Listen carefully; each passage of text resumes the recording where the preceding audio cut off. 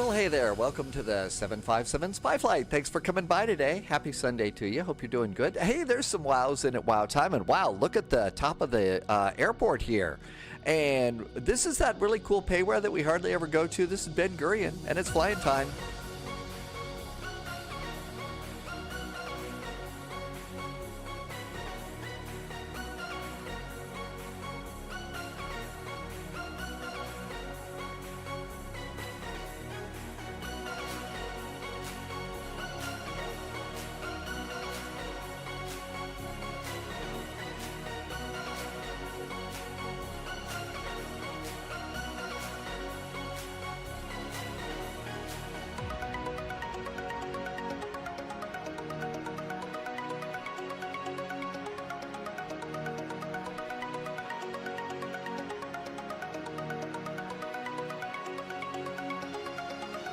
Well, hey there. Welcome to the 757 Spy Flight. Thanks for coming by today. Hope you're doing good. Welcome. Oh, I forgot to put on the beach shirt. I've been kind of running a little bit late today. So Sundays I kind of go a little bit slower and stuff. So good to see you. Thank you for coming on in. Welcome, welcome. Good to see you. Thank you for coming by. If you're joining us on YouTube, one of the reasons I'm late is I've been meaning to go and add some more of the spy emotes that we have over on Twitch over to YouTube. So if you are a channel member over on YouTube, like the seat belts, the oxygen mask, the life jacket, the Wilson, of course, and the paracheeper over there, including a few other things. So welcome aboard, and thank you for coming by today. I hope you're doing really good. The thing that you really notice when you come over here to the Ben Gurion Airport, though, is the big bowl on the top of the building. You know, you come in and you look over to the main terminal, and it's sort of like, wow. I'm sure that there's a reason for it, and it's something really cool. But like I said, it's sort of like, wow, that's kind of interesting there. Maybe they use that to catch rainwater. I don't know. Maybe it's for solar. But that is a really neat, really kind of a neat thing. But let's see. Thanks for coming in. I should probably get dressed. This is not one of those kinds of live streams. Yeah, I totally forgot to do the beach shirt. All right. Is this the right way? Yeah, that's the right. Look for the tag, right? Okay. Let's see. What else have we got going on here? Thank you for coming by. I said that. You know, we were talking the other day about the M400. That's the Airbus military transport, the turboprop. And, you know, when the simulator first came out, we were saying, it's not really all that great. You know, it needed some, optimization. That's the word I always try to remember. Needed some optimization. Couldn't find it. And they say it's been optimized. So I did go and set up some camera views in it so we could go and take the M400 out for a spin after we head on over to back to Karpathos. So let's see. What have I missed here? Dom T Gaming gifted a sub to Eric. I'm a noob. It did a big sub unlock. In fact, I'm a noob did 2 of them. Zach, shalom to you. Welcome aboard. CT Aviation. I try and get the music going on pretty good and have a good time doing that. Lead is in chat. Welcome to you. There's a spy hat. Good morning to Justice. Pratt PT is here, and here there is Cracker. Okay, I think I'm all caught up, sort of. And Neo just did a resub. Neo has been here for 58 months, and it was a tier 1. And thank you for a nice resub. Appreciate that. And I think now I'm all caught up. So if you are just joining, if you haven't been to the Spy Flight, Sunday's first flight, we always take the same airplane and we are just kind of hopscotching around. We always pick up from where we left off. So we left off at Ben Gurion, and we're going to continue on over to Karpathos to get back into the Aegean Sea. Loviz just got a voice clearance, so it's let's get into the airplane and do airplane stuff. Will there be any MD action? Sure, why not? And I did set all of that, so let's just dismiss that and not worry about side stick. Yuval, welcome aboard. Crackers here. And let's see. I saw Himyam come into chat earlier. Good Nabin, welcome aboard. And Hunter Girl is here. Good Nabin, back to you. And I think I'm relatively caught up. Shall we go and get preconditioned air going and request a jetway? So we'll go and do that. Fukuno, welcome aboard. Will is in chair. Will I use your VATSIM yet? Depends on how much VATSIM we're doing. I mean, I'm not sure we'll do a lot of VATSIMing with the A400, maybe later. I'm not sure what's going to be going on. I do need to go and save it in a more convenient place, though. So I'll get to work on that. Let's go and power on the airplane. Airplane 1, battery 2. By the way, remember all the buttons that we're punching for this airplane?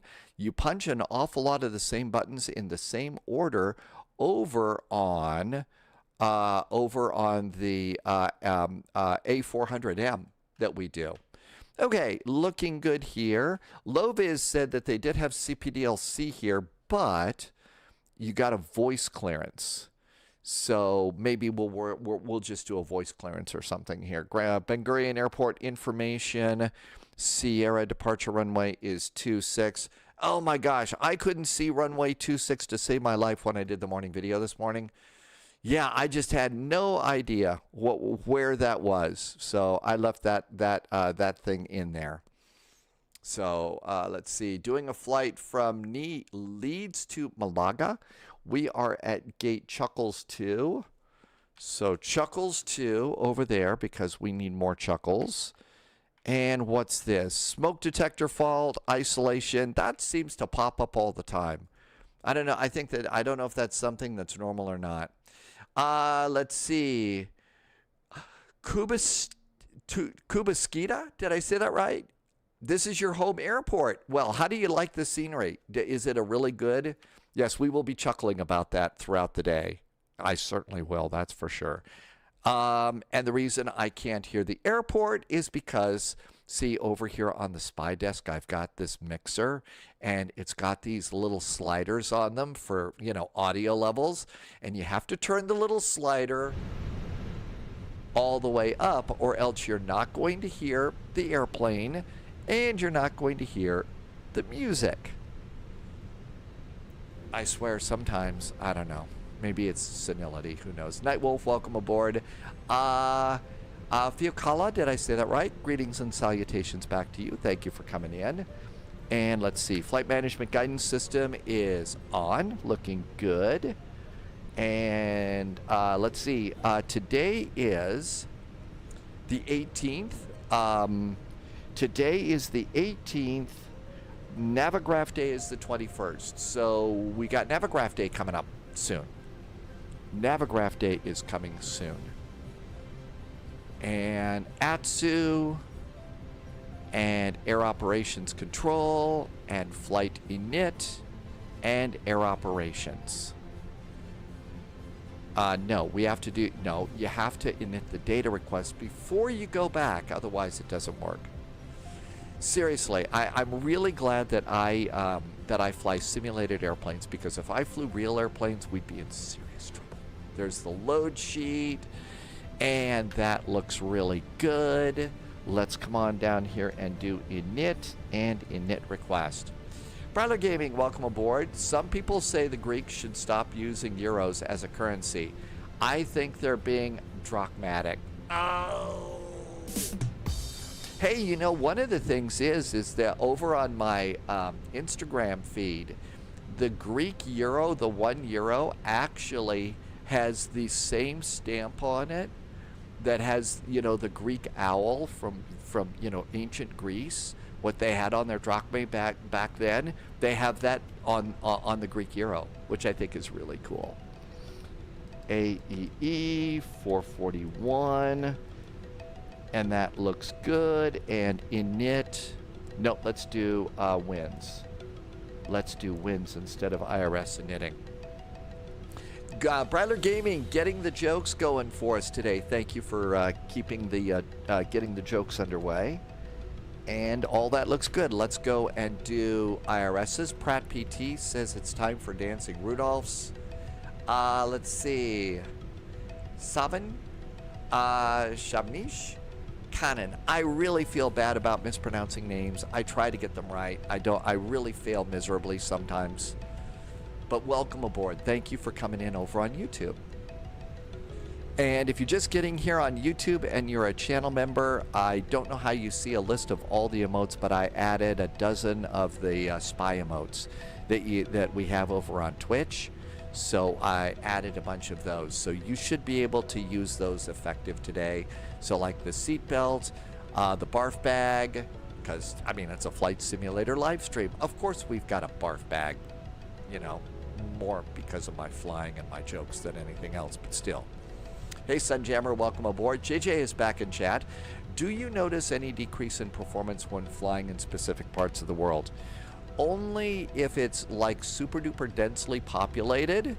If it's super duper densely populated and stuff like that, yes. I do see that one for sure. But, you know, I don't see it, you know, based on a certain, you know, like, you know, Kansas is really flat and Colorado has mountains. I don't see it a decrease in performance like that. Could I post a separate video on your latest flight sim setup?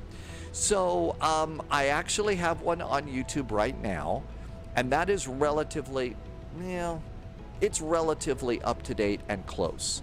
I do need to do another one because I've made some changes, and I was waiting until the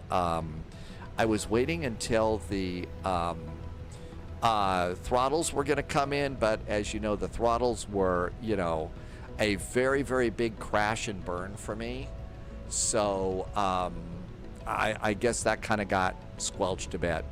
RNAV SIDS 2.6 with the SUVAS departure. RNAV SIDS 2.6 with the SUVAS departure. SIDS. Okay, we need that for our SID point. I had ordered the throttles from WinWing, and they got really screwed up in transit, in delivery, and they ended up getting sent back to WinWing, and they said, well, we're not going to send them out again. We'll just give you a partial refund, and that's it. So that's too bad, but that's the way it is. Okay, I'm looking over here, climb and maintain 4,000. So we need to get our climb and maintain 4,000.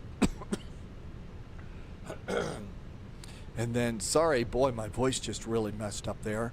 120.5 is departure. Okay, this is all the information that I need now to basically go and get our clearance. So let's go and get a clearance. And we'll do Karpathos a little bit later. Let's see. Justice, so can you do your... Yeah, you could do any flight path that you want. Hi, Tim Dog. Welcome, welcome. Hi, Geeky. It's just the way things are. I mean, you know, there are things happening in the world that are far worse than, you know, my own little thing like that. So it's not worth getting jazzed about. Maybe, you know, I'll try it again in 6 months or something like that. We'll see. All right, let's see. We need to talk to ground, LLB 121.75. So 121.75. Plus, I've got really good stuff as it is anyway. You know, the really, really nice Thrustmaster's working good. So there's no reason to be worried about that. Okay, 121.750, make that active. Turn on the radio, and let's see if we hear somebody. Hi, Mach 3, JD's Fan Club. WinWing, the partial is... Actually, they don't use FedEx anymore, Tim Dog.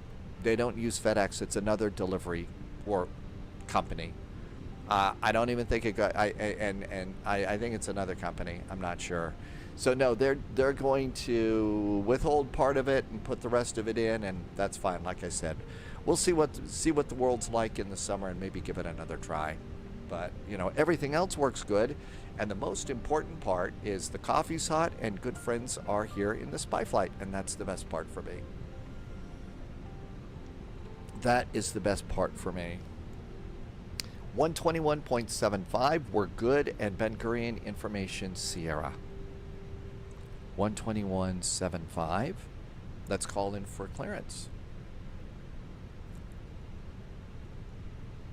Ben Gurion ground, hi there from Aegean 441. We are an A320 at stand Charlie 2 with information Sierra, requesting clearance to Karpathos.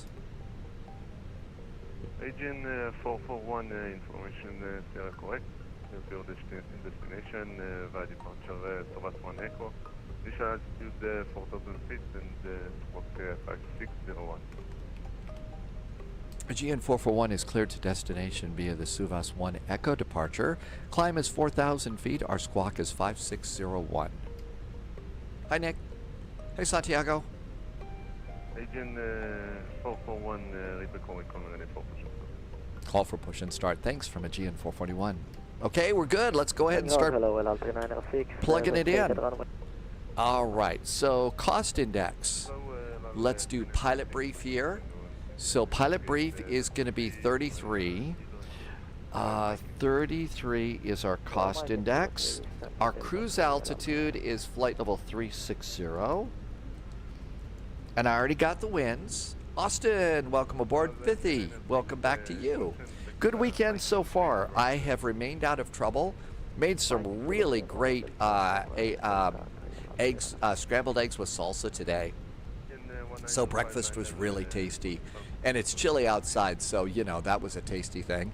RND is checking in from the chilly Illinois and saying, go Bears. Hey, Ben, welcome, welcome. Good to see you, Ben. We're in one of our favorite Greek airliners today. 57.5 is our 57.5 is our zero fuel weight. And our center of gravity is 32.5. 32.5. Let us accept that. And that looks good. And let's pop that in over there. And that looks great too. Let's see. GT Boy says beer chairs. And Michael is back too. Welcome back to you. Happy Sunday. Hope your weekend's off to a good start. It's so far so good here. Tim Dog went to IHOP after church today. You had two Cinestack pancakes, French toast, scrambled eggs, bacon. That sounds like the Grand Slam breakfast at Denny's used to be. The Grand Slam of the Denny's breakfast, Tim Dog. And I assume the Cinestack is like, you know, a cinnamon roll of pancakes. Zach's got to go. See you, Zach. Thanks for coming in. So the airplane we're flying, its 17th birthday is tomorrow. It's called Split Decision. Hey, let's see. Also is checking in from Jax. I am the gamer. Okay, so I didn't see the emote here. Let me just make sure it's over in the stream. Okay, it does work. I just can't see it in my chat. Okay, but the pizza emotes work. So I am the gamer. Thank you for testing that. It does work over on YouTube. Yay, success. Yay, success. Okay, let me put in some numbers here. Otherwise, we'll never get off the ground. Taxi fuel. 0.173 is taxi. Let's see. Contingency is 0.648. 0.648 is route reserve. Alternate is 1.5. 1.5. Final is 1.018. And that looks good. And fuel planning is groovy green. Okay, that looks great. Happy Sunday. Mad B4. All right, that all looks good. Let's start welcoming our passengers on board. All this is good. Let's open up the cargo doors. And let's do mass and balance. And load the airplane. And let's do the 7-minute load. Don't forget Monday is a holiday. It is, that's right, it is a U.S. holiday tomorrow, isn't it? It is a U.S. holiday. Okay, passengers are loading, so everything works. Let's go and do our last, let's do Karpathos arrival now. So the arrival into Karpathos, it's the VOR for runway 30. We do not want to do one of the transitions, and since we're coming in from the east, it's probably a waste of time to do the procedure turn going in. Now keep in mind this is a VOR approach, it isn't a ILS approach, so it's not going to behave like an ILS. Tim Dog's got to work tomorrow. All right, let's see here. Flight plan. LLBG departure. We are expecting runway 26. We are doing the Suvas 1 Echo departure. So Suva 1 Echo and insert. And LGKP, arrivals, planning the VOR for runway 30. There is no star, and I don't think we want to do the KPC VIA, which is the procedure turn, and we're not doing the procedure turn. Okay, and insert, and the flight plan is good. And all of that is right. You know, the thing is, Tim Dog, I can't tell you, most of the, you know, like Monday holidays that we have in the U.S., I was always working on those too. I don't think I ever hardly got any of those off. Somebody did a spy hat earlier. I think we need a spy hat, so we know what we're doing there. And that looks really good. Let's come on up here. Our altimeter today is 1015.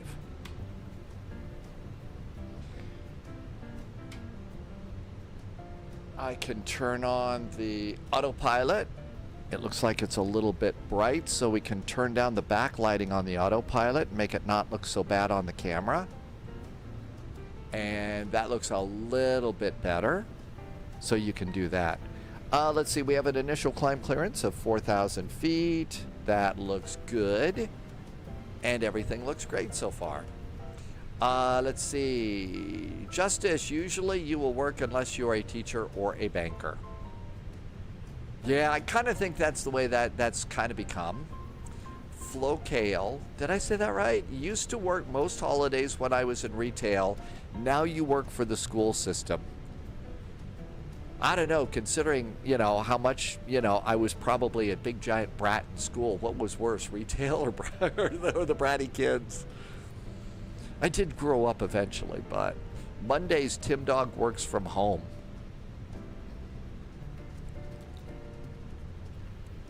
Okay, everything looks good there.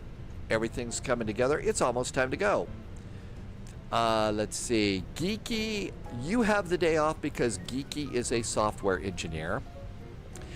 Mikey, that's right. So, adult brats versus child brats. Okay, I was probably a brat as a child.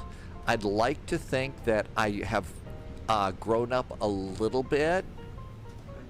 I hope. Probably not. I mean, I do. I live on Twitch and YouTube, so maybe I haven't grown up that much. 5601. So clear. 5601. Good. We got that set. And everything's great here. I think it's almost time to get out of here. We're just waiting on those passengers. Let's go and get the APU bleed on. We've got APU is available. I'm going to turn off ground power. Ground power is disconnected. Fuel pumps going on. And fuel pumps are on. And everything looks good there. Let's go to Phoenix. And we can turn off preconditioned air because we have the APU providing the bleed. And we can disconnect the GPU. Ground power unit is off. Parking brake is on. So we're just waiting on our passengers. Just waiting on the passengers here. One of the ways that you can tell that you're in an A320 or an A319 is the exits over the wings are one thing, but if you have a high density layout of passenger seats, you have to have an extra emergency exit over the wings, so you'll have two, and that can kind of, you know, say, oh, maybe that's an A320. But you see how we've got forward cargo, aft cargo, and bulk cargo?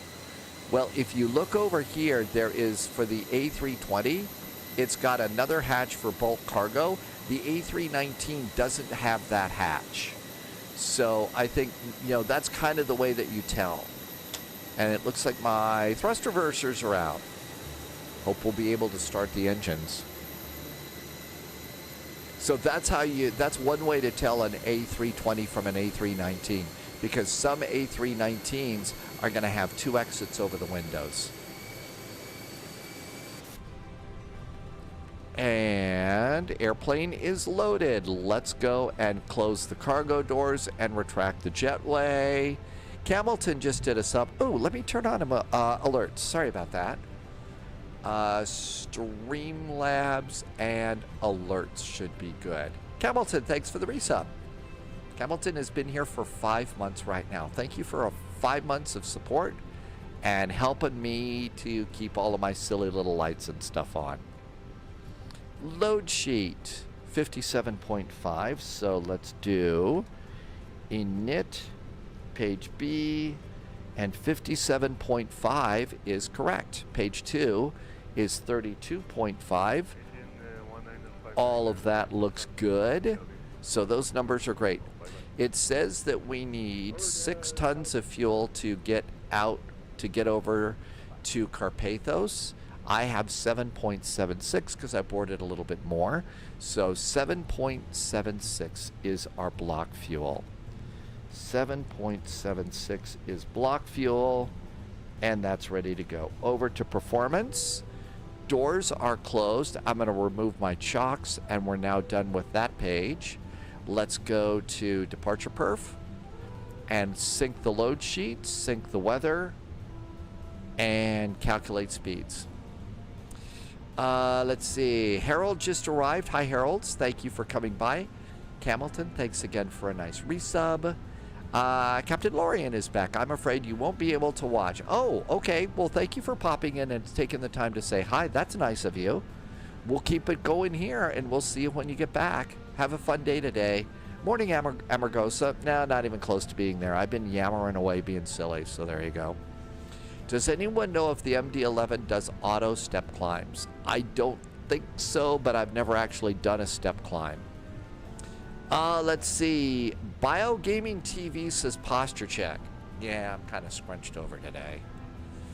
Amargosa, you have a premium first class meal. Oh, we have nothing but the best food aboard.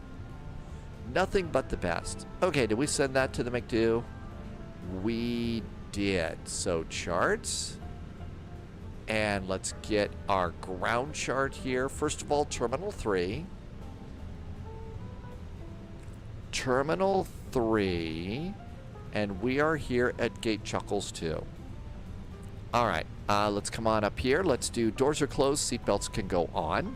And let's have GSX push us back. So GSX. And let's prepare for pushback and departure. And let's see. PM Air is the choice. We'll just go with their choice over there. Tim Dog, I can usually tell by the length, unless it's at an angle where you can't see the length, of most A319s only have 2 overwing exits. We are ready for pushback. I thought that the A319s have 1 exit, except for the A319s that have high-density passengers. And if it's high-density passengers, you have to have 2 exits over the wings. Otherwise, most of the A319s have 1. Have I gone and reversed that, Tim Dog? Do I need more coffee? Does somebody just need to come over and whack me over the head once? 2 total, 1 on each side. Got it. All right, that makes sense to me. 2 total, 1 on each side. All right, let's go and see.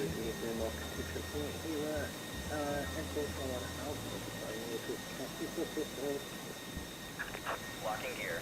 I think we can call in. Let's go. It was the same thing, just a different way of saying it. Okay. Well, good. I didn't want to be whacked on the head anyway.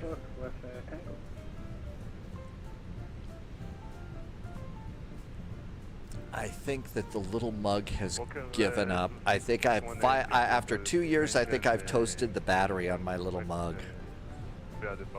Rats. Once you get used to the MD-11, it is actually Pratt PT. I kind of like it. Let's do a quick, let's do a straight pushback. Release parking brakes, please.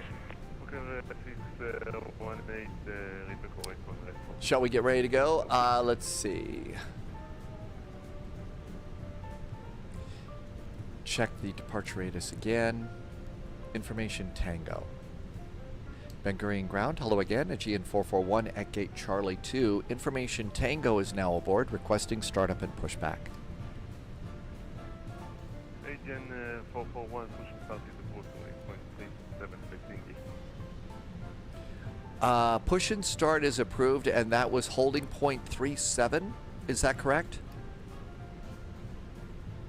Holding point 37 facing east. Go ahead. Holding point 37 facing east. Got it. GN 441. Thank you. All right. GSX is not going to work for us on this one. So what we need to do is restart that French word that I was butcher and can't say. And what we're going to have to do is we're going to have to use pushback helper on this one. I could have, if I knew how to pre-program this, I could have done it, but let's just do it this way. Okay, parking brake is off, and out we go.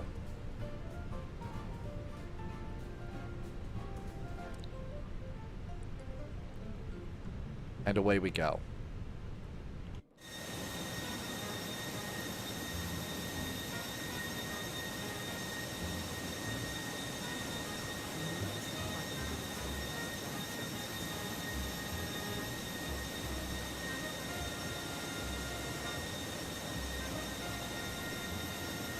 Davey Daytona is in chat. Hi, Jim. And Evans Nonsense is over on chat, too. Evans, great name on YouTube. Thank you for coming in.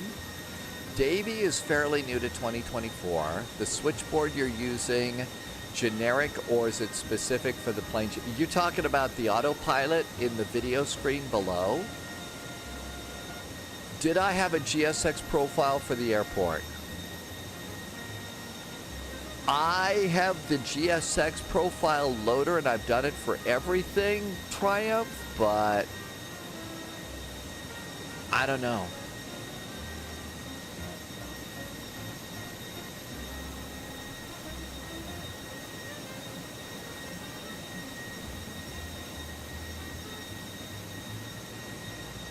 We'll just do it this way.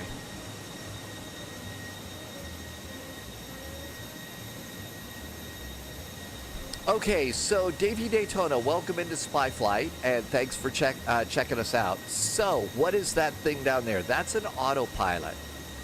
That is an autopilot, and the autopilot is from a add-on company called WinWing. Actually, they're called Win Control now. And it's the actual size of the real autopilot that's in the airplane that I'm pushing back right now. And seatbelts. Did I forget seatbelts? Well, it's a party flight anyway. We'll just let them be crazy back there. Happy Sunday, Martin. So, and what I really, really like about these is it's the actual size of what's in the real cockpit. And it works really, really well. And in fact, when I'm doing really, really busy VATSIM events, like Frankfurt Friday, or the one we're doing tomorrow, which is Vectors to Copenhagen. That one I've got the autopilot and some of the other stuff that we get from WinWing is really, really helpful, and you can really fly fast and stuff like that.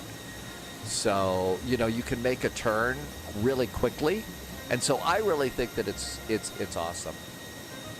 There are other ones out there, despite some of the shipping troubles I've had, WinWing is still absolutely makes great stuff. The McDo is, I love the McDo. Absolutely love the McDo. And the side stick's pretty good too. Zed, nope. It's an invisible tug. I needed to push back to a specific spot, and I couldn't get there using my typical pushback system, so I'm having to use this one.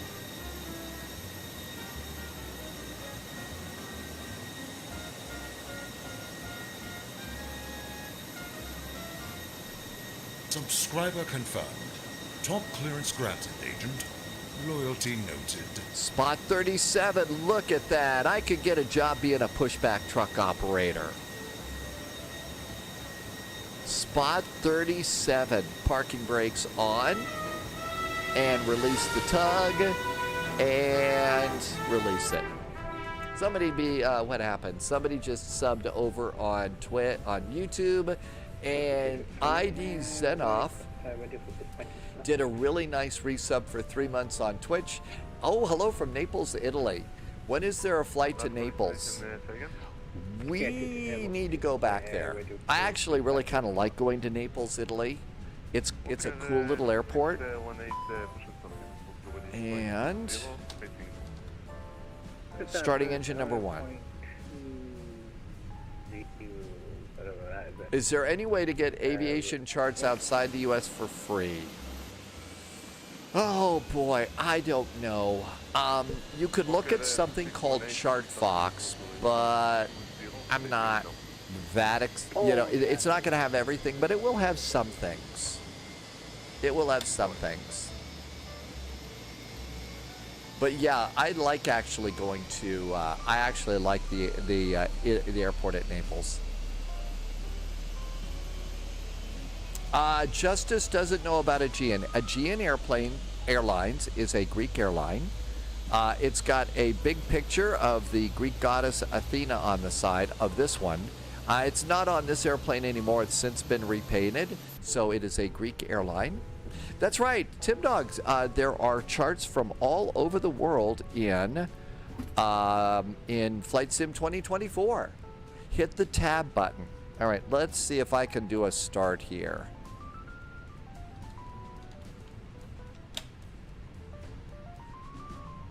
Let's see if I can't close that.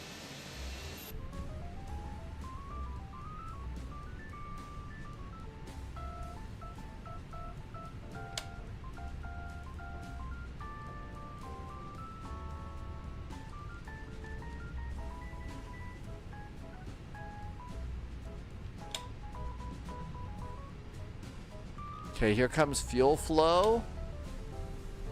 And I'm just running my throttle up and down to try and see if I can't close that reverser.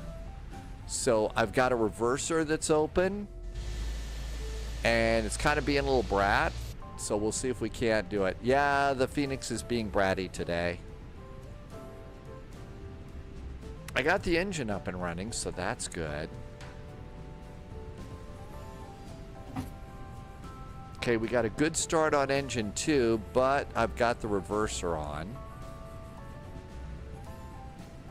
Started back to normal. Ground Force Charlie Delta Juliet November, short of echo, requesting taxi to the Victor Echo. All right, I'm not able to fix it with the throttles. November, short 2-1, Charlie Delta Juliet. Both of my throttles are tied together. I don't have individual throttle control. Everything's on throttle 1. I need to fix that. We need individual. No wonder it wasn't working. Okay, the way you fix that is come over to settings. I've got a problem with the throttle controls. So go to controls. Let's go to quadrant. Power management. Throttles. Okay, so let's see.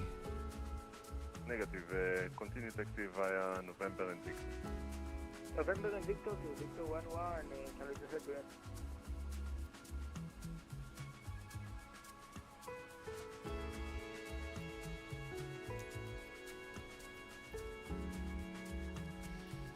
All right, well, we don't need this one. So let's trash that. Let's trash this one. I don't think that this is set up for the other stuff. This was really weird. And let's just come over here for throttle 2. Click this. And what we'll do on this one is joystick L axis Y. turn off the X, go back, save it, and resume. Now let's see if we fix this. Yay! Okay, we got individual control. Boy, did we need that one. Let's do our taxi and we'll prepare on the way out.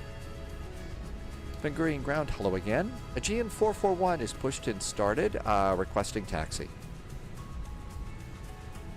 Aegean 441 taxi via Mike, Kilo 3 and Romeo. Give way to Walker Air, Airbus A320.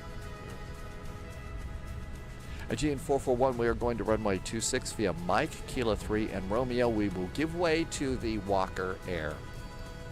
Okay, so there is a Walker. And also hold short runway 1. And hold short of runway 12, Aegean 441. Okay, so we're going to go and watch that. So we're coming at 37, Kilo 3, and then Romeo and hold short. Okay, look good. Let's get out of here. Parking brakes off, tow brakes on. Forgot the beacon. Let the cabin crew know we're going to roll, and away we go. Flaps are going to be 1 for takeoff. And let's do a couple of control checks while we're rolling. And that looks good. Trims down 0.4. That looks really good. The Walker has already passed us. Auto brakes and speed brakes are set. There's Kilo 3. Another cabin call. And there we go. So there's Kilo 3 right there. And there's the Walker we were supposed to hold, give way to.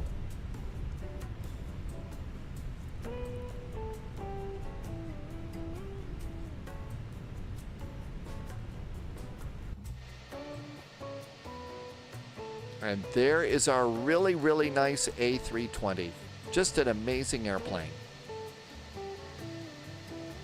Aegean 441, contact control on Tel Aviv control on 121.0.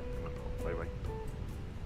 121.4 for Aegean 441. Thank you for the taxi clearance and have a good Sunday.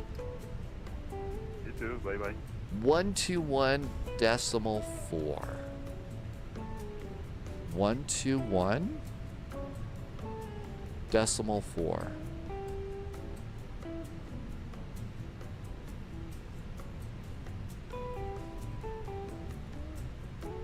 Okay, that looks good.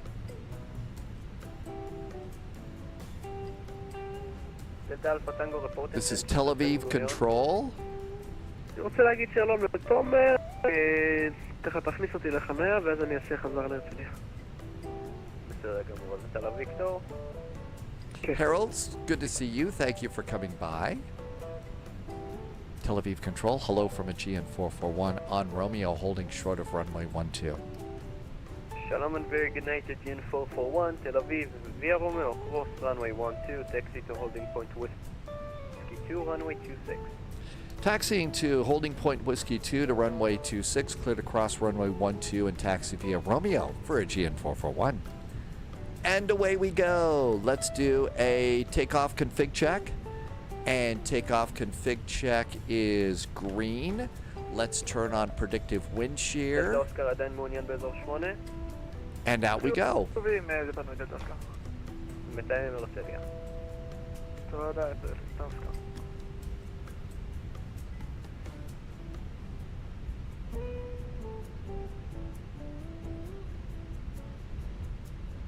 And Romeo is kind of a little long way around here. And they said, I think they said Whiskey 2. Davey says, wow, they have everything. Are you talking about wind control? They've also got really good fighter jet things that you can get. So really good fighter jet stuff that you can get.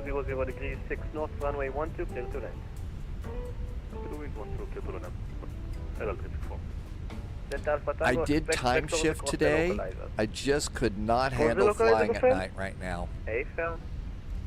It's kind of cold and drizzly and cloudy and stuff today here, so I just thought, no, we need to have a little bit of sunshine today. Expect departure in about 2 minutes. Firebird says to stretch. Now is a good time to do that before we take off.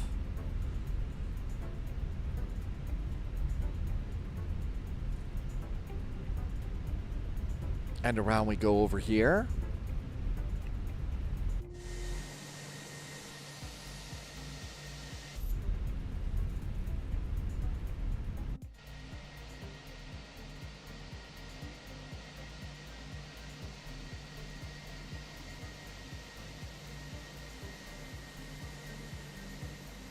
Doing kind of a speedy little taxi here, aren't we?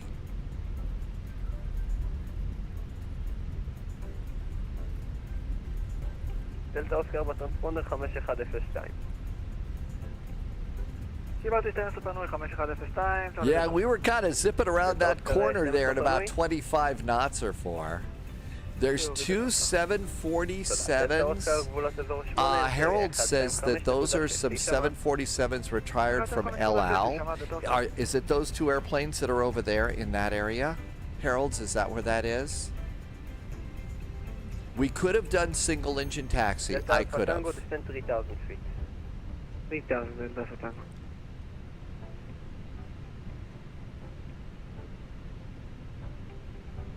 Wabi says watch out for alligators. We ought to think about where we want to try and take the A400 today and see where that might be a fun flight. Bill Matrix is first time in chat on Twitch. Hi, Bill. You're new to Sim. Wonder if there's a reason for background music on some streams. You find it distracting when you're trying to understand radio traffic. I think that it is probably exactly like you said, Bill. It is a little distracting especially if you're new. The thing is we do such long flights, and it's just kind of nice to have. Plus, while I take some parts of this kind of seriously and stuff, it's still a chill out flight, and there is a goofy side to the spy flight. So, you know, I've got what I call travel jazz playing, along with some K-pop and a few other things. It's a rather eclectic. It's a rather eclectic playlist here, but it's kind of, you know, chill out here. Doesn't mean to be a distraction, especially if you're new. There are some places that you can go that won't be as distracting. Not that I'm trying to chase you away, but that's kind of why some people do that. We fly an awful long way. Delta Alpha Tango turn left heading 050. 050. I hope that was a decent answer. Aegean 441, line up and wait, runway 26. Runway 26, line up and wait, Aegean 441. My chat window just went crazy, so give me a second to fix that after we take off, okay? Done with the APU bleed, and done with the APU. Yeah, my chat window just freaked out, so hang on just a sec.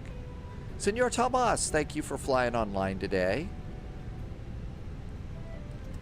A VOR approach is an awful lot like, it's an awful lot like a ILS, just not nearly as high definition.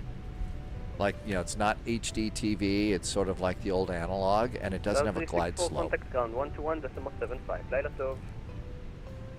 All right, hang on just a second. I have to go back to the old way of chatting here.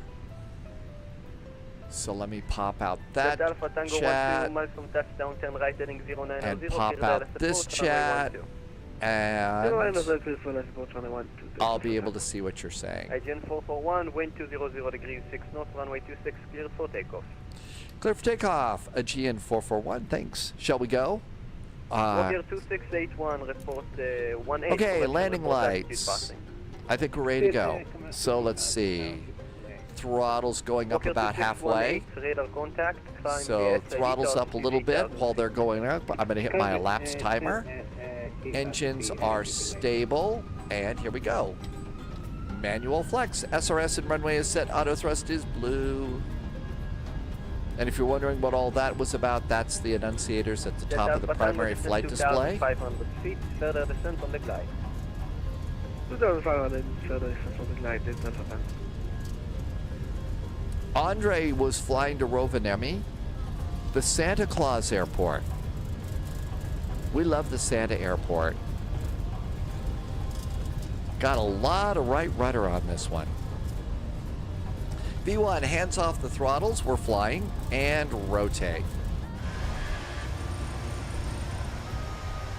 Positive climb, gear going up. Walker 2618, flight direct position 2, but climb flight level 260.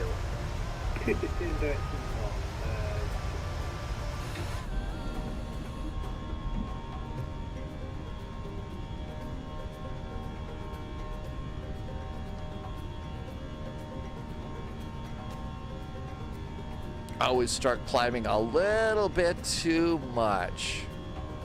A little bit too much on that when I go and look at the landing gear going up on taxi, on takeoff. And lever climb. Thrust climb. 441 report altitude passing. Aegean 441 passing 1,900. Aegean 441 radar contact. Climb via Suvas 1 Echo to altitude 8,000 feet. Climb via the Suvas 1 Echo to 8,000 feet for Aegean 441.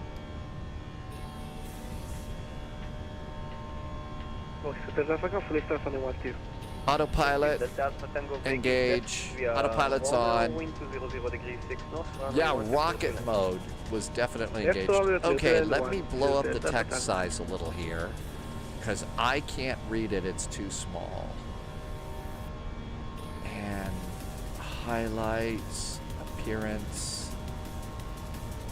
Okay, that takes care of that one. Now, there's got to be a way to blow that up on.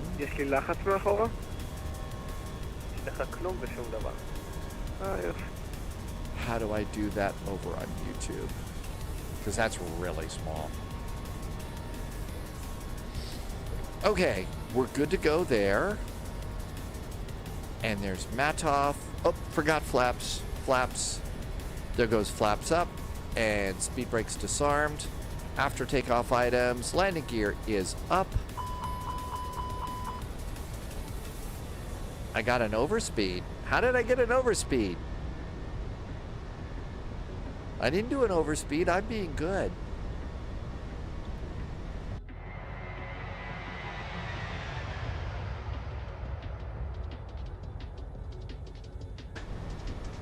Aegean 441, climb via Suvas 1 Echo to flight level 260.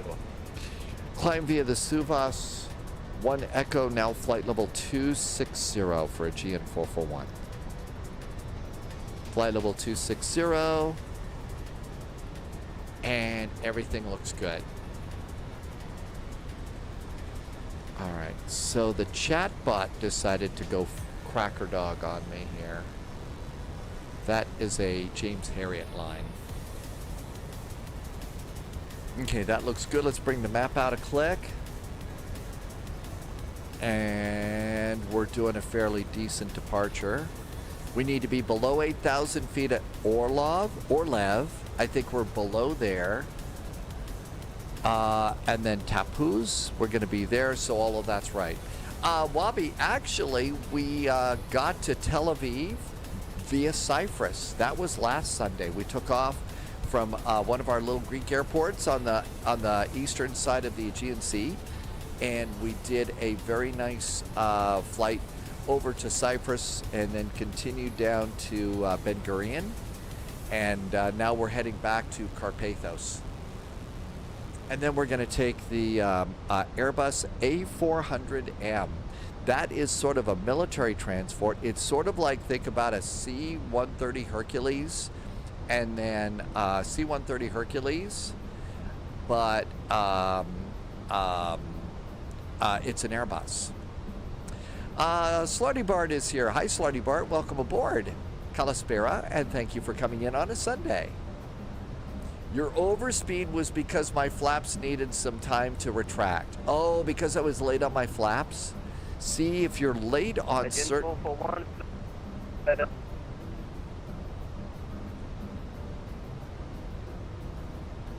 Tel Aviv, sorry, Aegean 441, your message was broken up. Aegean 441, fly direct Suva. Aegean 441, we are direct to Tupaz. Negative, Aegean 441, direct position Suva. Sierra Uniform, Victor Alpha Sierra. Sorry about that. Aegean 441, we are direct to Suvas.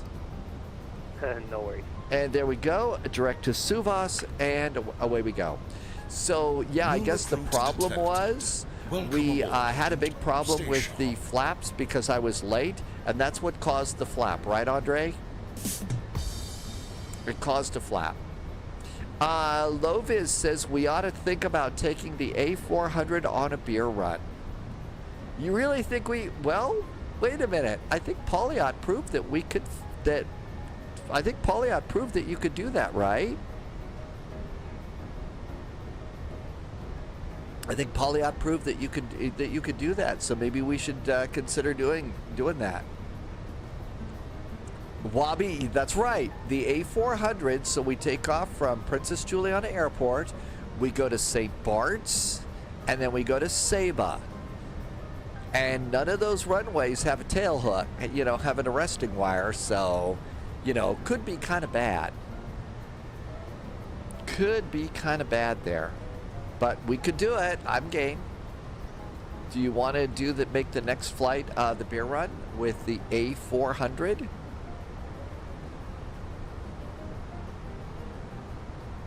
Walker 2618 leaving my airspace. That is a flight that we 122 generally decimal do 8. in Have a good night. multiplayer, by the Continue. way. Fun fact about Ben Gurion, Gamer Taurus says it's not really Tel Aviv, it's not far, but it's outside of the Tel Aviv area. Really? And Delta Alpha Tango contact Ben Gurion ground 121.75. Right. Omer, here I come. 12175. It's Alpha Tango.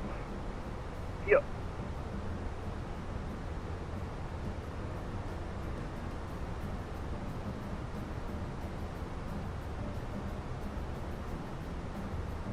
Well, it just locked up a chat window, so I'll have to fix that tomorrow. Okay, so let's see. TNCM, TFFJ, TNCS, TNCM. I am going to update the next command, and then after we do the A400, there was a request for an MD-11 flight.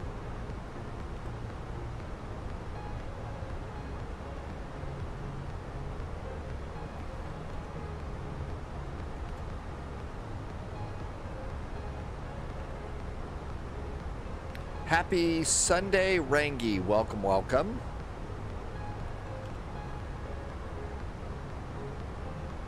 All right, the next command I believe is updated. Loviz says they also had Herzilia up too. I never knew there was an airport there, and I used to work there. So Loviz spent a lot of time at Ben Gurion. Is my landing light off? Nope. My landing light and my taxi light are on, and I did not do a 10,000 foot. I didn't do a 10,000 foot cabin call. I was too busy doing live streamer stuff.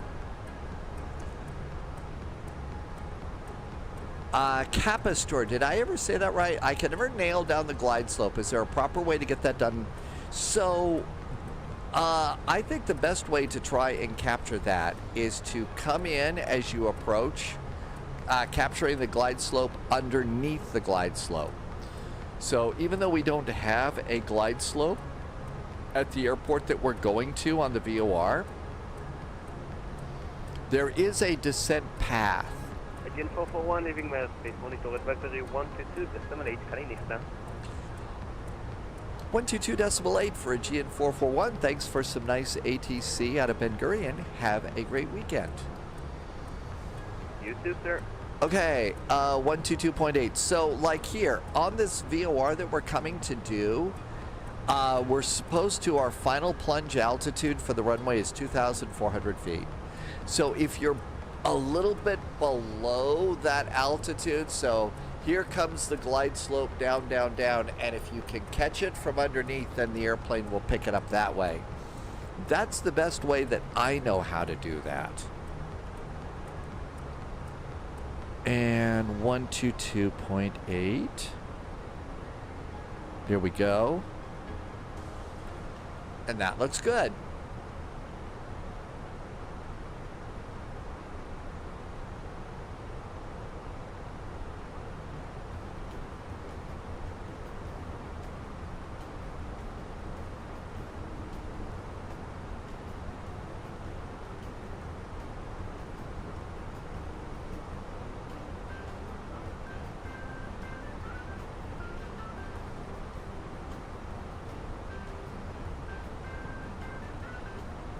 I'm just removing something from the hard drive, so I will remember to do that. Loviz, the peacekeeping organization that Loviz was with, you had offices in Cairo, Rome, and Herzliya. Did I say that right? So that's where Loviz used to work.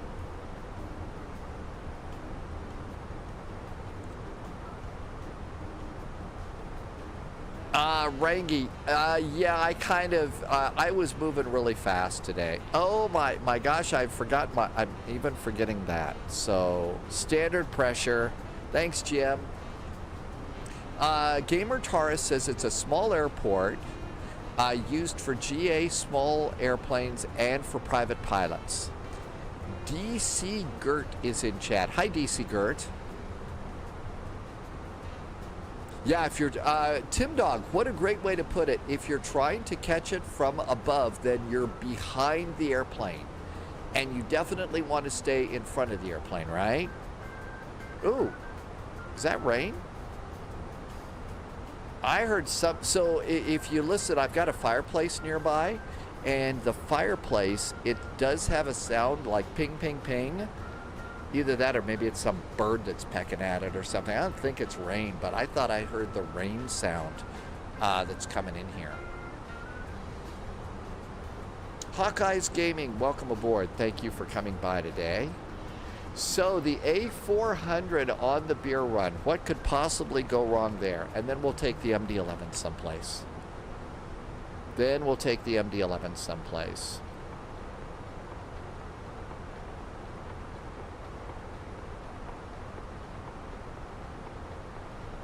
I'm just trying to get something better so that I'm able to read the chat a little bit better. Santiago, you crashed your airplane. What happened? How did that happen? Okay, and new.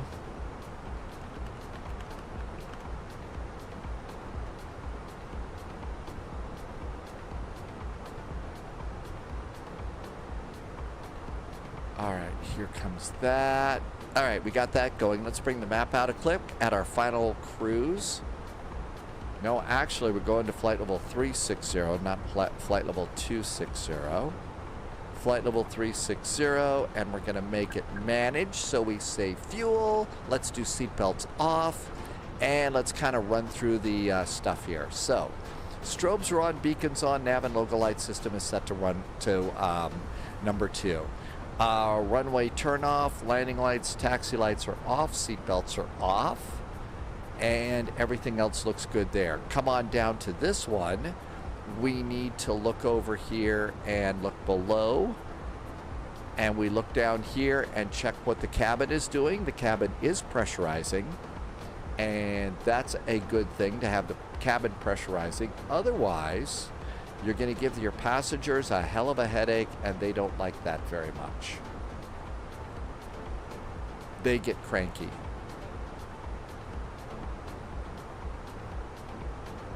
And yeah, I'm trying to fix something over on the other screen here.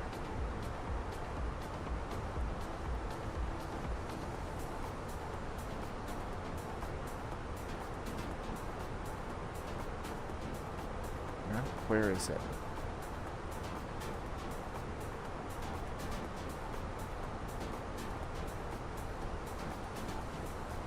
Okay, so that looks good. Ooh, that was a good flyby.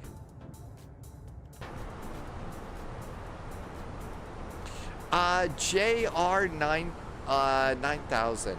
There have been some really big changes in some of the rules regarding things like live streams and excuse me, stuff like that.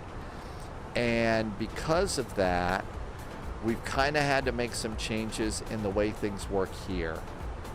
And that's part of the problem with all that.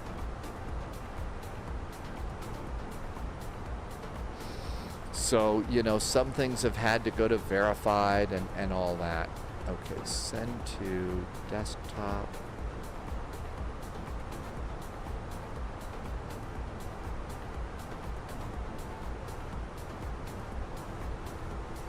Hawkeye's Gaming is on Twitch. Well, it isn't all that weird. It's just that there's some other things that have been going on. You know, laws in other nations are changing. And so you kind of have to be sure that you're doing that right.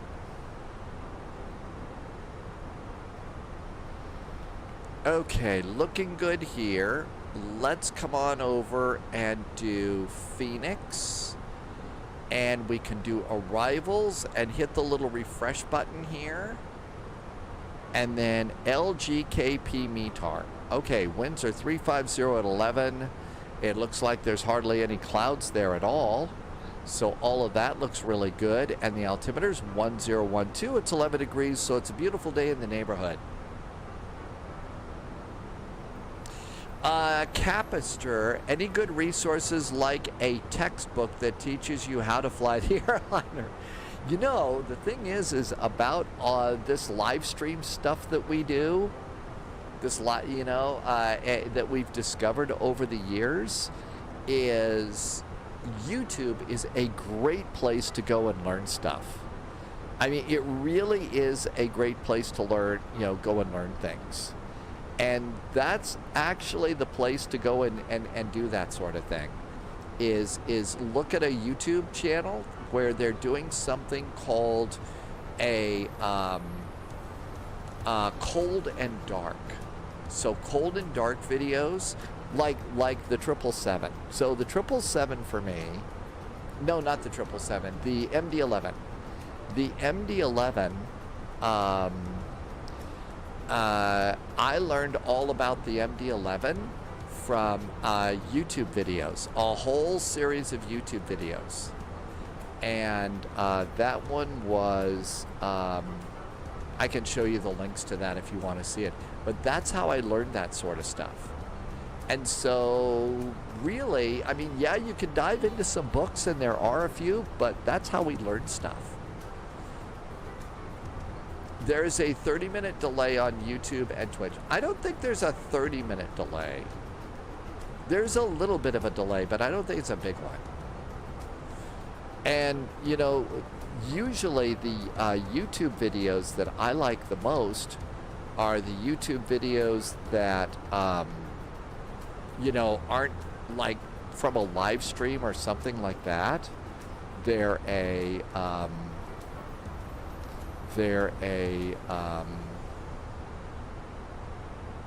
specific video that says, hi, I'm, A330 driver or something like that.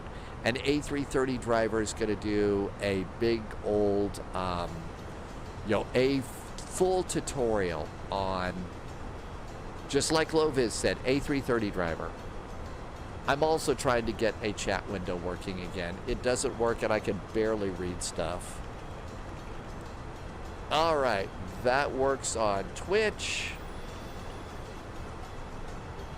And that works on YouTube. Oh, thank goodness. Now I'm going to be able to read what you're saying. I guess I've got old man eyes. All right. Yay.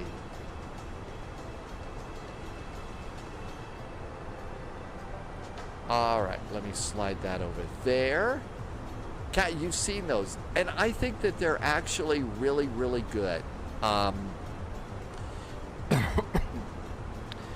Some of the real-world pilots, and this is not meant to be a dig, okay? I don't want to sound like I'm being mean, but Some of the real-world pilots are really great at being real-world pilots. But as far as like basic communications and stuff, they kind of have a hard time, and they can get caught in the weeds. You know, really, they go deep into the weeds sometimes, that flight simulator pilots just go, what, huh? What are you talking about? And that's one of the only things that, you know, might cause you to tune out a bit.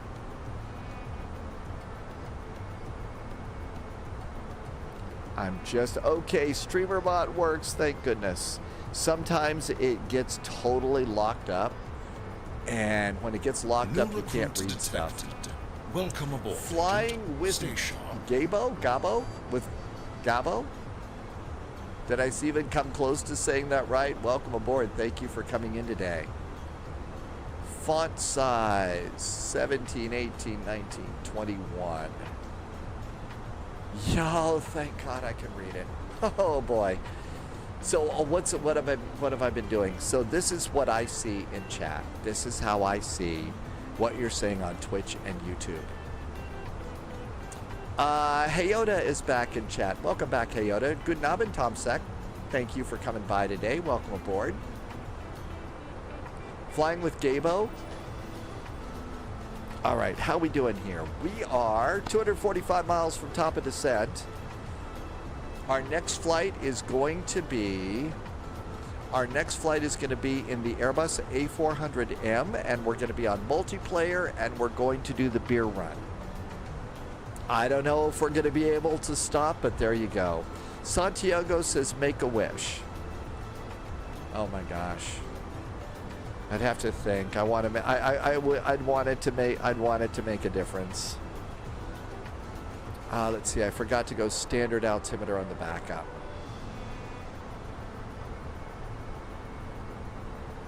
Okay, everything looks good. Passengers are probably really happy. This is the inside of our cabin. Our cabin looks really nice.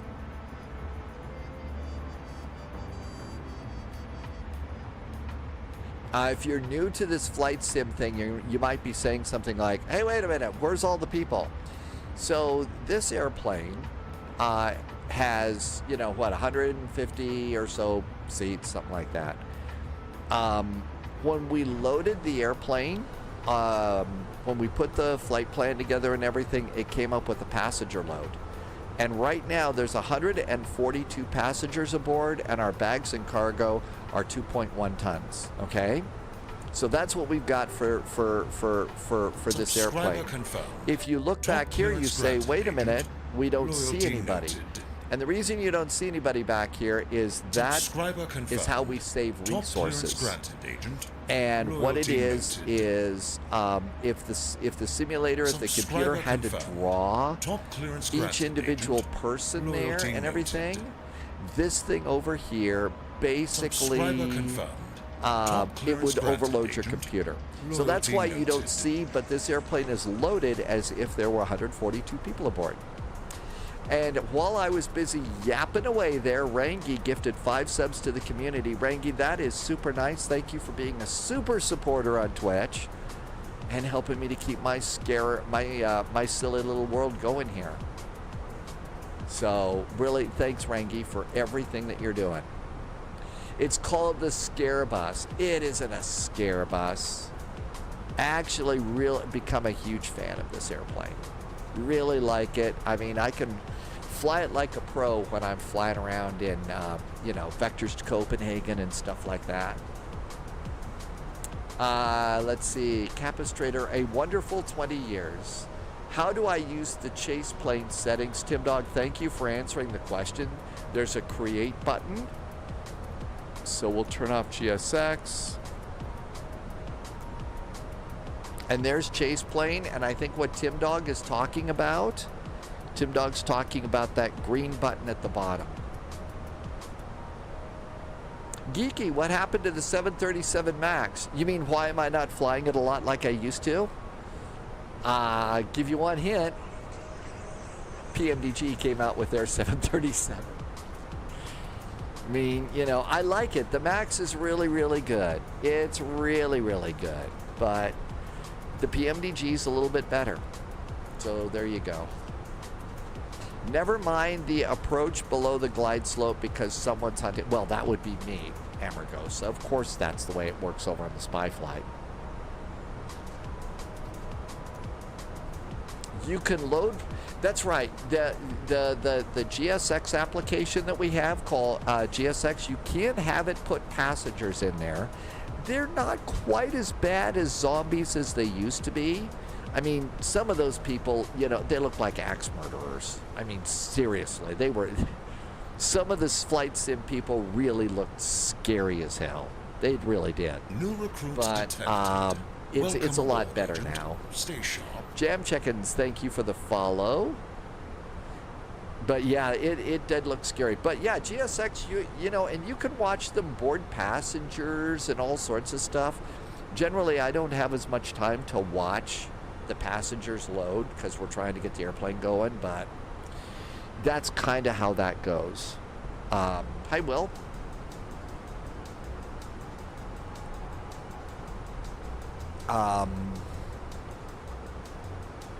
And there's Stepa. We got 219 miles to top of descent. 219 miles before we really got to start getting scared about, oh my gosh, we're going to try and take the A400 on the beer run. On the other hand, like I said, Polyup proved that it can be done, so if it can be done. Yeah, we never spend that much time in the cabin. I mean, I come back to the cabin so that, you know, we're not just looking at the same view all the time. So I like to go back to the cabin, and if it's an Air Berlin flight, then I'm going to go back to the cabin and make sure we've got, you know, our Swiss chocolate in the seat pocket in front of us, but that's about it. So we don't need to have that back there and have it do a bunch of extra work. Aegean Ops says that we were 186 minutes late for our departure. So that's because it's nighttime in this part of the world, and I changed the time to daylight because I just couldn't handle flying at night. So yeah, there are some settings where you can see traffic over the airport that is indeed actually real. It is. It's really kind of cool, Capister, that you can do that sort of thing. Since we fly on VATSIM, though, we really don't do that setting that much. Although I did see some cool little thing that was advertised, I think it was over on my Instagram feed. And you can get this little digital box that's, I think, hooked to the internet. And the little digital box knows where you are in the world. And if a plane flies over your house, it puts a real nice graphic up that says what it is, what the airline is, where it's been, and where it's going. I thought that was kind of cool. I didn't check the price or anything, but it looked kind of fun. But we don't use the live traffic for us because we're always on VATSIM. Aerolumi, did I say that right? Yes, we are on a Nvidia 360. Tim Dog says in Flight Sim 2024, the passengers hardly make a difference because the performance is so much better.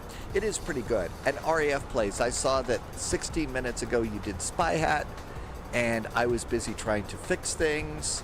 So Spy Hat is taken care of, and thank you. Yeah, I'm real lucky with my processor and my system. It's working great. Super duper lucky about that. Tim Dog has got a decent system, and Tim Dog has a 4090 coming up on the ETP, equal time point. So almost halfway there.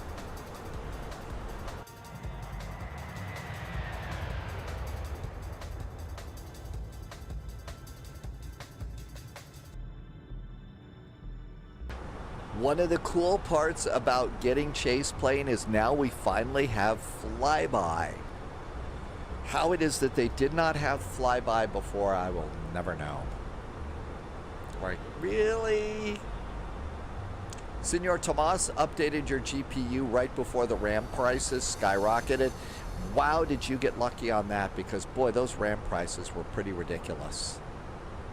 Dad Game Time has a 5090 and 96 gigabytes of RAM. Why 96? I don't know. Well, it's better than, 86, I guess. because we would have to 86 that. Silly Cube, did I say that right? Worth noting for gamers on a budget, I'm running a medium setting, some high, on a 770 XT, and that's an AMD.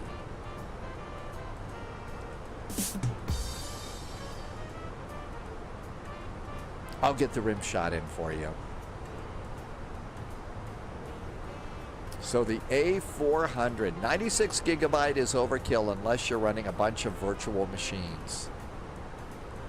Silly Cube, that's what I thought it was phonetically, Silly Cube, which is kind of a cool name. Loviz finally got rid of micro. That's right, today was a very, very big day at Loviz HQ today. Hit the delete button on Flight Sim 2020 and now has 900 gigabytes of free space for all sorts of stuff. I also saw there was an interesting discussion over on Discord about reinstalling X-Plane. And the discussion says, hey, they've really done some work on fixing X-Plane's performance, so maybe we need to do a check out of that. Nico is back. Good evening. You got your new PC a few days ago, and you're going to install 2024 in DCS this week. Which one are you going to install first, Nico? Tim Dog recommends 32 gigabytes. Loviz, so you're going to actually do that. Okay. X-Plane for the Fellas 742.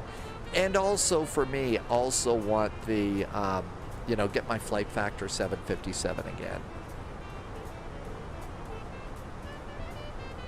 Dad Game Time is also up for the X-Plane 12 challenge. Okay. I've got to go and find all my X-Plane keys and stuff. Tim Dog has 2020 installed and still has plenty of space. Lucidity took off an X-Plane at KLAX, and it seems a lot better. I think that that's the biggest reason, Moviz, is let's say, X-Plane does not require a bunch of servers and stuff like that. And if all of a sudden the Microsoft servers go toast, or, they have a change in management or a new policy or something like that, and all of a sudden this stops working for us, having X-Plane as a backup is a really good idea. Sunjammer says also using auto ortho is a good thing. So with X-Plane and auto ortho, we'll have, not quite the scenery that we have in Microsoft Flight Simulator, but still pretty good. Hi, AI Creations. Welcome aboard.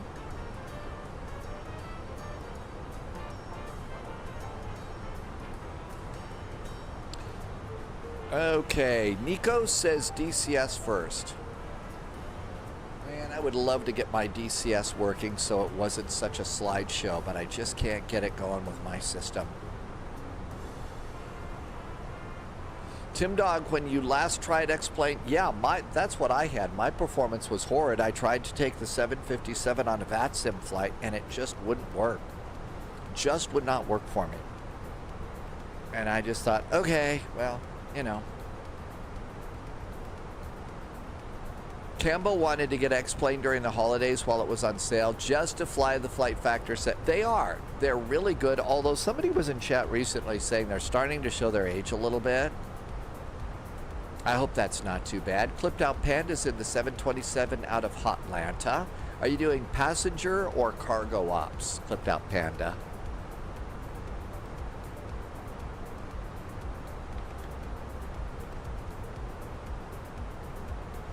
Can't beat the 7.6. Doc Lowly. Did I say that right? Doc Lowly would like to see someone running a very old version of Flight Simulator, but merging it with the recent technology.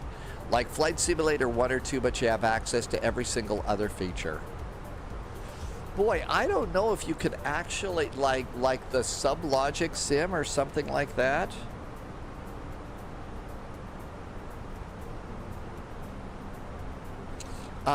Tom Sek, you had your first CTD on X-Plane the other night. Oh, really? Boozy and Whip says X-Plane 12 is good after the last update. Also have X-Plane 11, which is really stable. You've still got X-Plane 11 installed and running? Wow.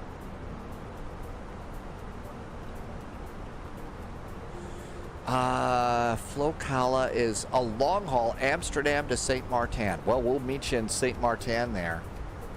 That's where we're coming next.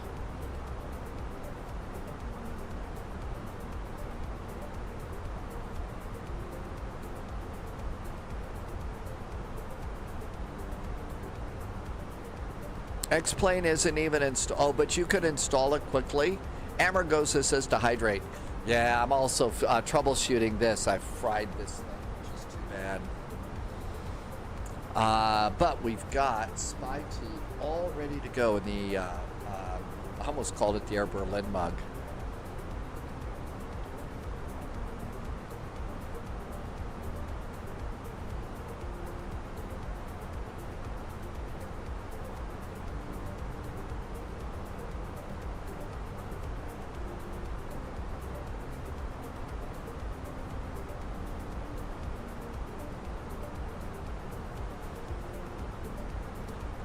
Might take the Twin Otter for the next flight. Well, that's the smart airplane for you there. Oh, Amargosa. Cheers. Air Brow, not Air Berlin, Air Brow. Although Air Berlin should have their own brewery too, just saying. I don't know if we've actually got a list of those things. I don't know if we actually have a list of that or not.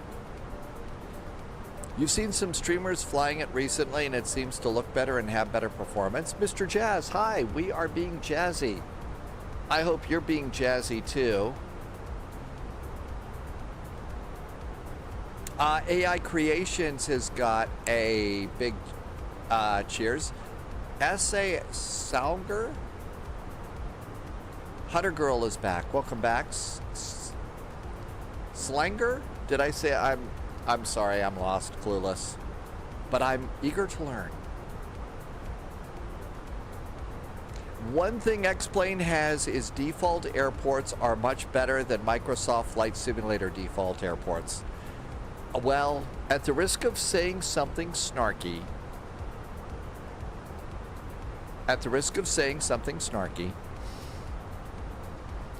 I can build better airports with my Legos. I don't mean to be a brat, but I can build better with my Legos. Hutter Girl, in Ireland, they slanger when they drink together. Okay, well then slanger. Cheers. So that's what you do in Ireland. Cool. Slanger.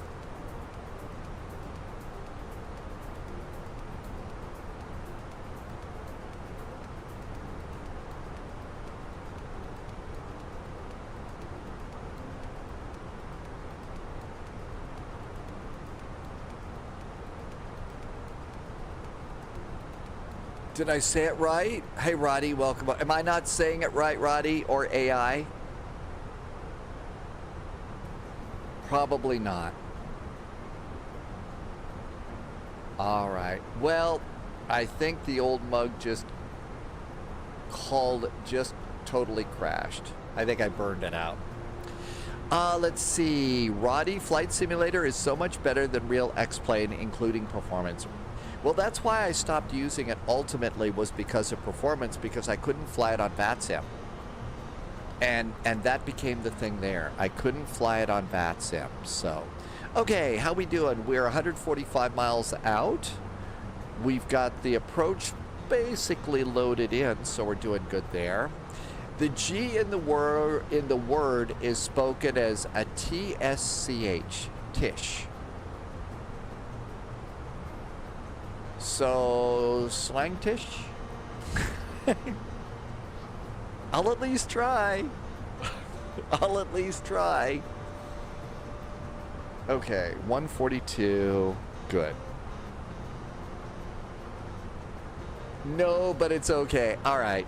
Well, I tell you what, until I get proper lessons, we'll just go cheers. You spelled words wrongly, but FS is better in your opinion. Okay. I think from a visual standpoint, it is. But I think you're also right. You know, the default airports do look better than in X-Plane than they do in Flight Sim. And if you've got something like Auto Ortho, you really do have, you know, some pretty decent scenery. And yeah, CT Aviation, I hear that's true, that the lighting is killer. The lighting's supposed to be really, really good. So I'll go and try and dig up my, I think the keys are all, the key emails are all over on the other computer for X-Plane. Okay, all of this looks great. On the flight plan, Param, Latmo, so we still got a couple of waypoints. After Latmo, FD30 would be a direct to that you could go to. I know it's hard to see like this. Loviz says X-Plane 11 is working pretty good on his system, but he doesn't have it loaded in. So FD30 would be a good direct to at that point. And performance, 132 miles, EFOB, estimated fuel on board for landing's good. I think we're in great shape. Which one should you get? I think it depends on your system. If you've got an older system, maybe 11, but Loviz says go ahead and get X-Plane 12. And so I guess that's going to be what I'll do on my Tuesday day off is get up. I got a few things to do, and then I'm going to try and load and get X-Plane going. So my goals will be X-Plane. We'll try X-Plane, we'll try Auto, Ortho, and both the Fellas and the Flight Factor 7.5. Time for cheers. Always time for cheers. Hi, Black Dog.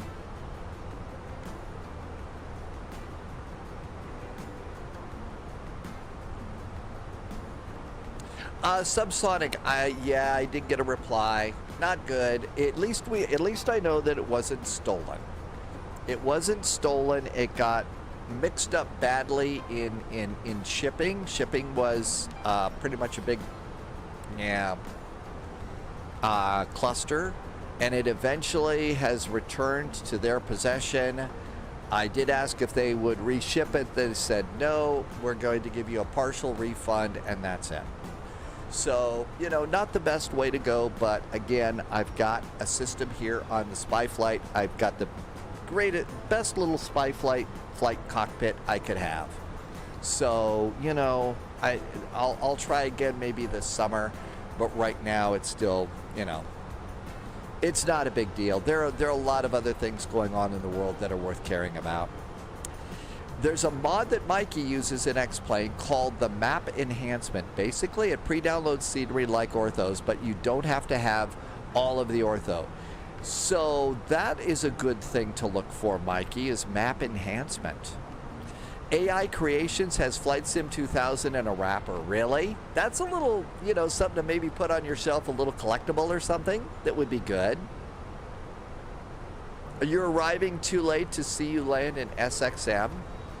Oh, I don't know. We could end up in a little time vortex here, like the Nimitz in that one movie. You know, what was the? It was Martin Sheen.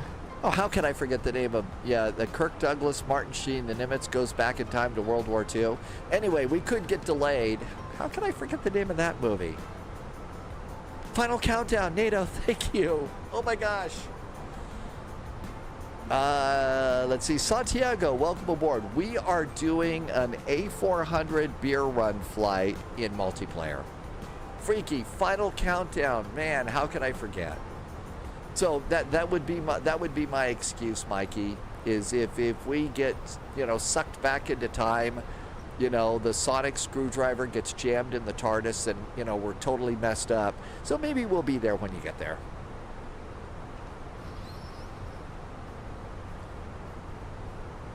Man, I haven't seen that one in a long time.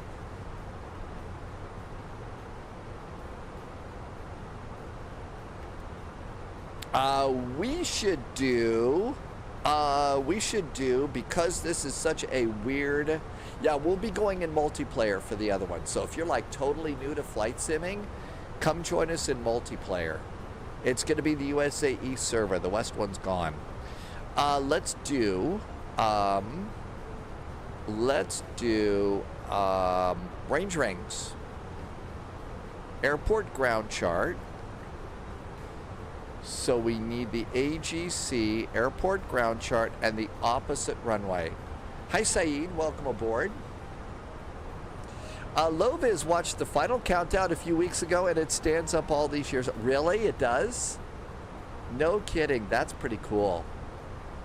Okay, let's see. 120. So to do range rings, we're going to come down to the McDo. I'll zoom it in kind of tight so you can see it because of the sun here. So range rings, go to F-plan, the 1L button, that's the top one on the left side, and now we'll do fix info. We're going to Karpathos, LGKP airport. Okay, so LGKP, and then we're going to land on runway 30. So we need that, and that's our first fix. Now the radial is the opposite direction of that runway. So 120, and so what we'll do is we're going to go and put 120 on the radial. That's going to give you a center line out of the middle of the runway, so you got a center line to work in. Then we need a number 5 for 5 miles nautical. 5 nautical miles draws a circle 5 miles around from the airport. Now hit the right arrow, type in LGKP2,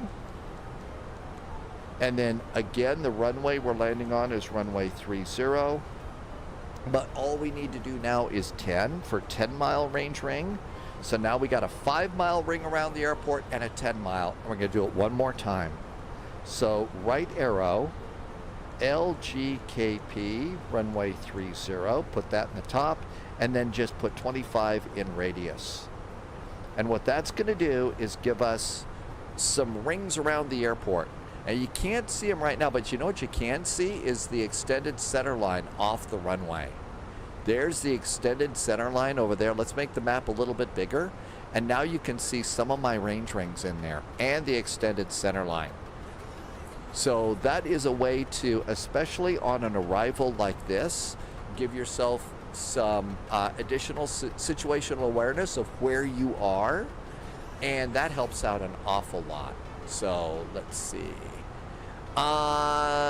Saeed, doing great. Thank you for coming in. Santiago, can we do a chat group?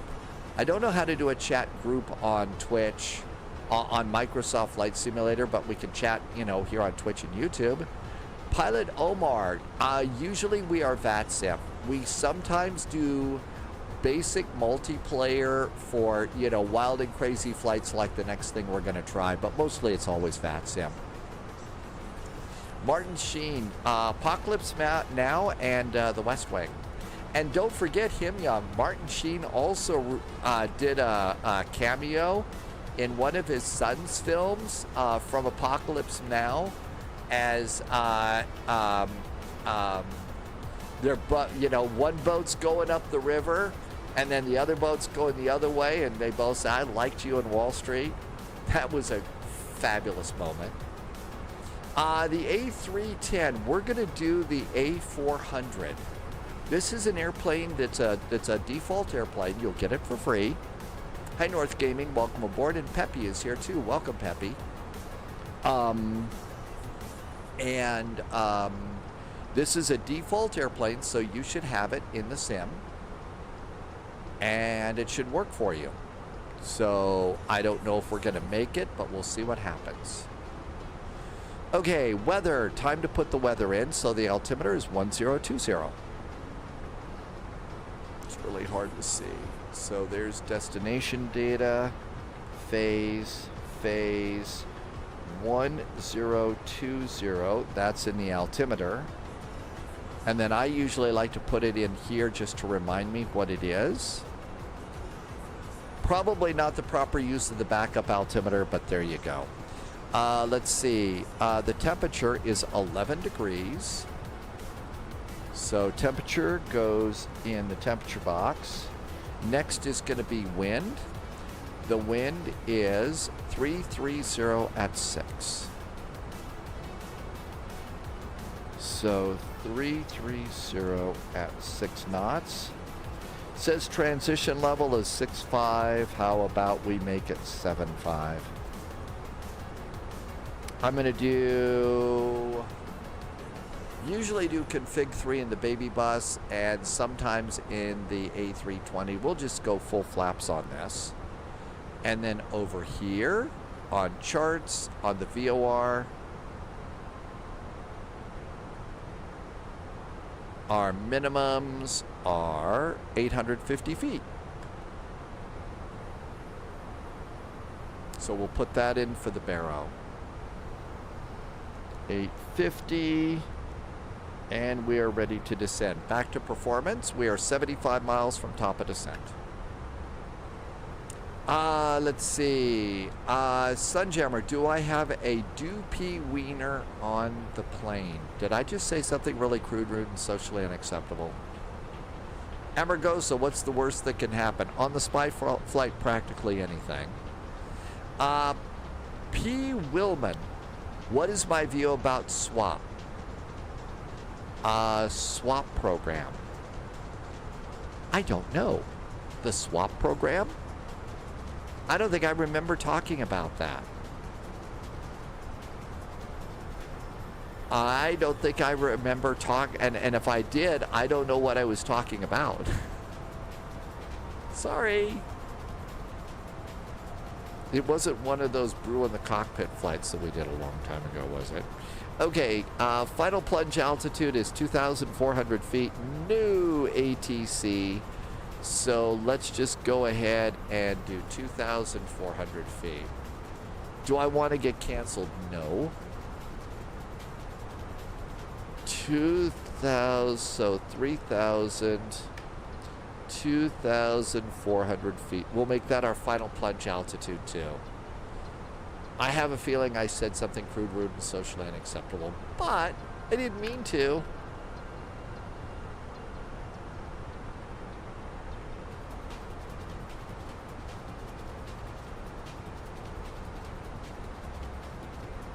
Let's go ahead now, and we're going to go to flight plan and down a page, and I'm going to remove the discontinuity from Latmo and insert and see if that changes our top of descent any. It didn't. You did. The one where you pre-input the views which can be selected by the press of a button. Oh, you're talking about this little guy right here. You're talking about Chase Plane, right? This is the application that you use to change the views of the airplane. Is that it? It's called Chase Plane. And you can set different views. Like in this case, you can set multiple views on the same button. So I've got like flight control buttons, and I can, have the same button look up a little bit. Yeah, that's the one. It's called Chase Plane. It's from a company called Parallel 42. Parallel 42 makes it. I don't believe I remembered that one.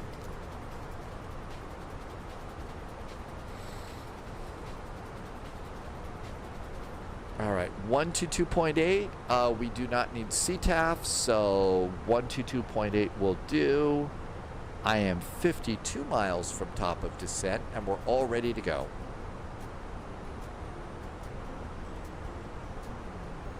We should also think about where we want to take the MD-11 on our third flight today.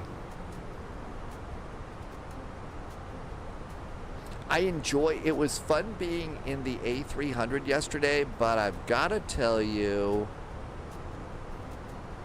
it was really kind of, the airplane is still heavy on my system, which is too bad. They really need to do a little bit of optimization, I think, on the A300. There was a lot of screen burps on that. What is the screen saying to me? Who do you think you are?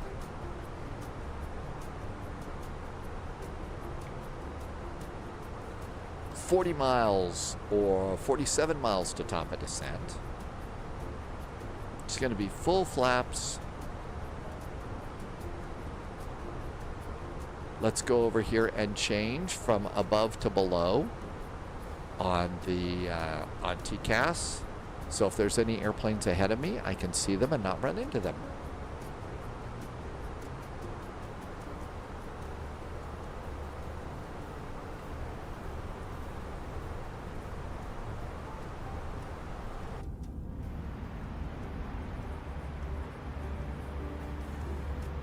Always good to come back into the cabin and check on the engines. Make sure they're still good. Let's see. LGRP.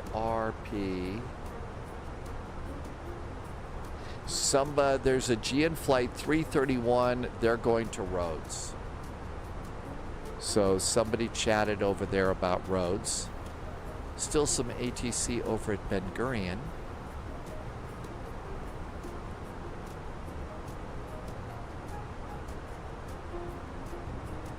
Looks like Aegean 1959 is already descending and doing really pretty good.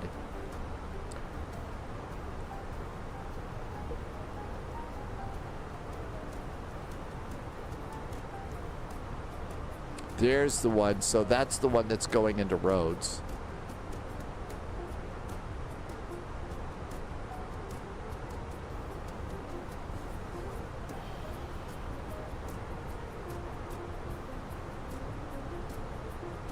There's a couple of really small little islands that have some small landing strips here,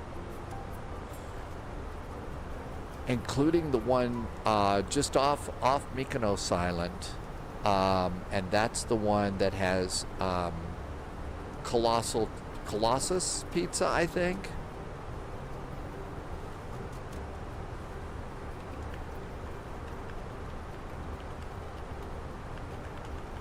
Which one is that? It's not Rhodes. It's a no, it's not on Rhodes. There's another one there that's wood-fired. It's on the island near.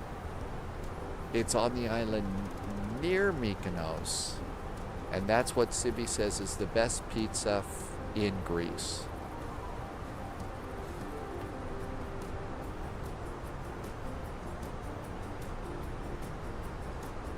Man, how could I forget that one?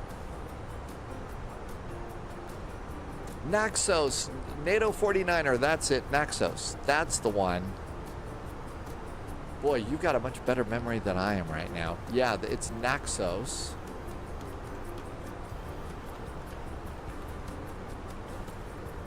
And 10 best places for pizza. Is it not Colossus? Naxos Pizza, Mitos. It's a downtown beach place. Cavo. Is it Colossio? Did they change their name? Yeah, looks kind of like it, I think. Thought it was Colossus Pizza. It's sort of in town, but right by a beach. Let's see if this is it. Oh, it's not there. Because they've got a really cool pizza oven. It's one of those big brick pizza ovens that looks really cool. Okay, that looks really good. That looks like, okay, I'm ready for pizza now. I will have to ask next time Sibby comes into chat. Yeah, oh, that looks great. Yep, okay, we're all officially ready for pizza now. Sorry about that if you, we're trying to cut back. Let's see. Naxos, thank you. Santiago, can we do LAS? So that's Vegas. We've been to Vegas a few times. We could depart out of there. We did that the other day.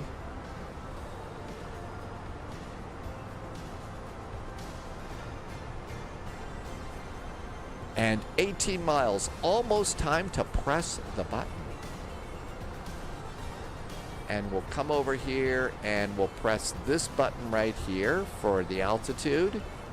And you can pull it and it'll just do an open descent, or you can push it and it will be managed. And we'll save a bunch of fuel and it'll just do a nice little thrust idle descent.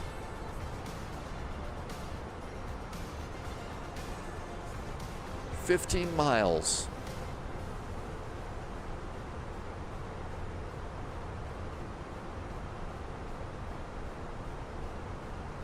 Still going to expect 4.3 tons of fuel in the tanks when we land. The flight plan said we would have had to have diverted. Diversion fuel was 2.5. And I don't think we're going to have to divert.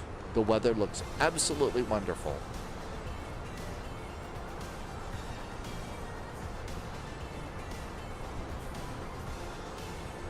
Jimmy Boy says we ought to do a UPS flight out of Louisville. I haven't done a UPS flight with the MD-11 since the big crash, but maybe it's time to you know, do a UPS flight. It's been a while.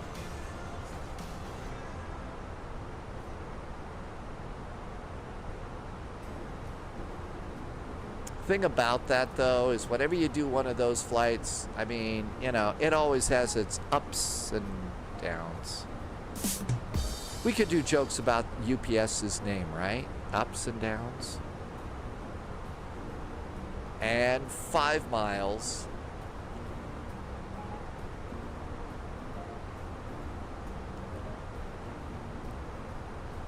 And 4 miles. There we go. You get your own little countdown here. To top of descent, 4 miles. 3. We'll hit the button at 1. 2. There we go. And 1 mile to go. And if this were an episode of Mystery Science Theater 3000, we would be telling TV's Frank that it is now time to press the button. So there it is. We'll reach over here and just press it on the autopilot. And then there's a dot that appears. And that means that we are in a nice descent. And looks like it's speeding up a bit, so we'll give it just a little bit of speed brake out on the wings. You can see the wings just kind of popping up there. And if you look in there, you can see they even modeled some of the equipment to make the speed brakes go up. And we caught up to the descent, so we'll put speed brakes down.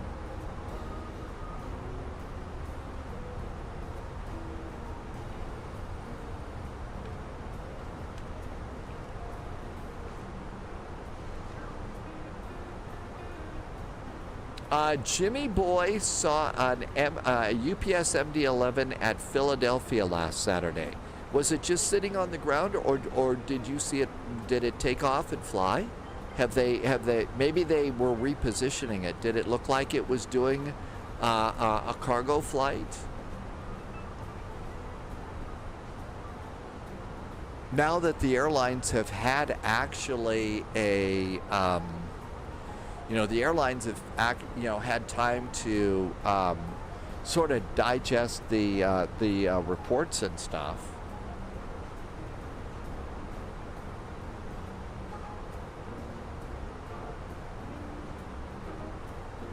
I'm going to let this continue to go down here to 1600. So instead of 24, I'm going to go down to 1,600. Let the airplane just manage us down. There we go. And because that's going to be our first altitude on the arrival. It was just sitting on the ground. The engine covers were on. Okay, yeah. So right now, I think that they're all pretty much being grounded. And the preliminary report has come out. And the airlines are going to, you know, kind of tear the report apart, make sure that they understand it and what needs to be done. And maybe they'll keep some of them going, I don't know, but I would imagine that this is probably going to retire most of the remaining MD-11s.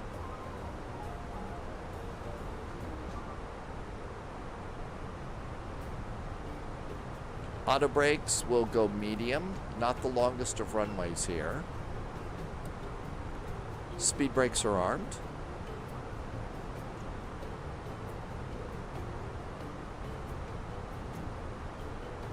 And as long as the little green dot here is relatively close to the center, we're on a pretty good descent path.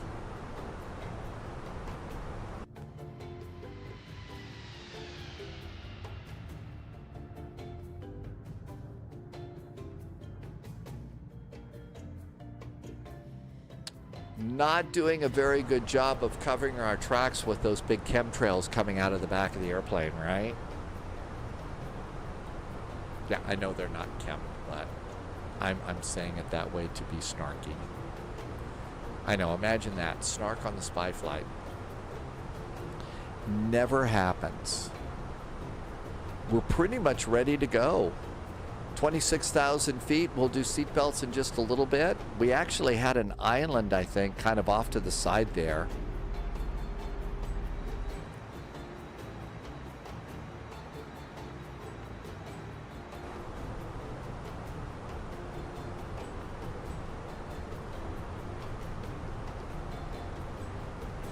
And there's about 25,000 feet. This is usually when I'll do seatbelts. Give everybody time to put laptops and stuff like that away. Get everything kind of cleaned up from the flight. And then at 10,000 feet, I'll do a 10,000 foot cabin call. Ring the bell, let the cabin crew know it's time for them to start thinking about sitting down. Those aren't based anything on anything other than me just sitting in a cabin and, you know, watching what the cabin crew is doing and listening to the bells and trying to figure out what they're saying. Subscriber confirmed. Top clearance granted, Agent. Loyalty noted. Brownie just did a resub. Brownie has been here for 19 months, and thank you for a nice resub. Really appreciate it. Thanks for being here just in time for landing, and thank you for 19 months of really great support and helping me to keep this going. Welcome aboard. Do I activate approach mode for the VOR approach?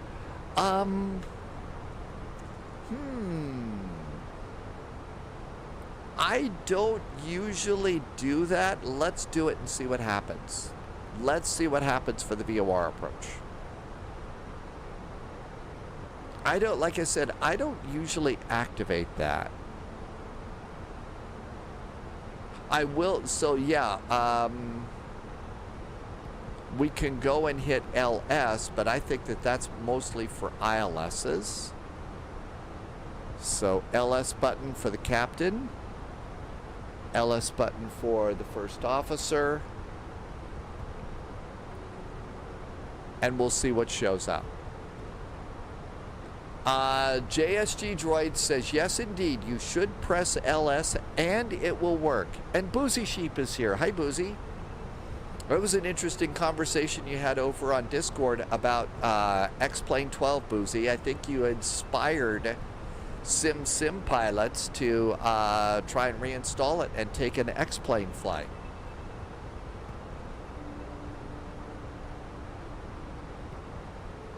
And this is looking good here. I think it's almost landing time. We're going to try and take the Airbus M400, Airbus A400M on the beer run. St. Bart's and Saba.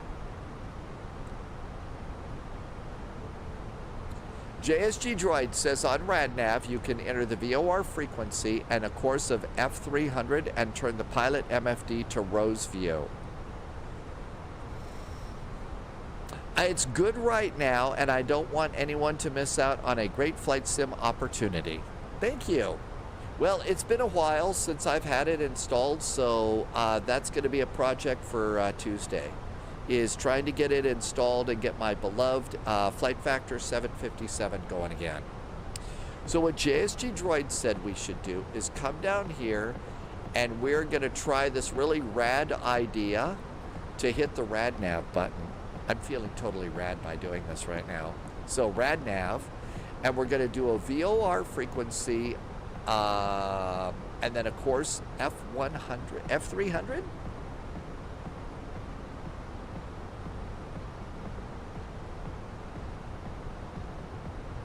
So that frequency is 111.4. 111.4, and we'll put that in the frequency box. And then JSG Droid says we should put in the LS frequency, F stands for from.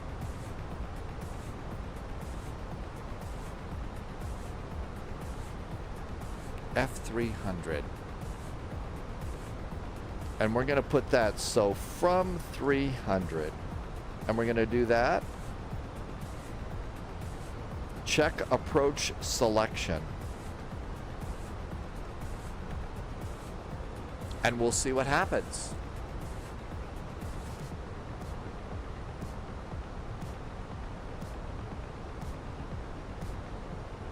Okay, what do we got up here? Everything good? Passengers are seated on performance. Good to go there. F-plan. I am 45 miles out. JSG Droid says we need to change to Rose view instead of Arc view.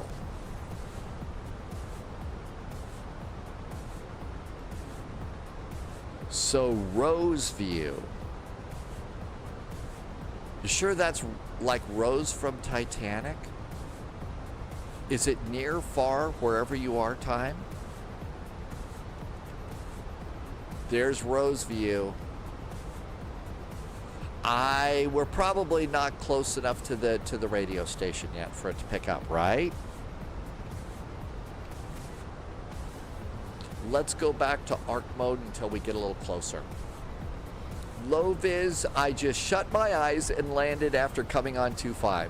I have to turn on my VOR switch. Oh, okay, so yes, you do. So there's this magic switch over here. And what JSG Droid's talking about is these little buttons here. So we have to turn the switch at the bottom over to VOR, and then we're going to go over to Rose. I don't think that there's a jack view, just a Rose view. And so now we've got, you can see the VOR is now lit up. So there's the pointer, and it says we're 39 miles out. Okay, so we're good to go there, and low vis says just shut your eyes and we'll be fine. That should work.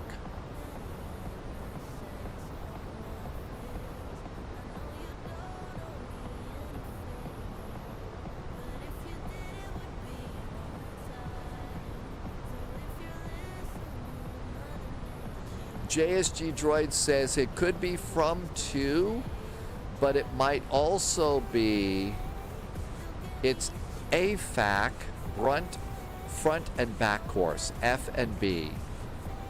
Loviz says this is a lumpy airport. Is it as lumpy as Birmingham?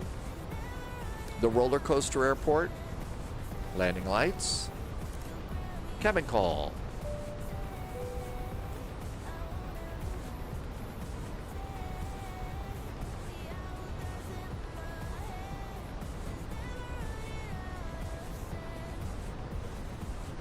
And I'm going to pull my speed to 250 knots now.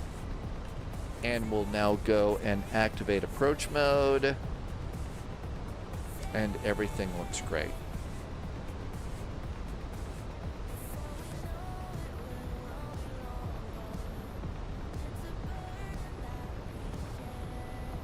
31 miles out. Let's let it coast down to 210 knots.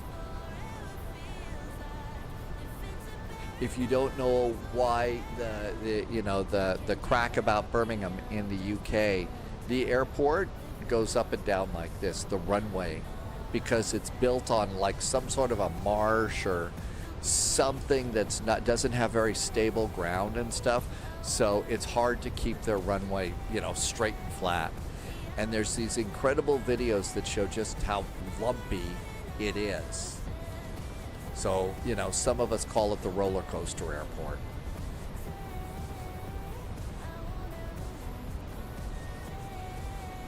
If you're new to Microsoft Flight Simulator and you've been learning a little bit about FlightSim.to, speaking of the UK,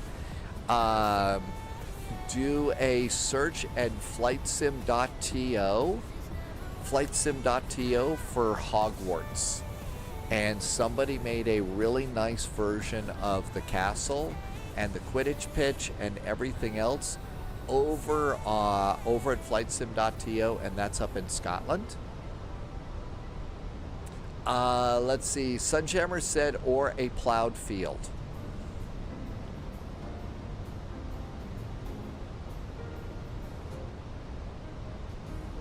"25 miles out.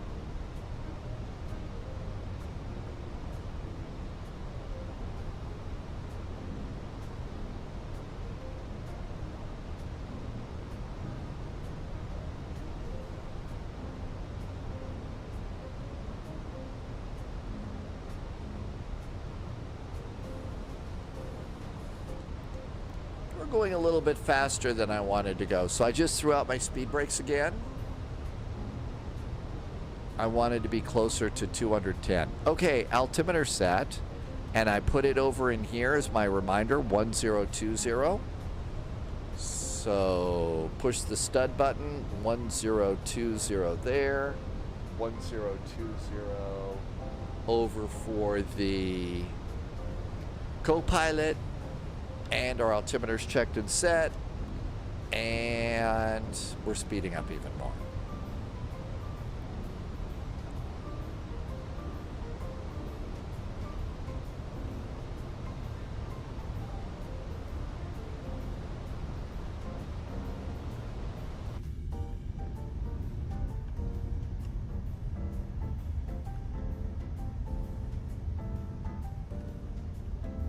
Speed brakes are out. JSG Droid says it is F and B for front course and back course. Thank you, JSG Droid, and thank you, Slarty Bard. F and B, front and back course.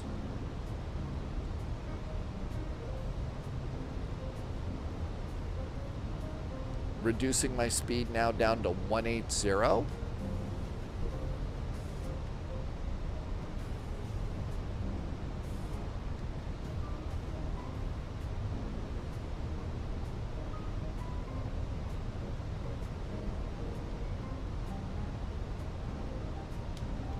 I'm going to go and throw out the leading flaps 1. That'll help slow us down just a little bit, I hope.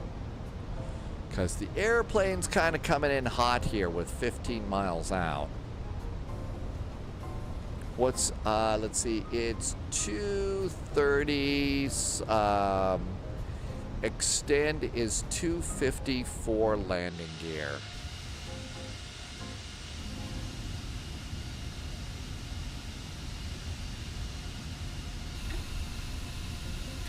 Wheels.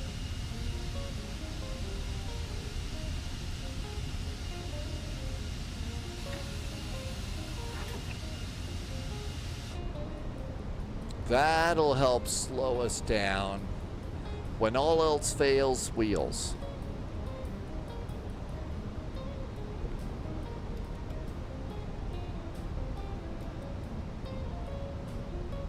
$2,500.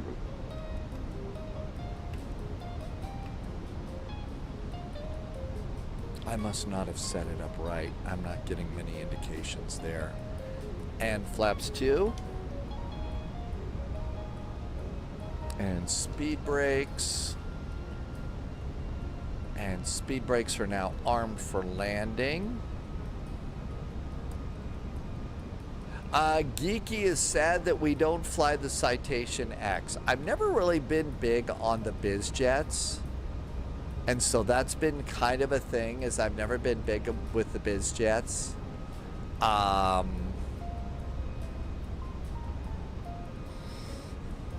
Okay, 10-mile finals.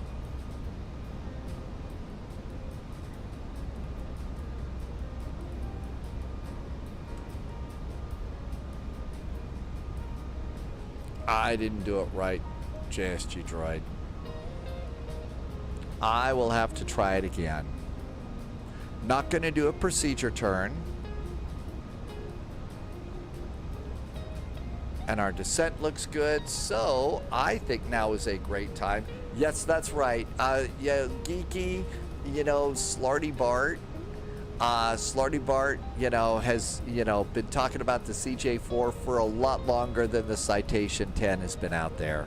I have it. I've flown it a few times, and I've just never been that big on a biz jet. I know some people think it's kind of cool, but, you know.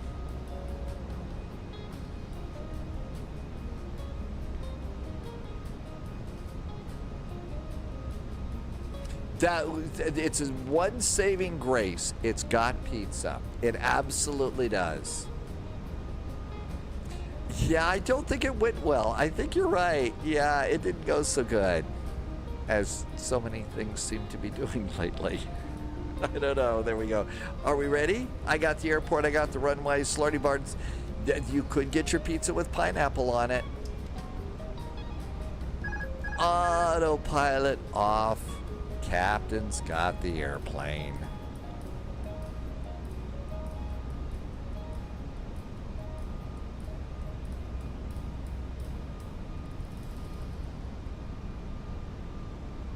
Got the runway. Karpathos traffic, Aegean 441, just turning finals for runway 30. 5 miles out, landing Karpathos.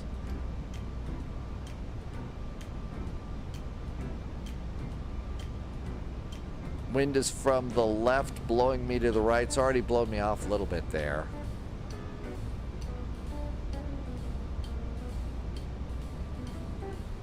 Speed for landing. Flaps 3.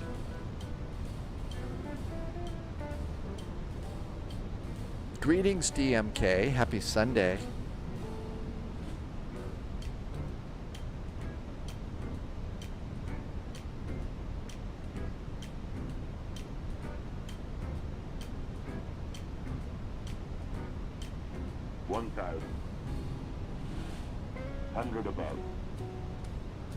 Speed brakes are armed. I did get that one, Inverser. And flaps are full.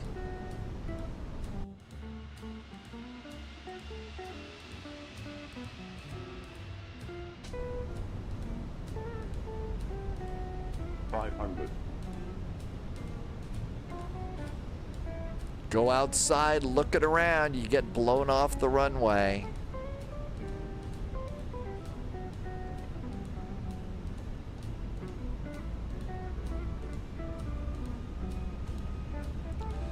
Oh, over the fence. Think rate. 40, 30, Pull 20, up. retard. Oh my gosh, I didn't pull up soon enough. Oh, this was a terrible bounce. Drive. This was a terrible bounce. Oh, that was humiliating. Oh man, the engineering department's gonna hate my guts. Oh, that was terrible. That was so bad. How bad was it? It was so bad, Sibby probably felt that all the way in Athens. I think Cambo's back is in pretty bad shape. Oh, medics. Medics. I'm on the taxiway too. Am I on the taxiway? You're kidding.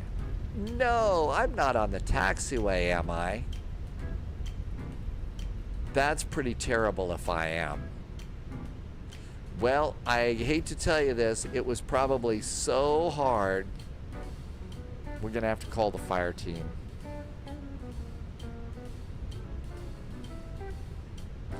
Howitzer's dental implants popped out. It was that bad. Oh my gosh, yeah, that was a really, really bad runway. I was in on the left runway. So I came in on the left runway.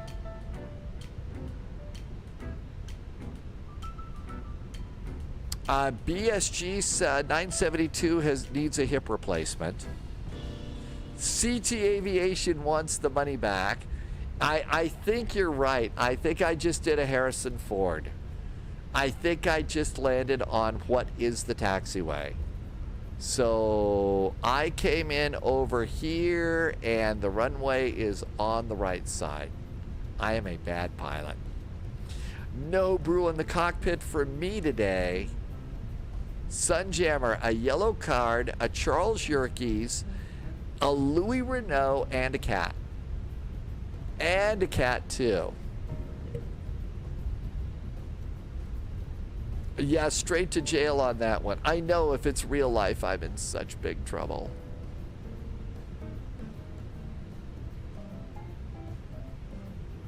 You thought you were... Murph, really?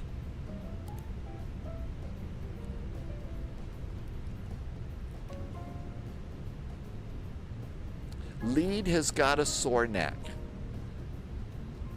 Lead has a sore neck.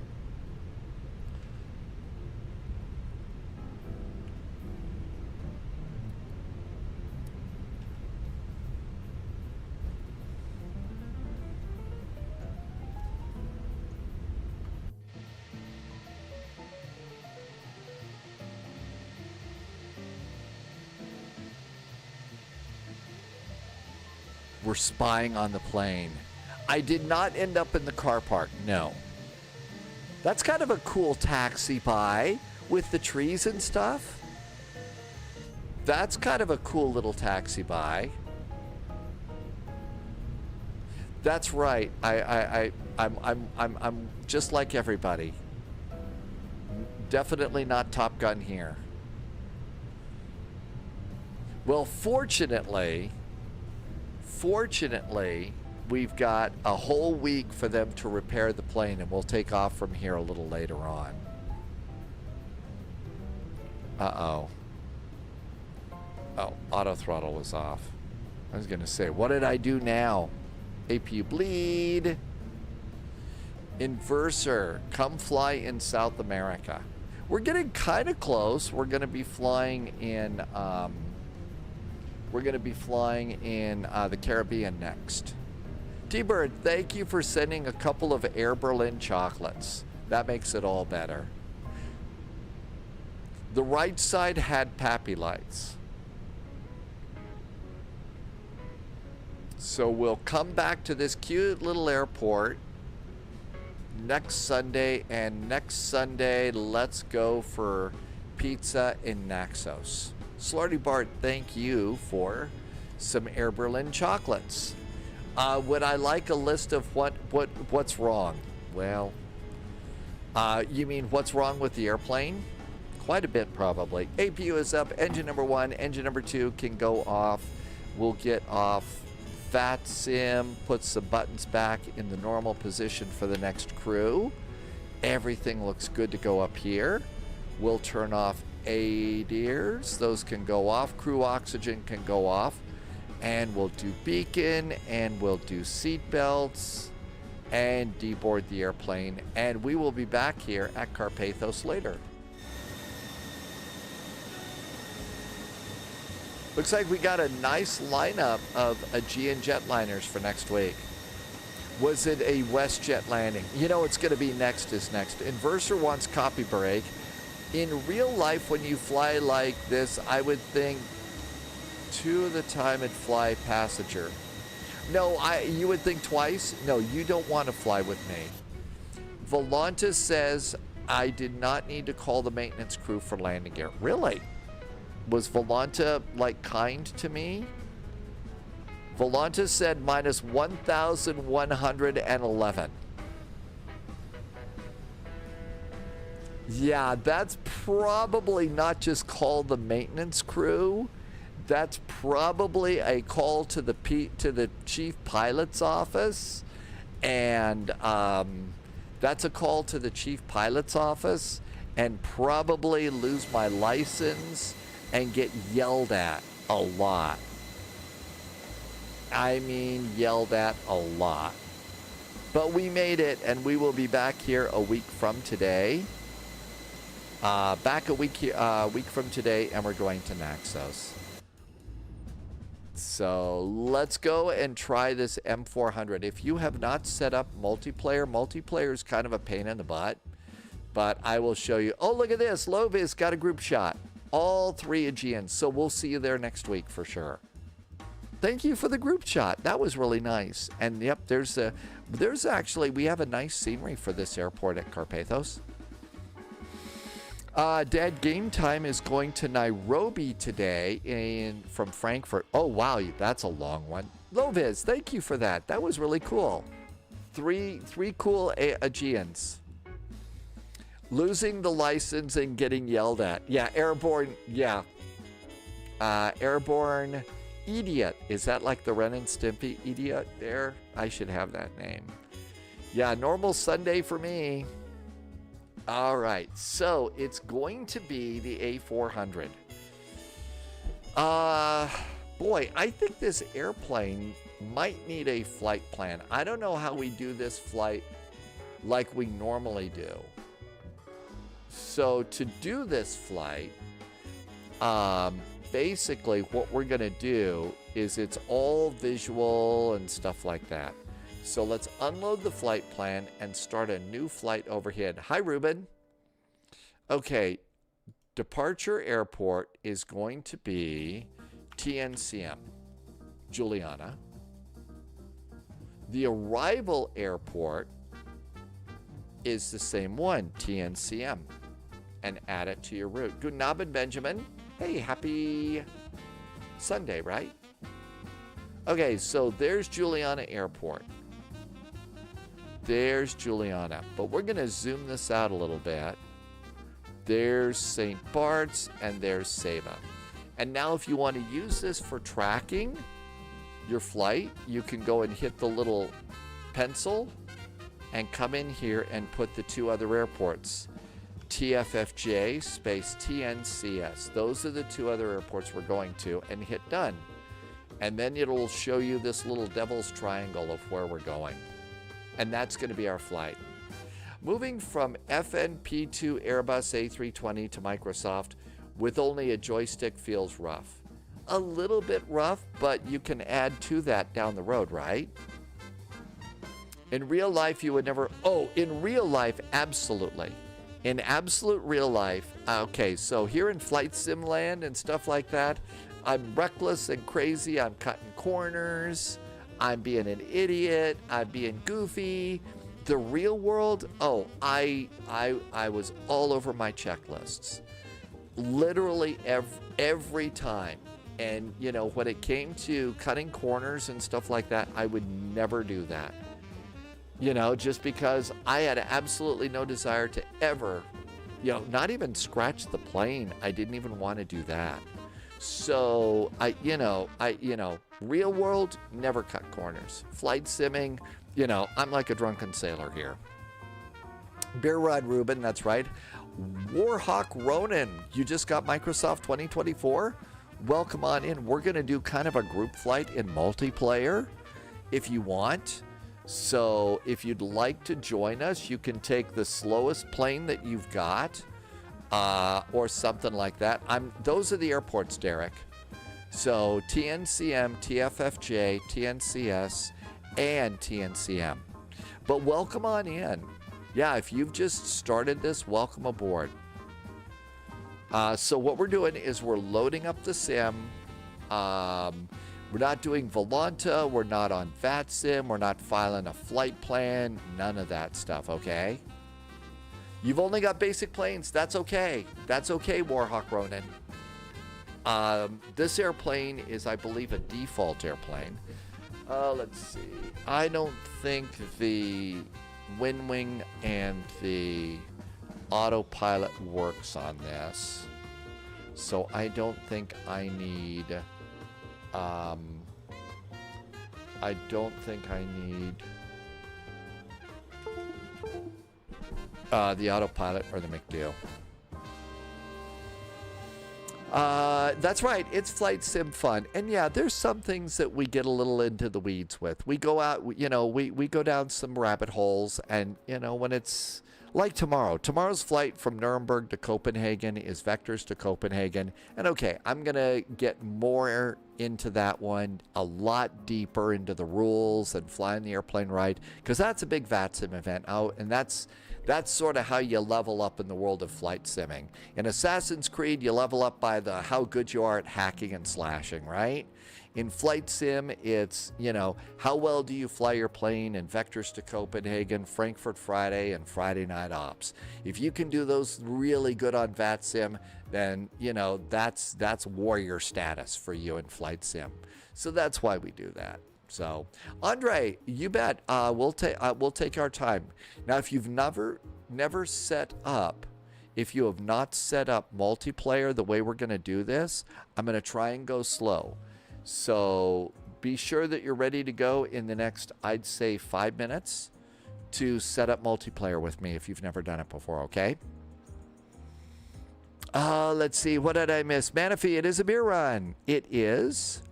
Wabi says thumbs up.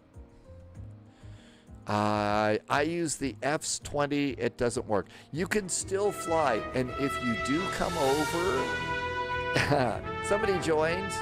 Drunk Billy just subscribed the channel on YouTube. Welcome aboard. You're among friends. But no, there will be people flying with you in Flight Sim 2020. Okay, Andre, so you can still do the flight. We just won't see everybody. So it's a simple flight. It's not long. Real simple little flight here. We'll try and just plug in a basic route into the flight management computer and see how it works and kind of go from there. But it's 17 miles from Juliana over to St. Bart's, 27 miles out to Seba, and 25 miles back to Juliana. Manaphy, that is a special song that Polyot found. It's a really cool James Bond song. Yeah, if it's your first time landing in Flight Simulator, welcome to this one. Subscriber confirmed. Top clearance granted, Agent. Loyalty noted. Trip Taker is back. Trip Taker, I think, has been here the longest in the spy flight. One of the first people to discover the spy flight 102 months ago. Trip Taker also said a really, really cool autopilot for the holidays from WinWing. Thanks, Trip Taker. This works so good. Oh, it's going to be this camera here. Yeah, Trip Taker, this is awesome. We've been using it with the PMDG, and wow, does it fly great. Hi, Johnny Carlin. Welcome aboard. But Trip Taker, 102 months. Thanks for a tier 2. Welcome on in.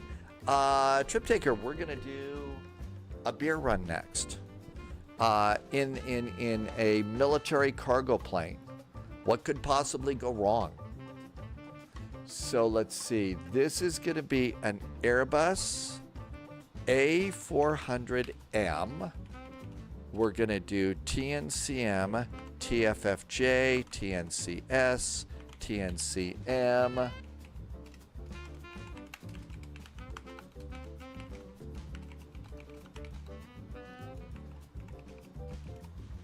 Okay, I'm just going to update the title on almost done.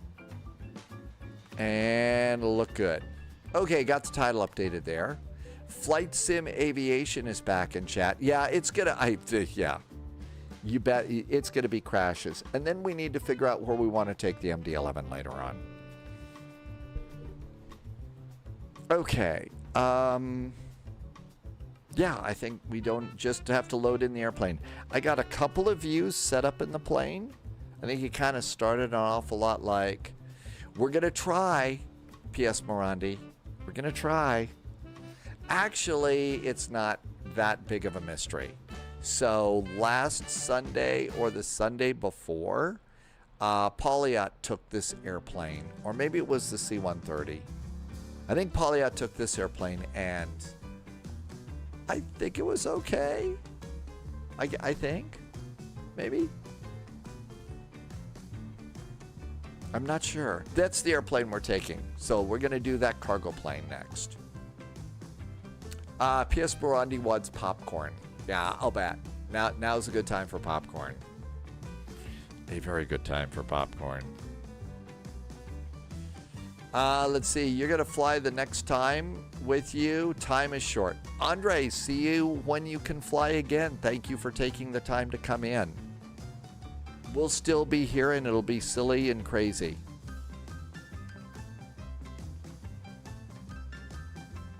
Now, if I were taking the James Bond jet or the Twin Otter, it's no problem at all. We could make it happen. But this airplane might be a problem.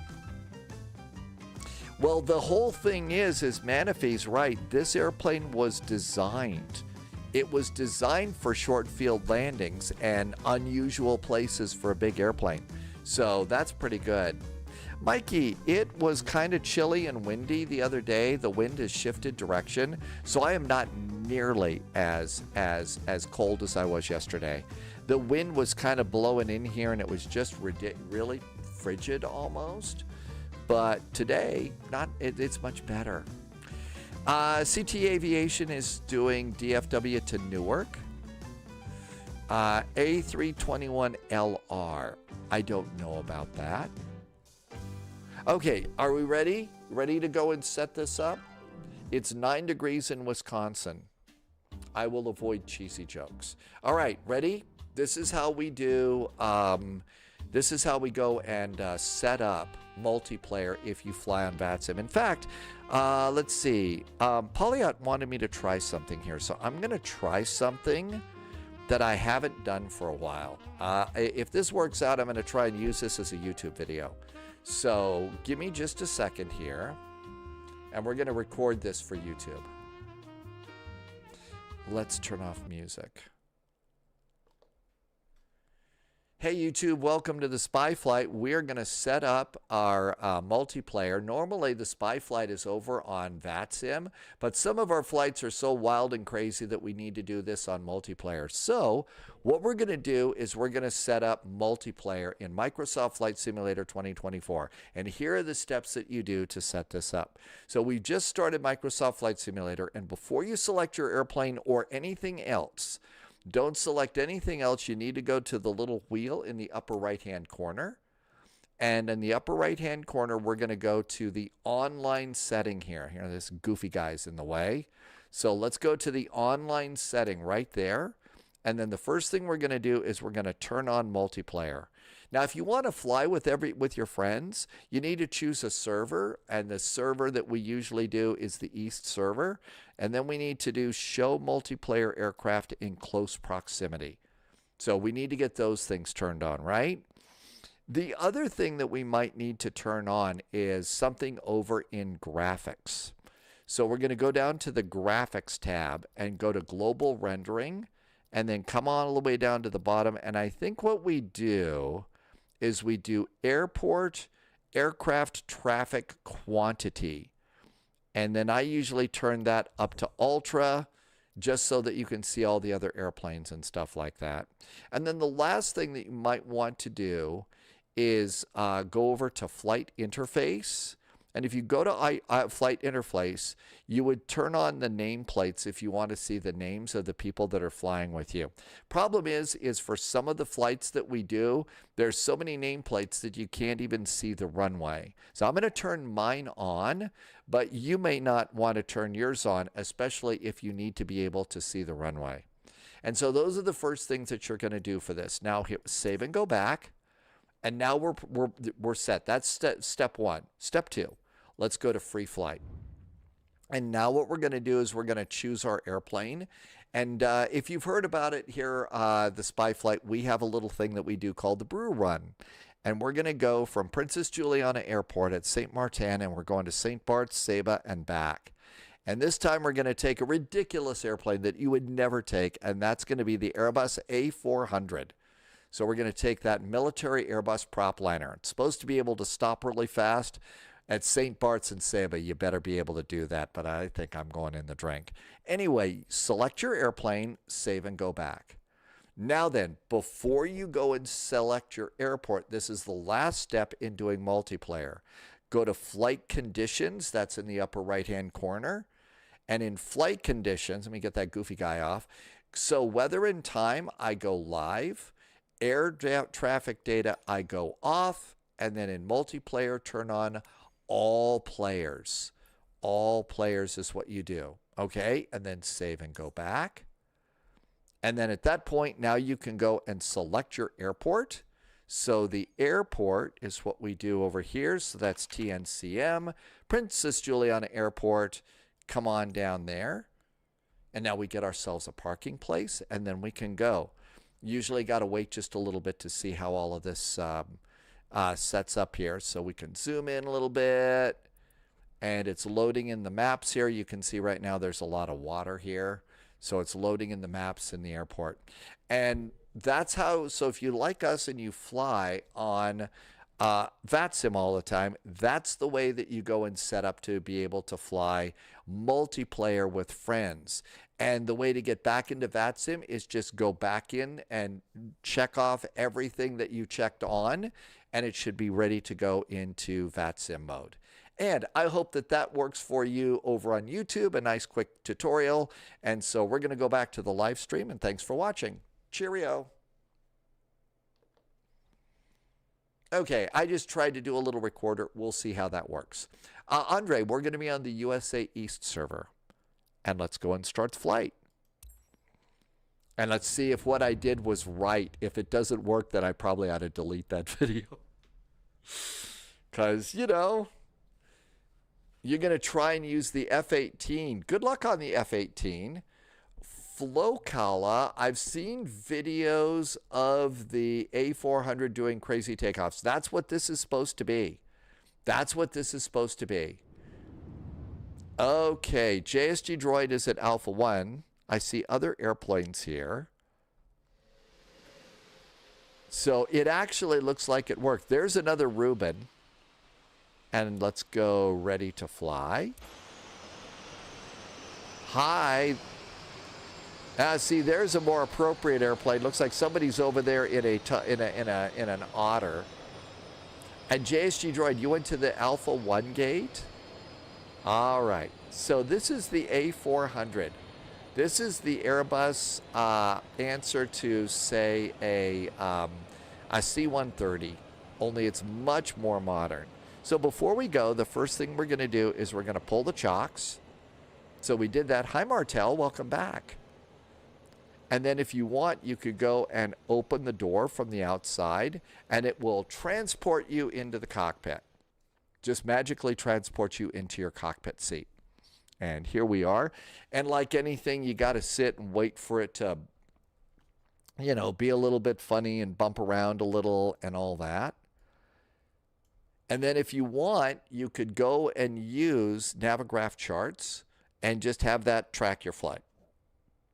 Yeah, I use the word brew run instead of beer run because kids are watching, so I try and do it that way, but they're kind of interchangeable. Okay, so first things first, let's come on down here. Flight details. I think we can go and type them in, so you could also bring it in from SimBrief, but I wonder if we can't type in a flight like this. I'm clicking it, and it doesn't work. So I can't do it that way. I kind of feel like we got to put something in the airplane here. Something in the plane, but I don't know. Let's go to ground. Let's try the ground tab here. Doors, main cargo, equipment. Toggle the GPU. GPU is removed. Oh, we need the GPUs. Loviz says do it in the FMC. We'll do it that way. Hi, Norse Viking, and Drunken Monkey is back.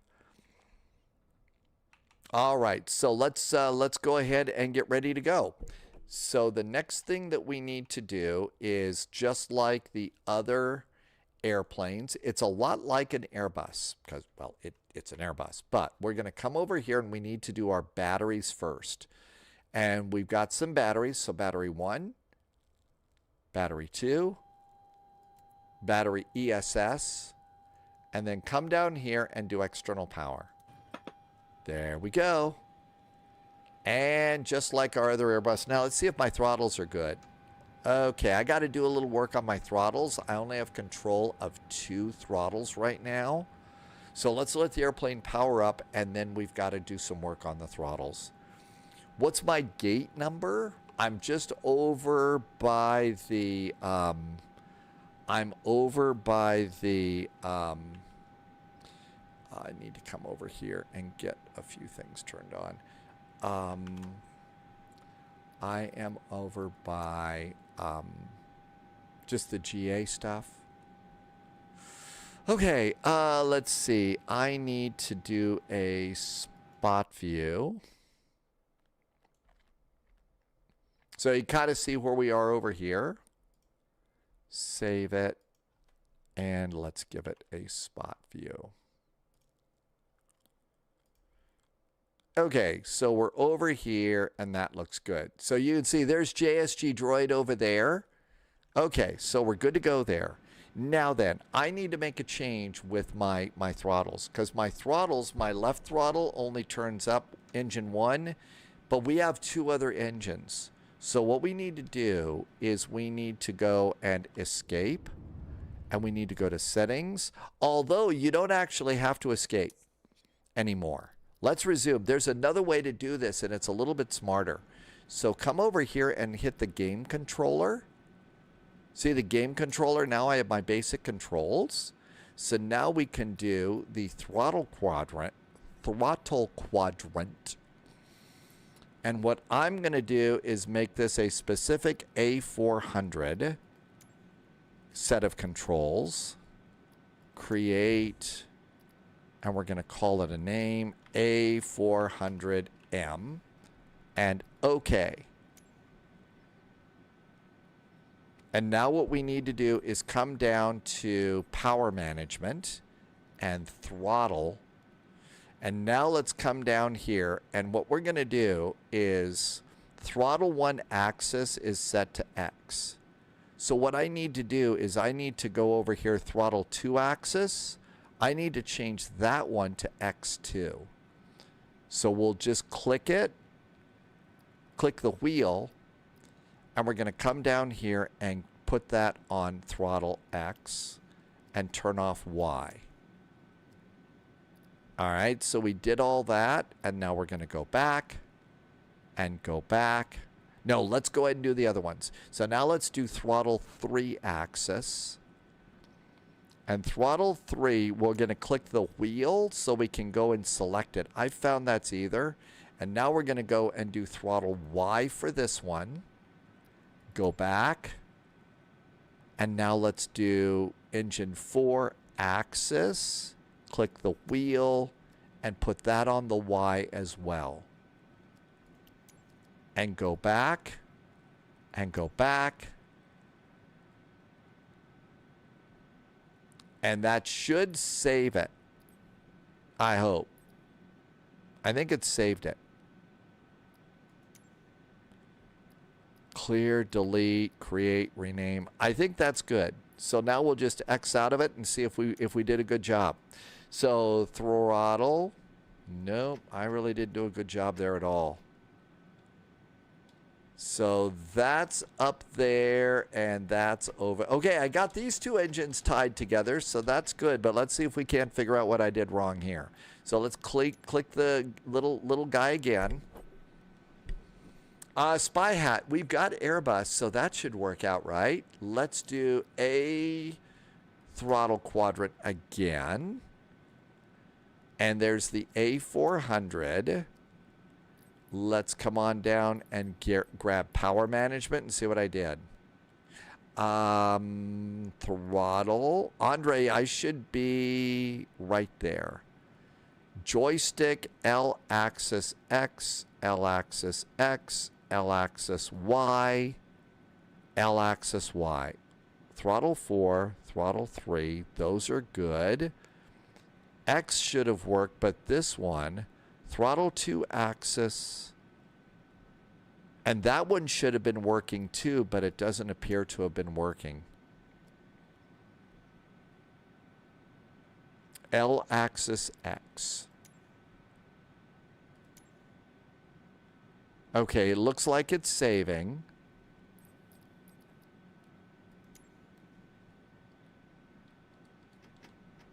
Well, that is not working out too good. I don't have control over engine 1, and those two should be together. And that could be a problem. Let me just see if I'm doing this the wrong way. Let's just try it for settings over here. And let's go to controls. Maybe I need to hit a save button or something. So let's do throttle quadrant, specific A400 controls. A400. Go back. Power management. Throttle. And we need, so I've got a reverser over here. The throttle 1 here. That should be L axis X. Let's just do a switcheroo on it. And now we'll put it back to the X. And that shows that there's number 2 there. And let's do go back. And go back. And save it. Maybe it needs to save. Okay, that looks good. Let's resume and see how we're doing. Because I got to have at least these throttles. Please work. Man, it doesn't work still. What the heck? Okay, I can at least move it. I don't have that working. Toby had an expensive day. You bought the Phoenix Fleet and the A340 and GSX Pro.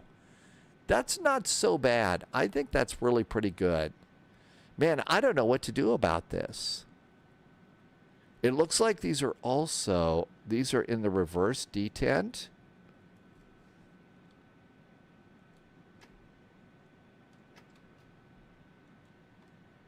It's not going into reverse either. I thought I had everything set up so that this would work. Oh, maybe there is. Is there a IRS tiller link throttle settings? So all of that works.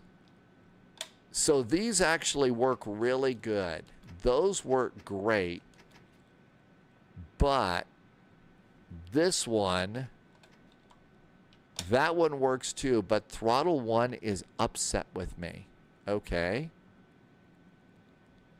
Ground idle. Okay, so all of that is perfect. All of those are good. So something's wrong in here. And it doesn't look like it has to do here. Let's see. I'm missing tons of chat. I am called Mere Spy Flight. Toby, I think you're going to like the Phoenix Fleet. I know I really like the Phoenix Fleet. It's my favorite airplane. And if I could, I'd just fly them all day. I would fly them all day long. Okay, A400 is specific to this airplane, and power management and throttle, and let's come down here, and it says L axis X. Let's just see. All right, here's the Y's. Is there anything weird about this? Tweak curve. There's no changes in there. And that is all set. All right. Yeah, let's see. Joystick, L axis X. Retriever kneel. That's what I thought I had set up here on this one. And I don't think I need this one here. I don't need a reverser button. So I'm going to delete that assigned control. We don't need that, and go back. Joystick L axis X. And I don't think that there's anything weird about that.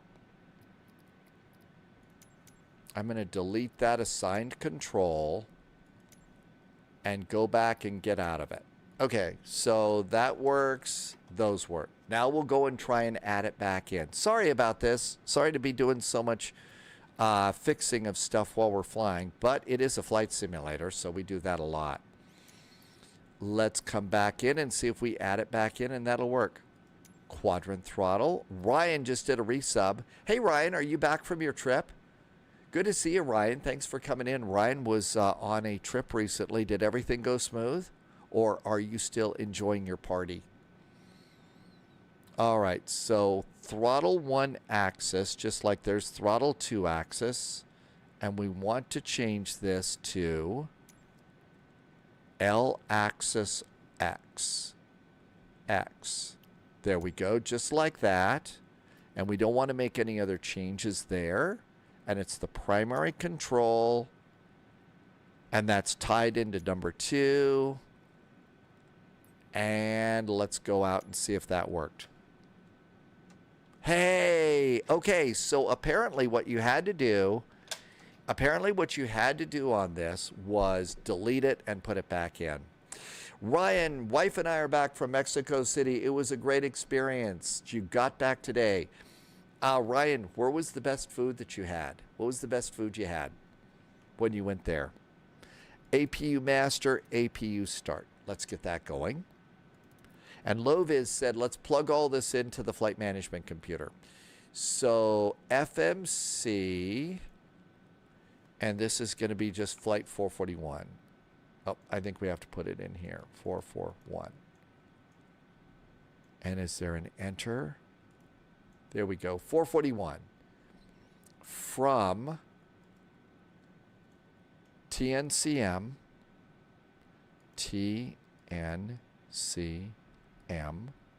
Princess Juliana Airport, and enter.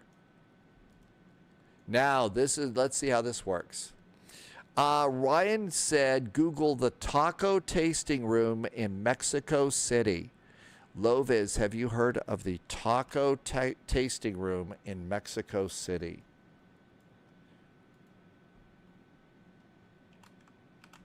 Taco tasting room in Mexico City. There we go. http tacotastingroom.com.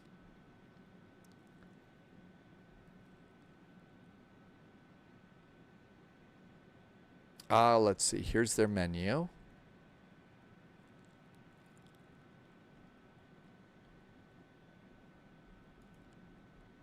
Oh my gosh, look at that. That's pretty amazing. That looks really good. I can't click anything else out, but this looks great. So the taco tasting room in Mexico City was where Loviz went. For Ryan was at.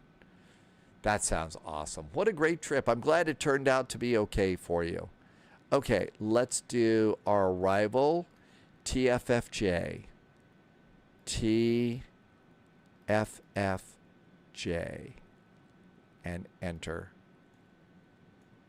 Hey, it took it. It took it. Okay, so that looks really good. Let's go and get the IRSs going here.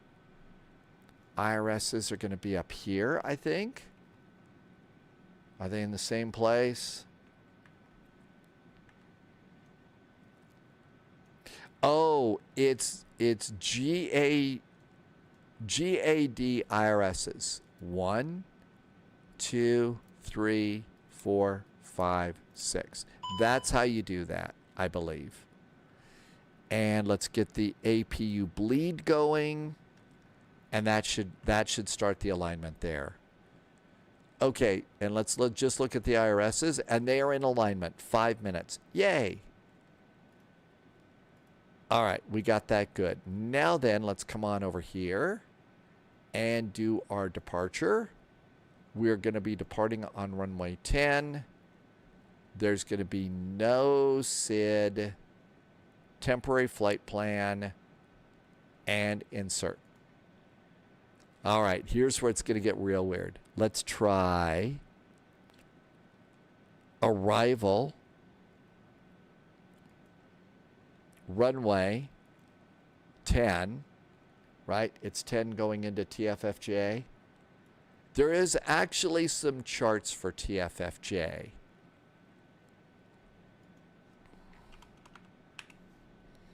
So St. Bart's and open charts and the approach, visual approach is, let's make sure this is the one we want. Yep, runway 10. So runway 10 is the one we want. Okay, so runway 10, approach A10, no vias, no stars, and let's just go. Insert temporary, and that looks good.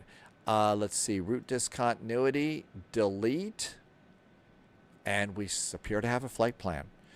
Let's see, loading the airplane, OFP, ground, fuel, and payload. All right. So the thing to do is your zero fuel weight, you don't want an awful lot of people aboard. Let's see, fuel though has 0 kg. I'm going to go, how about 3/4 full? And our zero fuel weight will just go a little bit. Loading in progress. I have no idea if this is the right way to go. I'm just kind of spitballing this thing. We'll see. Norse Viking said to stretch. Okay, let's stretch. And let's see. Drunken Monkey said spy hat. Yep, we get an Airbus spy hat, although we may need to have the Irish driving hat for luck. Okay, so let's see. Our gross weight is 97.5. And that's what's next, right? So there's a flight plan. And in it, fuel and loading. Our zero fuel weight is 97.5, right? So 97.5. That's correct. And enter. It took it. Do we have a zero fuel weight center of gravity? Yes. Center of gravity is 25.5. Okay. 25.5 is our center of gravity. And enter. And that looks good. All right. Block fuel. Block fuel is going to be 17.6. Is that what we actually have in the airplane?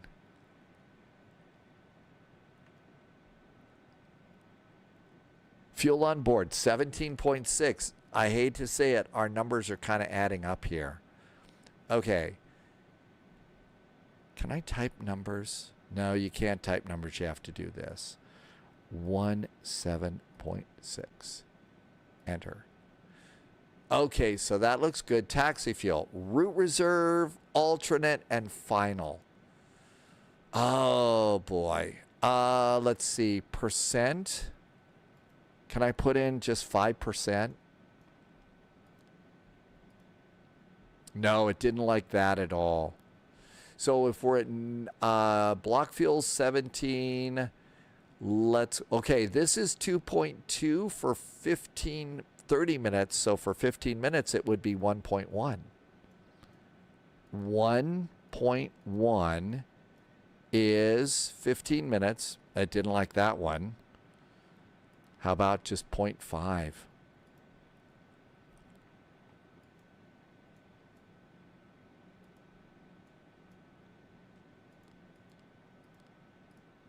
Didn't like that either. 2.0? Didn't like that either. So what do you say we just leave those blank and fly by the seat of our pants? We don't need that. We're serious pilots. All right, so all of that looks great. Let's go and do Okay, alignment is done. Retriever Neil says put in 0.0. I can't type any numbers. So 0.0. Let's do what Retriever Neil did. 0.0. Enter. Didn't like that either. Didn't like that. Is the airport freeware? Wabi? Yeah, actually it is. It is a freeware. You could, AZ, you could, I couldn't.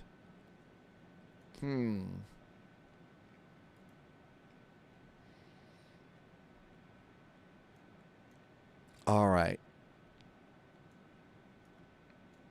Now then, is there a... There's the init page again. Let's go to takeoff performance. So takeoff shift, no shift. Is it going to give me a number? Yep. Nope. It's not taking any numbers.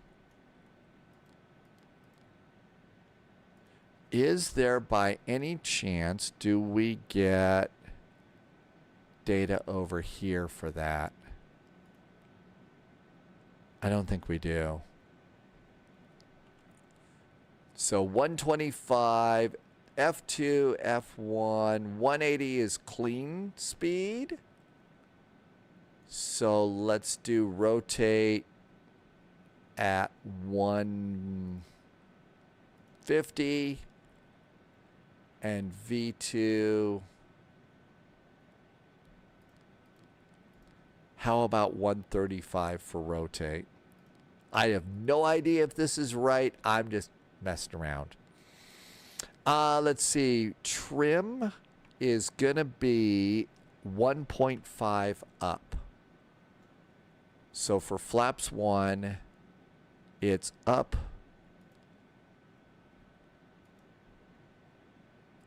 Up 1.5.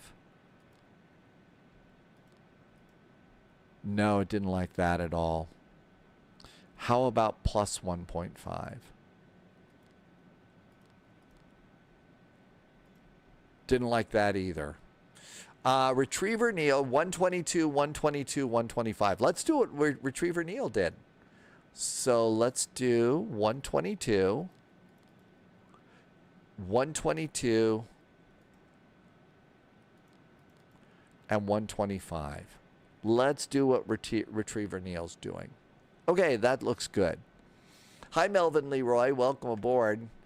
All right, let's go and see what we have here. We have the APU up and running. We've got the APU bleed on. I say let's do fuel pumps. So fuel pumps going on. Got a lot of them. We don't need to do everything 100% correctly, right? Fuel pumps going on here at Princess Juliana Airport. At Juliana, the weather says our altimeter is QNH 1014. Okay, altimeter is 1014.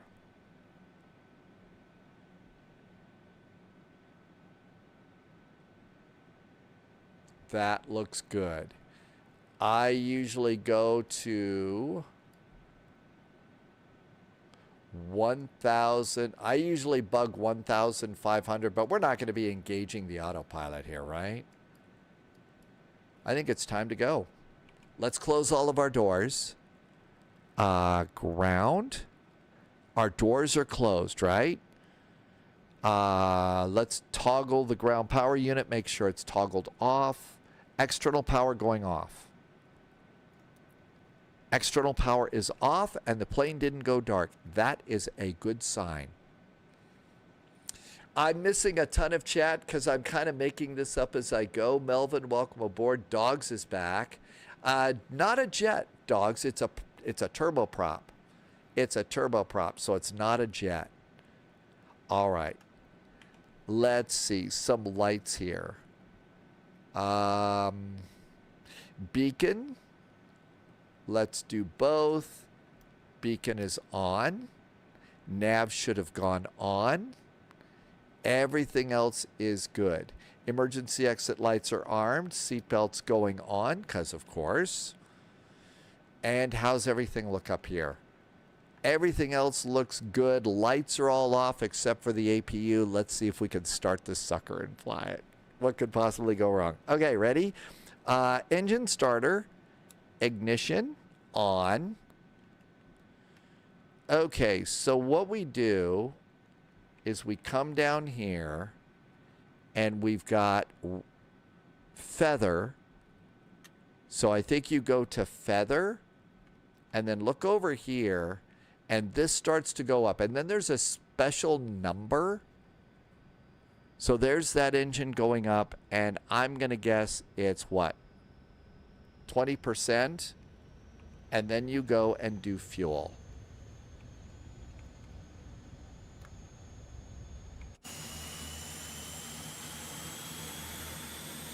I don't think this is the proper way to start this prop liner. But I've got big props to anybody that can do it. Hey, Darren, welcome aboard. All right, let's try and do another one.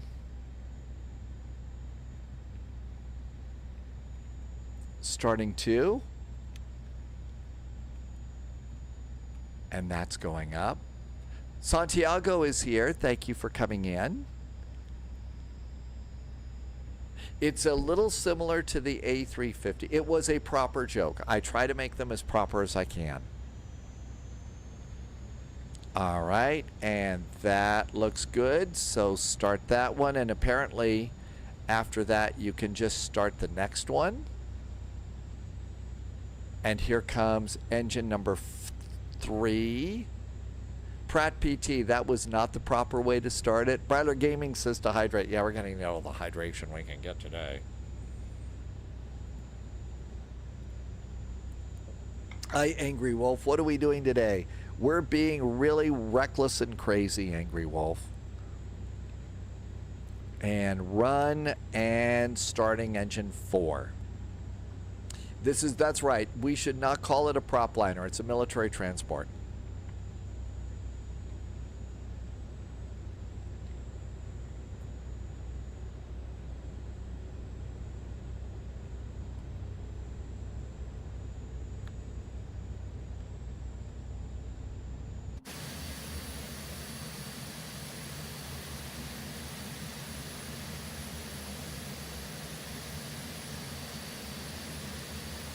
Okay, our initial heading is going to be 133 degrees. I'm going to just dial in 133 as a bug. 133 is a bug. Just for me. Okay, that looks really good. Okay, everything's up and running. Let's come on up here and do APU bleed off. APU master off. So all that looks good. Starter back to normal. Starter's back to normal. We decided flaps 1 for takeoff. So flaps 1. There's flaps 1 for takeoff. Now, as I recall, the auto brakes are over here. Ground spoilers, you arm them here. So those are good. And auto brakes, high RTO for takeoff. We're good to go there. And down here, we're going to go surveillance dark. Because, you know, why not?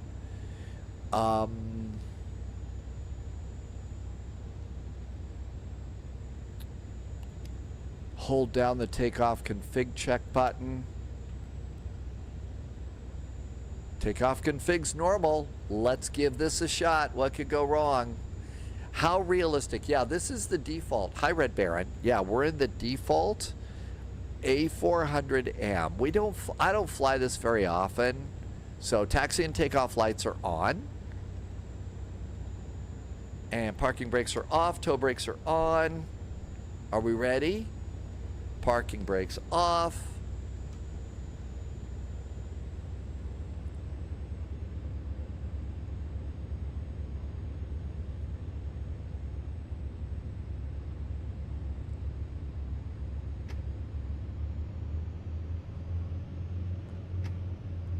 Do I have Chalk still out? Wabi's out walking around.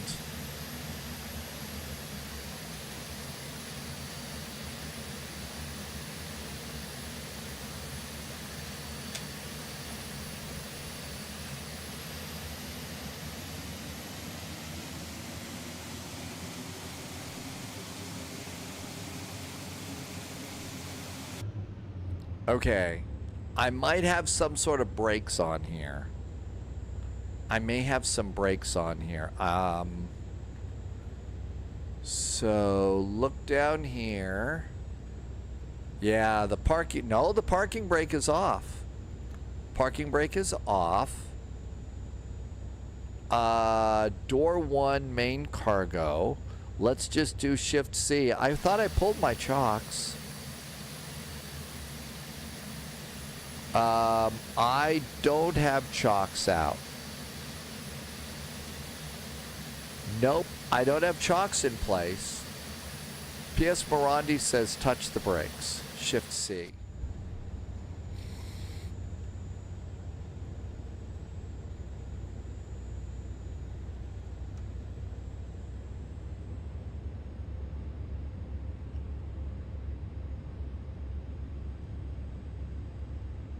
There is a bug, just press ready for taxi on the tablet. Okay, there is a bug. Captain Butters to the rescue. Okay, so ready for taxi. TNCM, OFP, equipment, fuel and payload, panel state, ready for takeoff. Okay, let's do it that way. Okay, that was it. Captain Butters saves the day. Derek did the same plane. You have to press takeoff on the panel to get it moving. All right, we're good to go there. All right, here we go.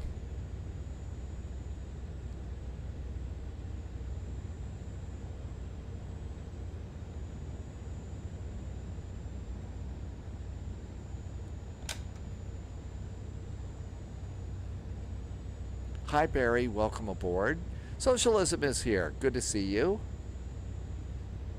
Oh, I have no doubt that we're going to crash this. I mean, this is going to be dogs and cats living together, mass hysteria. It really is. Let's bug let's bug 180 on the auto throttle. Okay, so after takeoff, assuming we can make the turn, we're going to make a turn to the right over the, just like a normal beer run. Endemic is back, has made it with us. And there's Wabi over there.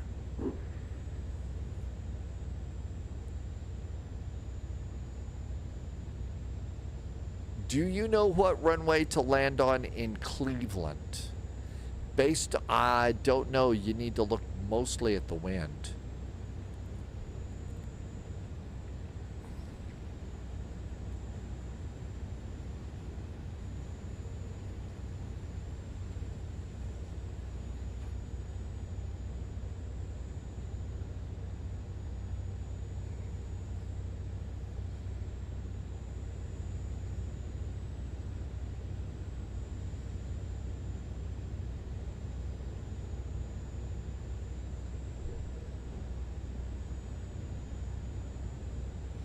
Oh, yeah, I think we'll probably be a reef.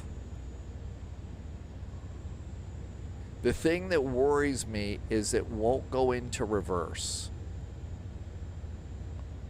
It's not going into reverse. My throttles did not go into reverse there.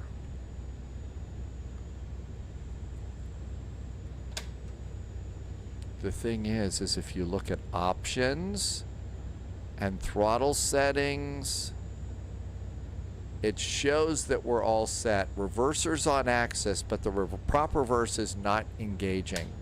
So we may be in big trouble there. Shall we go? What could possibly go wrong?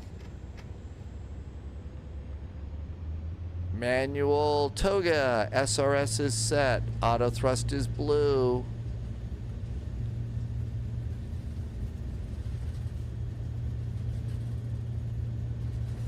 I think AZ5 buttons are needed.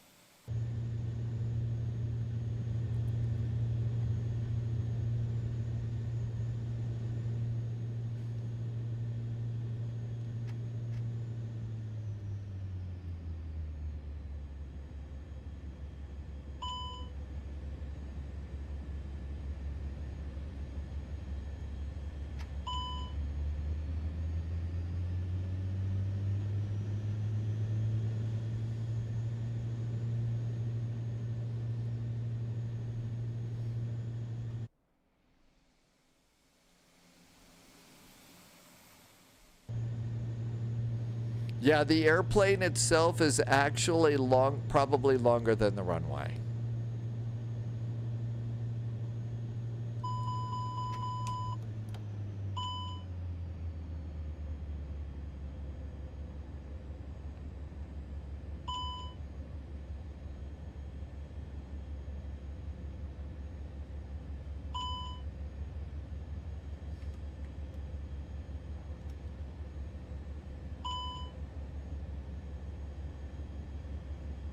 We're already at 2,400 feet. I only wanted to go to 1,000.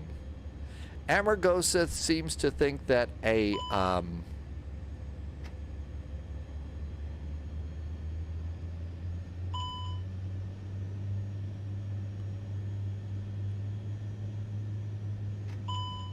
we're still climbing. Tim Dog's got parachute ready to go.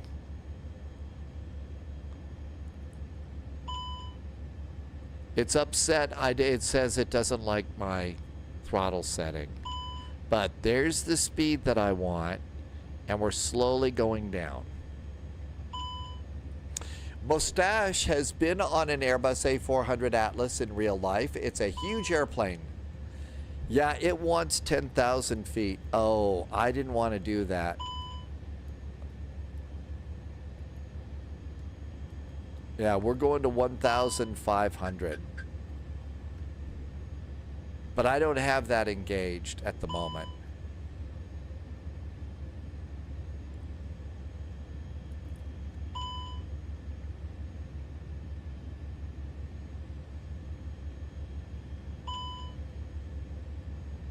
CT Aviation has life insurance.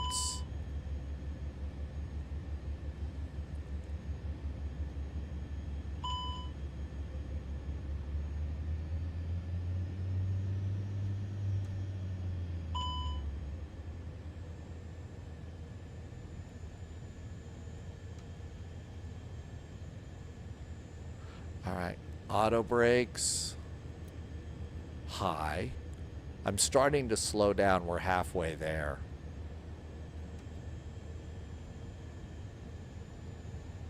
This is the Globemaster wannabe. Hey, we haven't fallen out of the sky yet, so that's the good thing there.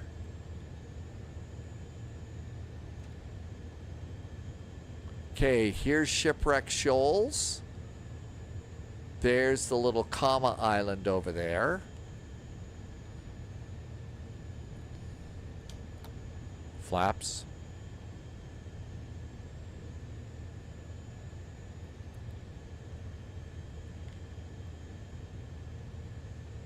I don't think that the weather is very good for this.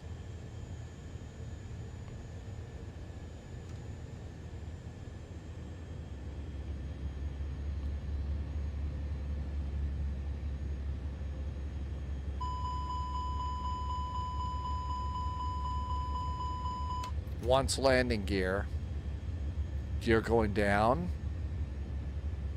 All right, have you got some speeds for a landing airplane? 400. Oh, it doesn't have anything at all. Hang on. 300. Too low, flaps. Too low, flaps. Too low, flaps.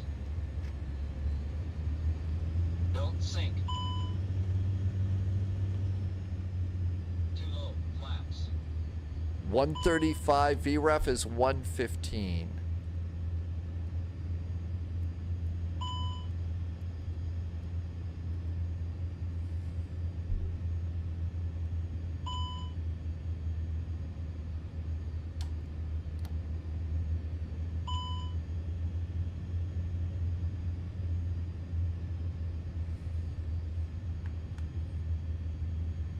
Okay, there's our rocks. There's the rock. Oh my gosh, the weather here sucks.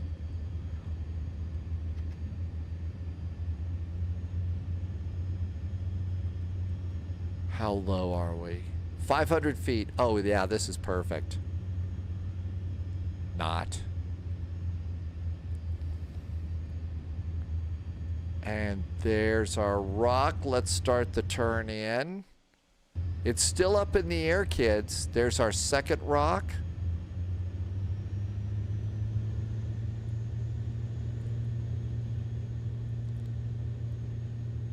Okay, gear down 3 green. Auto brakes are max. Speed brakes, ground spoilers are armed. It says disarm.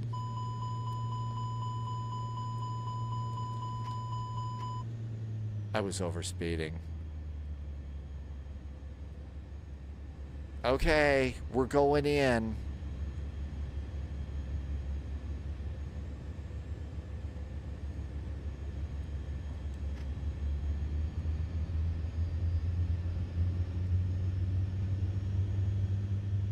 There's the zigzag road.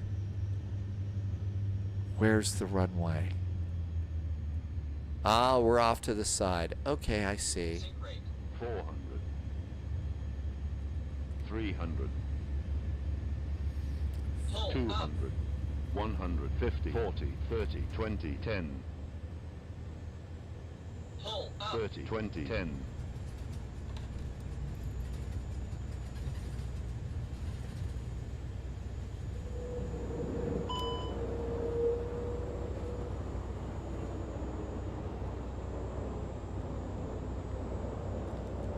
Ladies and gentlemen, thank you for flying Columbia Airlines.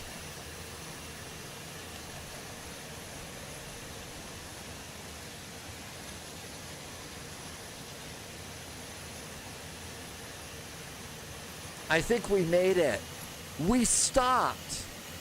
No need to call the fire trucks on this one. No need to call the fire trucks today. Okay. I'll feel it all mavericky right now. Feeling all mavericky right now, that's for sure. Easier than the James Bond, you know, yeah, dead game time, remember? Loviz says to just stop right now and call it a day. Thank you so much for joining me on the Spy Flight. As always, please stay healthy, stay safe. We'll see you in the friendly sim skies, because Loviz is right. It's going to go down from here. Why would anybody build a place like this? It's Amargosa, throw all the yellow flags on the field that what you want. Throw them all out, no problem. Hey. Oh, yep. Brakes are hot. I have hot brakes. Good night, Wolfie. Yeah. Oh my gosh, Mad Max is coming at us. Let's get out of the way.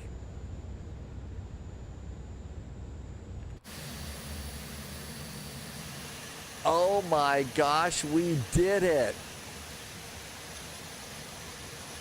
Another Reuben is just up ahead. I think I'm going to squash another Reuben there. JSG Droid's coming in hot. Let's watch JSG Droid here. Good luck, JSG Droid.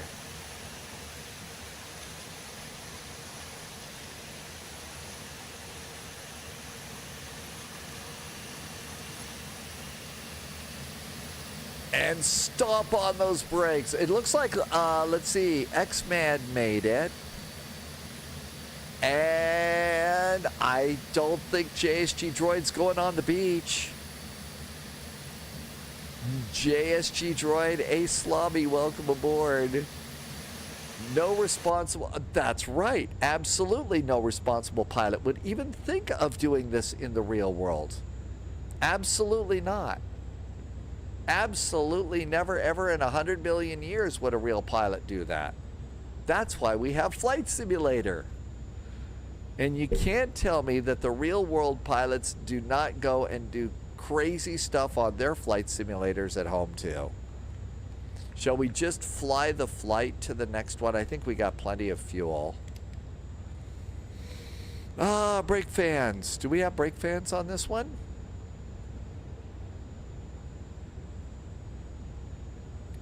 No idea. Dogs, what we're doing next after this was the MD-11. I'm not sure what. That's right. See, that's what we get to do. Dad Game Time is a big fan of brakes. How much? Because Dad Game Time, I was going to try and do a joke, but it's not worth it now. You have an OnlyFans page for fans and brakes, right? I totally messed that one up. Socialism says we need to go to Lukla. I don't think there's any chance. I don't think there's a chance that we could make it to Lukla. None whatsoever. I'm just going to go ahead and let's fly the airplane now. I would like to find a brake. Is there a brake fan? Jettison, cargo, predictive wind shear, wheels, flight controls, TCAS, blah, blah, blah, blah, blah. Airdrops, air deflector, roll trim, pressure. I think we'll just leave the gear out and that'll cool it down. It's on the upper panel. Okay, there's a fans panel, fans up here. Thanks, Loviz. Let's see. Quick up and down. Fuel controls, anti-ice, maybe on this side. Smoke detectors, oh, they have them in the lavatories, good. Prime, ELT, comms, ram air, avionics, recycle fans, vents, cargo, temperature. I'm sure you're right. I just am not seeing it. We'll just leave them out. Let's go. So let's see. What do we have? Let's do the master caution because we have no caution whatsoever. Speed. It was 120 to take off, so let's go to 150 is what I'm gonna bug. So let's see. I've got my flaps half out.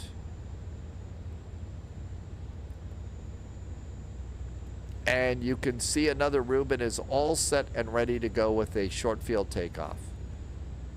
Maybe start at the top of the hill. There you go. All right, here we go.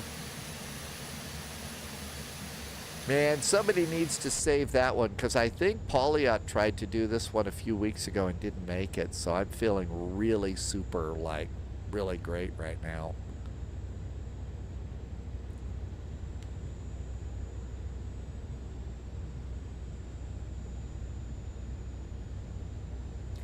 Mustache doesn't know about the fuel range on this. I boarded probably a little less than half. All right. Stomp on the brakes. Ready to go. Throttle's all the way up.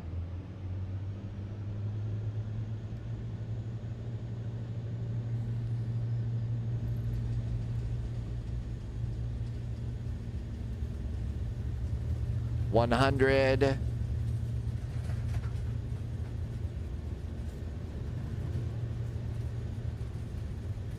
Retard.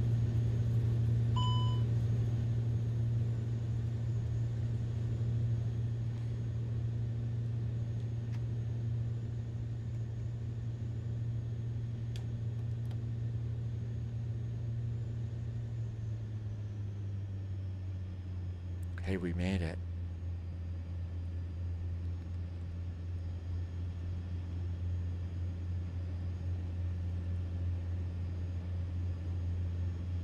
Sync.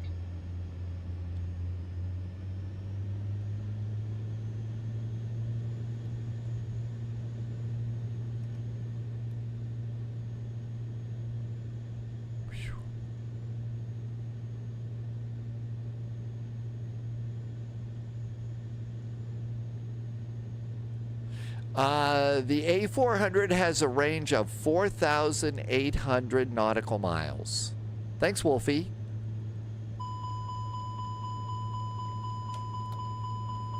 Flaps. Okay, next heading is going to be about 249 degrees.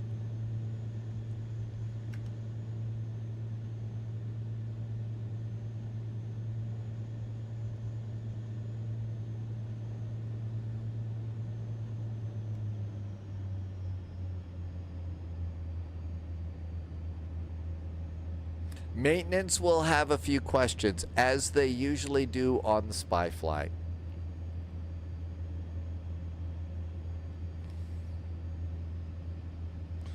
And we're going way too fast, and I'm just going to navigate visually for the rest of this. What did I do to this beautiful plane? So far, nothing bad.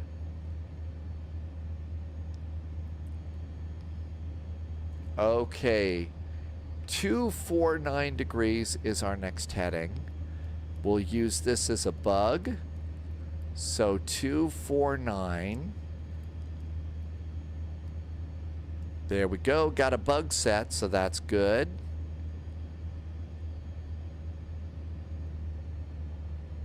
Overspeeding on the flaps. Yeah, I'm being really bad about that, aren't I? Okay, let's see. Ground spoilers are, I think that says it's disarmed. Auto brakes, good. There's Seba. And that looks great. And is our bug working? Yeah, the bug's working great. Okay, so do I get to go back to unsportsmanlike celebration right now, or should we wait until we actually stop the plane at Seba? If I break the plane, I get busted to private. Well, I haven't broken it yet.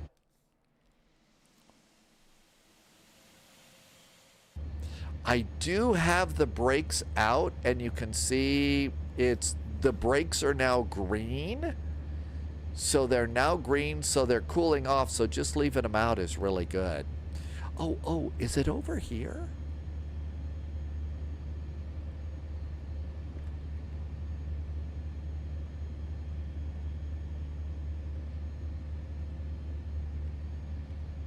Nope.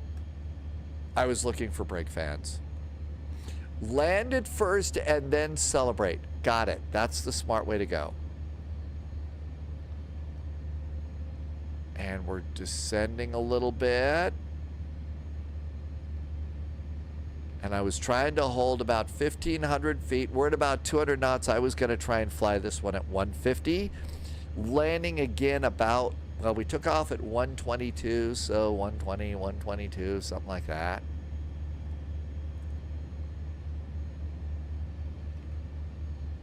Just a gentle climb.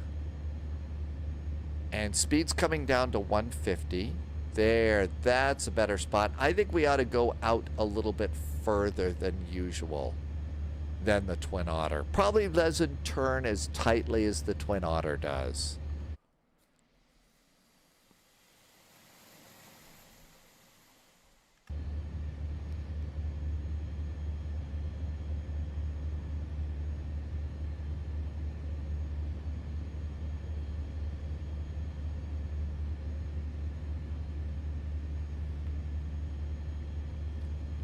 Okay, speed's a little bit faster, but that's okay. Yeah, just follow the sun. This would, that for, I didn't think we were going to get, I really didn't think we were going to stop at all. But we stopped. First flight.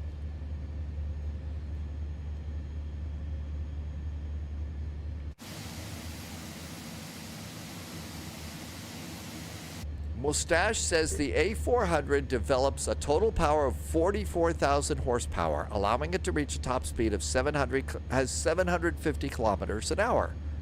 Maximum range of 8,700 kilometers fully loaded.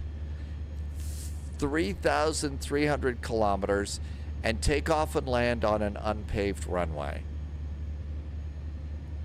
And each of these costs 150 to 175 million euros. Okay. So chances are we ought to be a little more careful with it. Well, you know, that's pocket change for flight simmers, right? Zoom.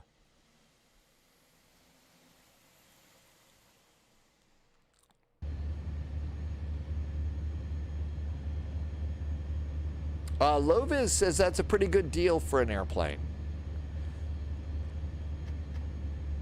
All right, let's go and bug 122 to land. How about 125 to land? 125 to land. Yes, that's the new donation goal, right, Bryler Gaming?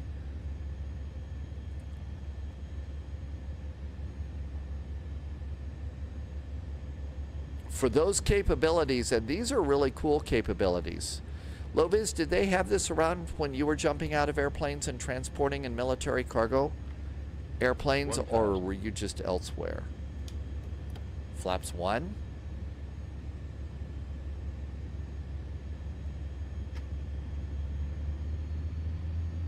Don't sink. Flaps 2.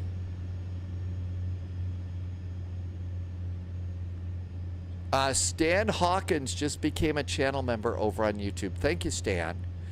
Each day that we fly, Stan, there is a YouTube video that I put out. It's just for channel members on what we're going to be doing for the first flight of the day.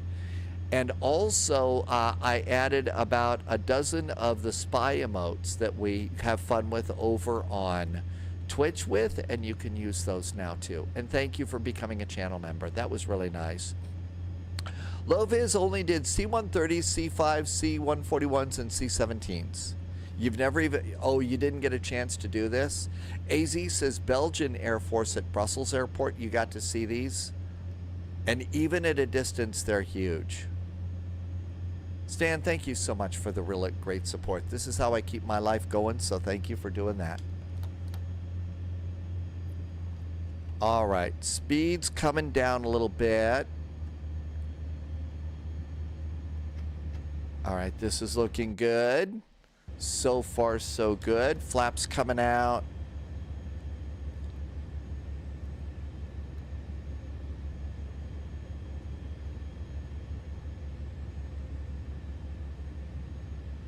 Flaps are full. There's 122.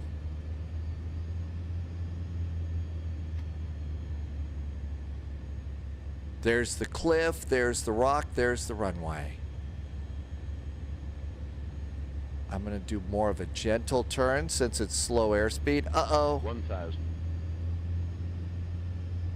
The throttle on this thing is super duper sensitive.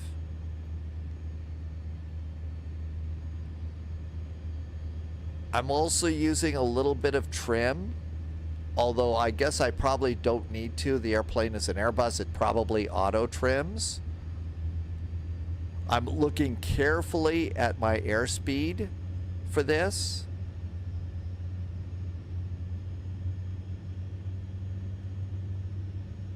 Okay, that looks good.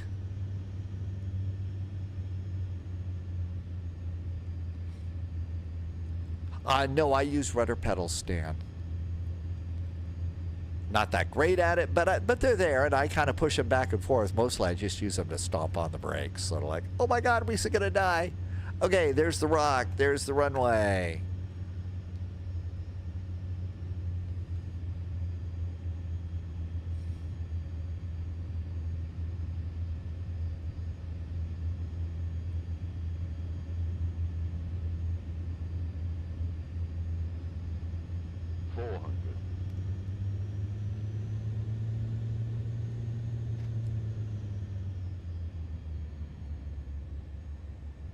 Sink rate.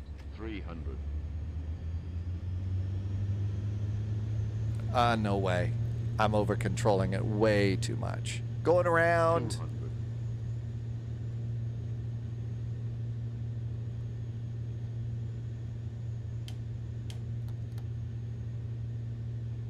Going around. That was not going to work.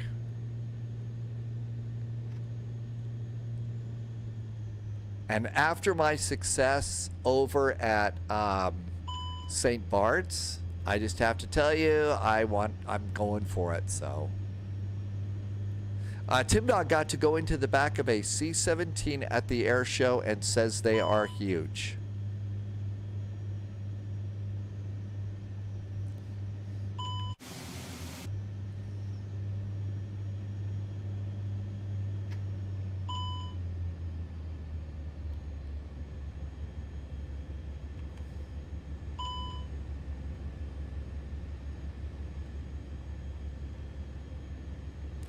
Crash imminent.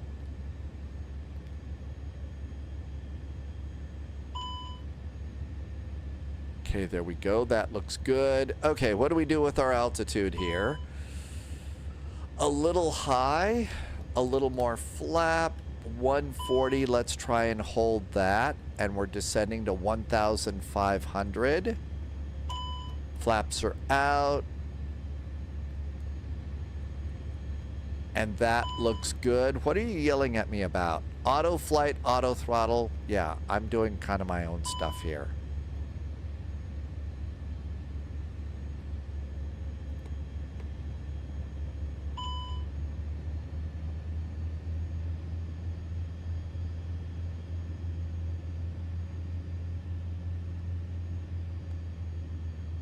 Okay, there's 1,500. There goes Wabi warping by. The cost, Brawler Gaming says the C-17 Globemaster 3, 218 million to about 340 million per airplane.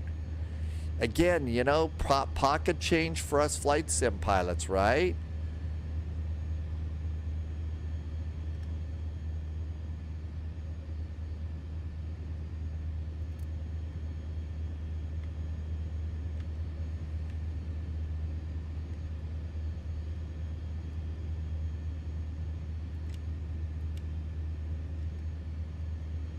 Wanted to go and have a look. Okay, fuel on board 17.3 tons. I don't think we're going to run out of fuel.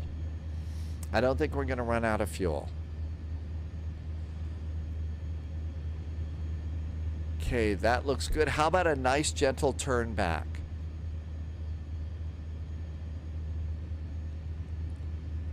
$1,000.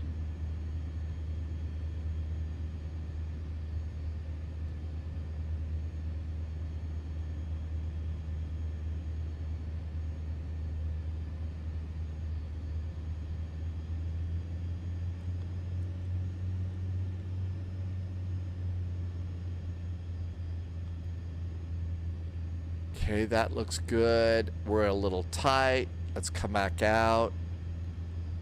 AMG, after we do this, we'll try and get back to Juliana. And then if we make it back to Juliana, well, even if we don't, MD-11, some cargo flight someplace.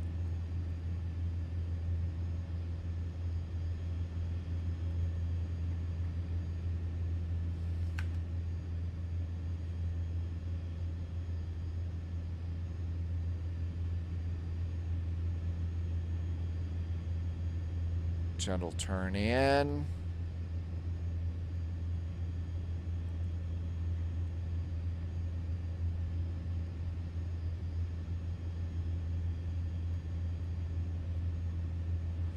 By turning off the auto throttle here, unfortunately, it turned off my speed bug.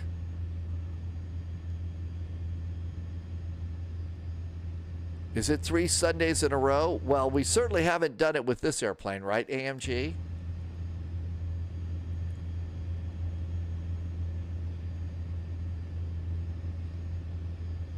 All right. Stretch a little bit. Take a deep breath. Look for the rock.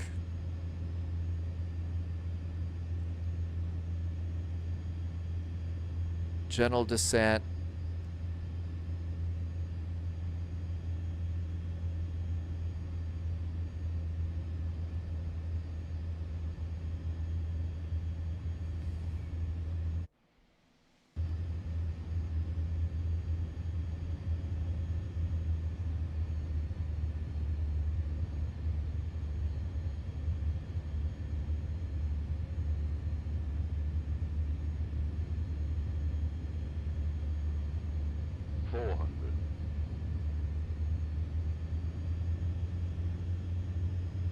I can't see the runway. Okay, there it is. 300. 200. I'm really close to stall speed here. No, I'm not going to make that at all. I'm sorry. I'm going for it. I'm going around again. 200. I'm going around again. I want this one.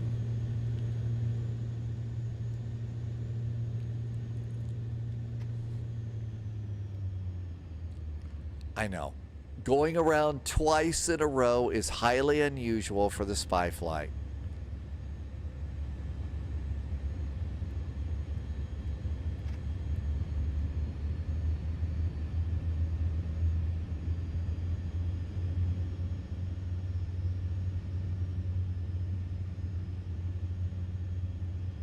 Dog says there's no way that I'm going to land. Probably not, but as long as I've got fuel, I'm going for it.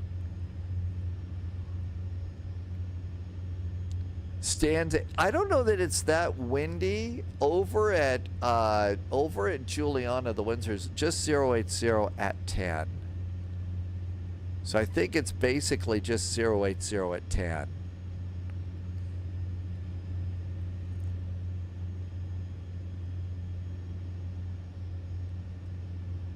Okay, I'm gonna go, and sadly I can't use that as a speed bug. So there's 120. Let's try and hold that up there.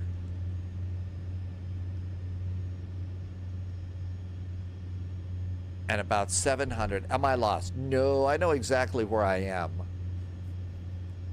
Too low, terrain. Don't sink, don't sink.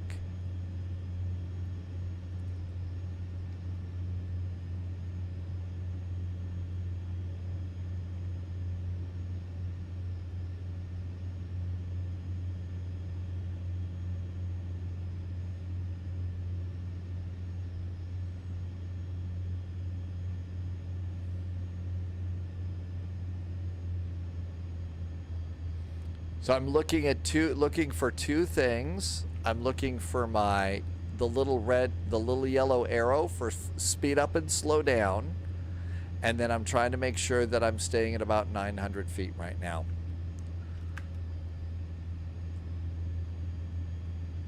There's a no exasperation. All right, let's start a gentle turn back in.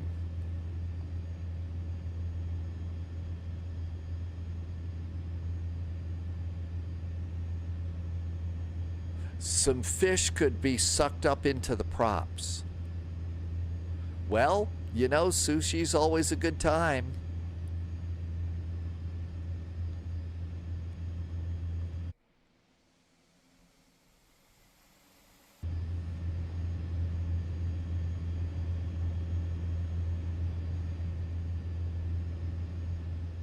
Oh, flying fish.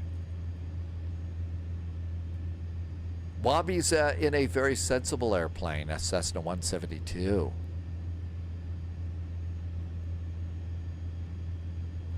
Tisak says, yeah, we can horse around in this airplane. It was built for horsing around, right?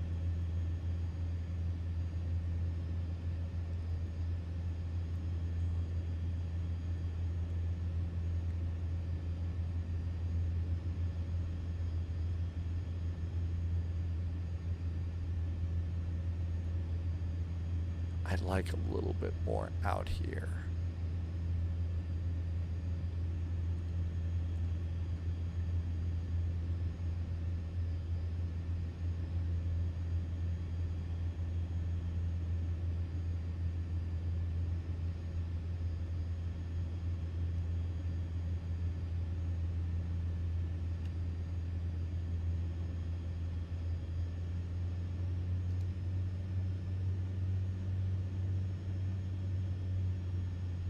I'm barely moving the throttles too.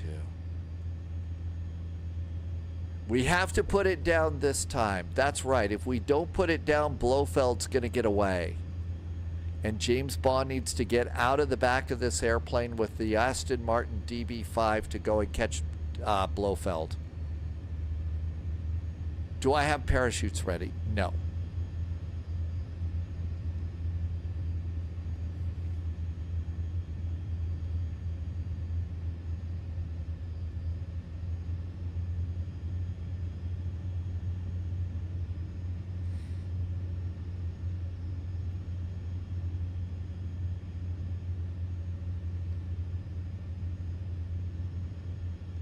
There's the rock.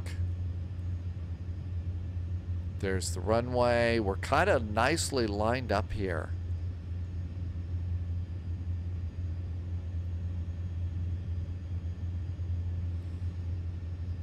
Not in close enough.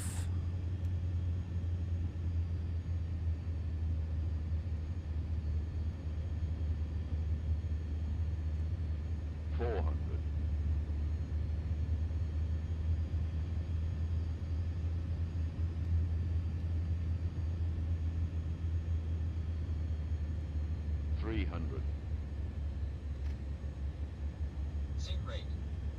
200. 120. Oh no!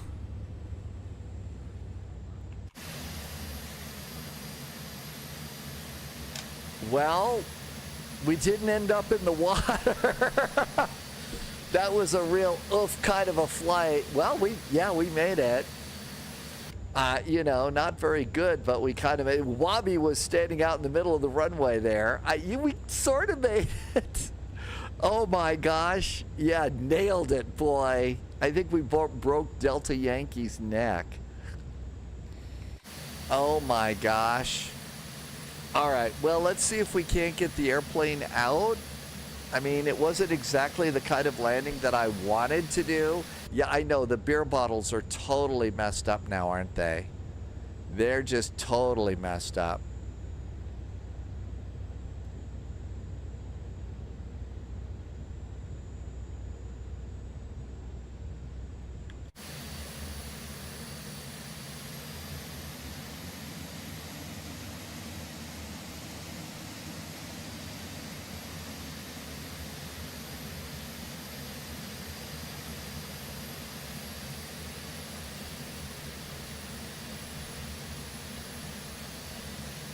Hey, Ministry, welcome back.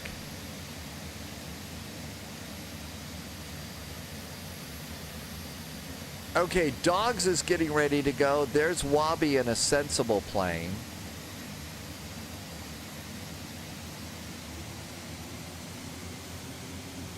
Uh-oh. No, no, no, no, no!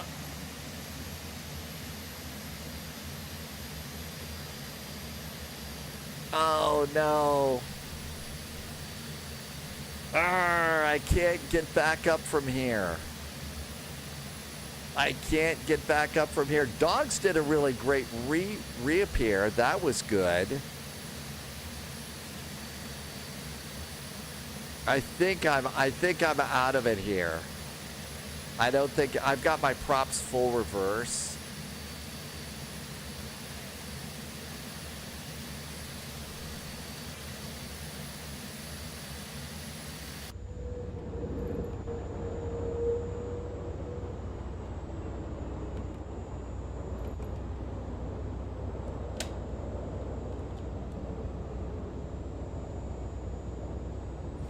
Yeah, that's what we'll do. Loviz figured it out. This is how we do it. Get the tug.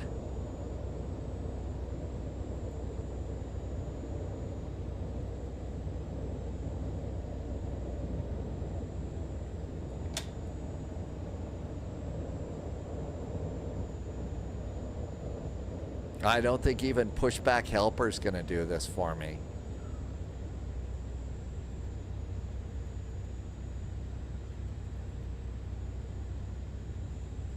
Pushback helper it can't even do it. Yeah, even this won't do it. Left and right will not work.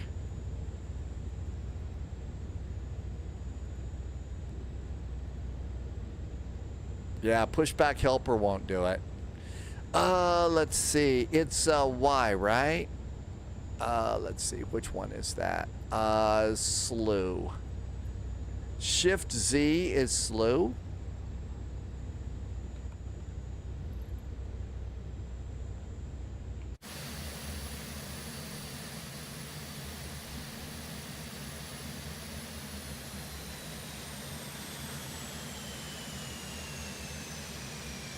GSX could put me on the runway. Let's see if GSX will put me on the runway.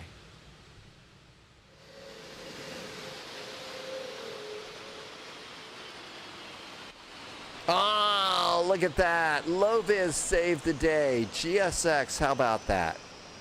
Low-vis saved the day. Okay, let's see. Uh-oh. I think it shut my whole airplane down. Control E, right? Shift E. Control E. Let's do panel state, ready for takeoff.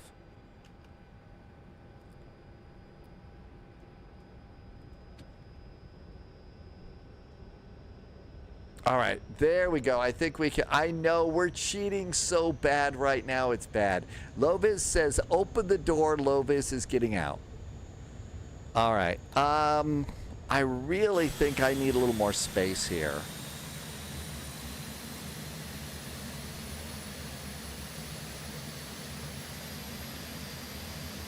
I want a little more space for takeoff. And it won't go into beta to reverse the plane. So I'm going to get out of JSG Droid and Ruben's way. AMG's in a smart airplane. There goes JSG Droid. Lady Laura Croft has arrived back in chat. Welcome, Lady Laura Croft. We're being really silly today, or at least on this flight. We're just kind of messing around, causing trouble. Lovis has decided to catch a ride with AMG. I don't blame you. You're a pro at airplanes like this. You don't need to be in with some idiot like me.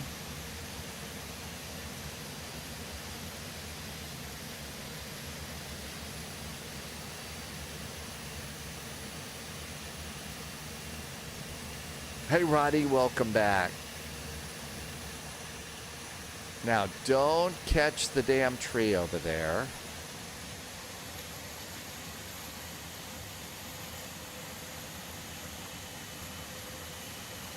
And Ruben's right there, so I'm going to wait till Ruben moves.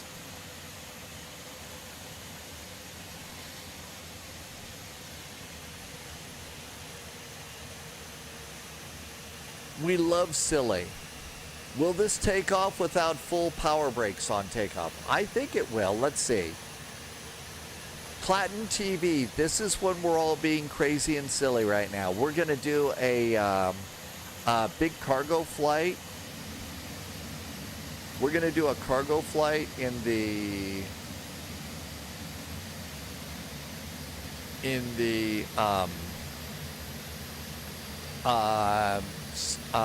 MD-11 next on VATSIM, and so we'll be back to being proper pilots.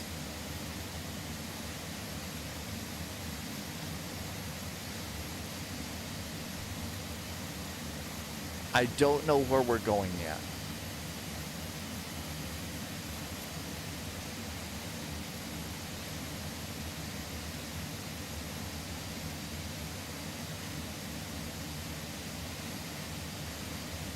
All right, here we are. Well, that's pretty good taxiing. Shall we give this a shot? All right, let's see. Flaps are going to be 3. We don't need to worry about anything else, right?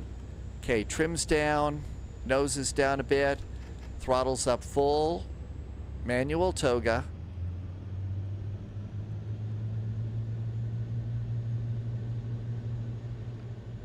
Engines are stable, release the brakes.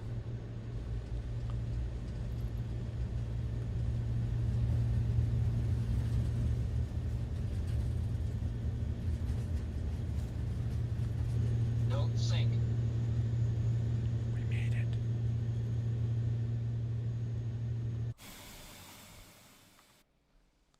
I think we made it.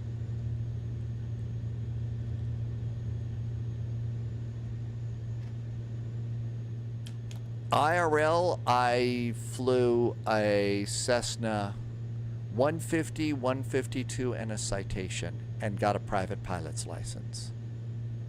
Okay, next heading is 030 degrees.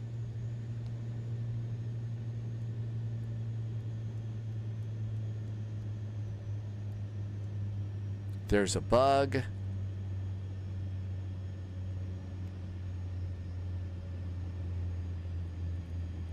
There's 030. I don't see the bug there.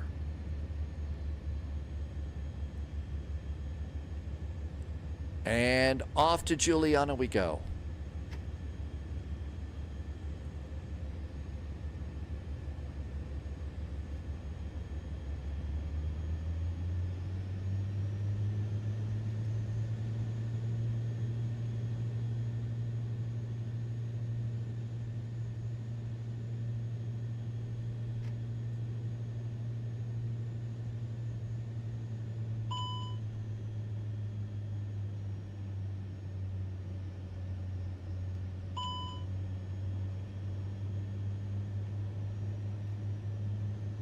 It doesn't like me because I've done, not the Citation, a Cessna 152, 172, and a Cardinal. I didn't mean, did I say Citation? I meant a Cardinal. It's going to beep at me about the auto throttle.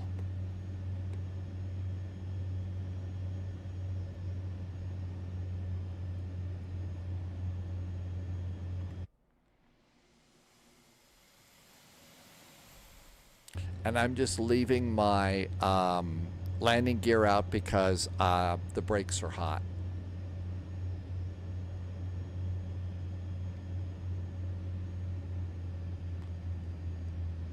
And that's probably good for an altitude. Well, let's see. We probably have to take this back to Seba so that there can be honor reclaimed.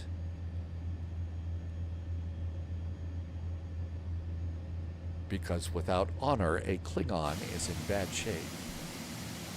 152, 172, and a Cardinal.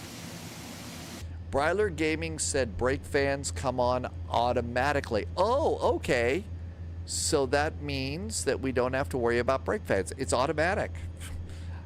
That's probably a good thing. Actually, our brakes aren't too bad. 230 degrees Celsius. On the left side. The right side's normal, so no reason to worry about that.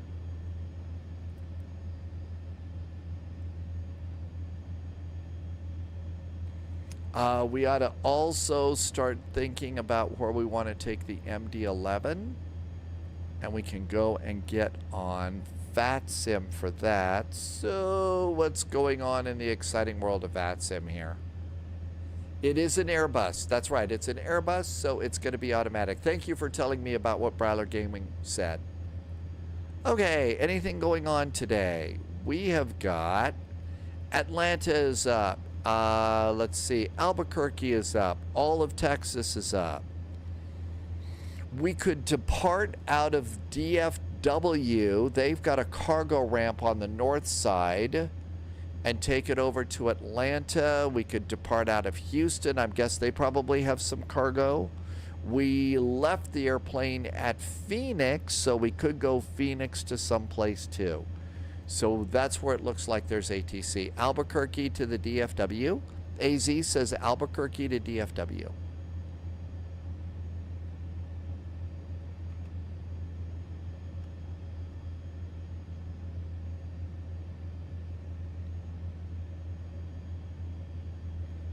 Dogs has surprisingly voted for Phoenix.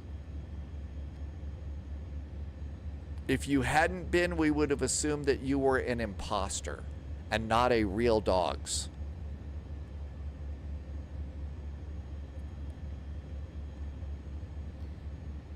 Well, the airplane did fairly well. I mean, the landing looked really bad.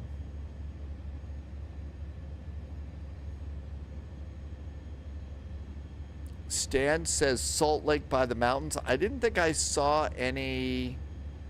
I didn't think that I saw any ATC there. So right now it looks like there's ATC from Phoenix all the way to Atlanta.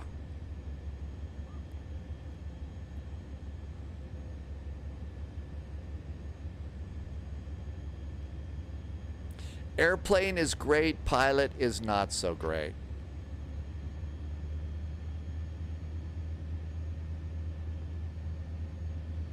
There's the airport. I gave myself a little bit more room than we normally have on this airplane, on this approach, because we're not in the Twin Otter.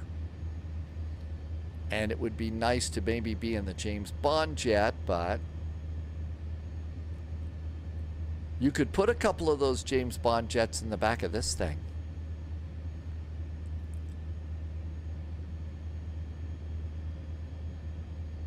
What would have been the sensible plane? The de Havilland Twin Otter, the DH-6. That's the one they actually fly on this one. I think they also fly the Islander now. So they would fly this, the de Havilland Twin Otter and the Islander are the two that Windward Airlines would fly. Oh, you could get so many little Nellies on this one. I don't think that the little James Bond jet, the BD-5J, had a name like Little Nelly. And you know what? That was actually one of the few airplanes that James Bond flew that he didn't wreck.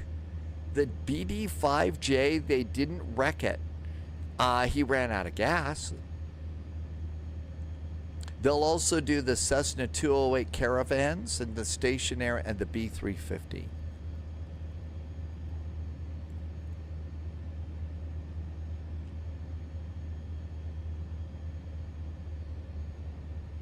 It did not have airbags. AZ reminds us that they didn't wreck Little Nelly. That's right. It just got kind of shot up a little bit, right? It's been a long time since I've seen for You Only Live Twice. I think that's the one with Little Nelly.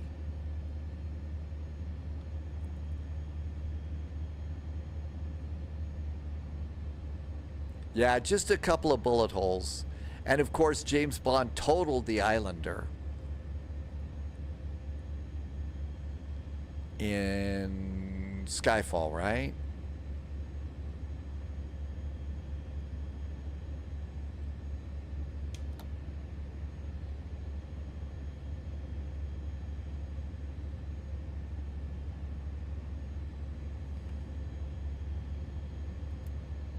Auto brakes medium.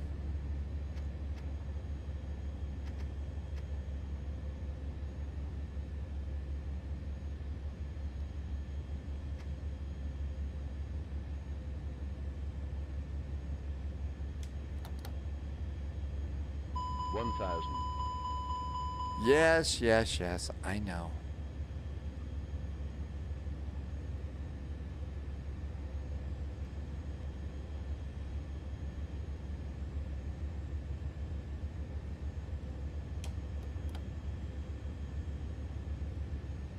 Sync rate.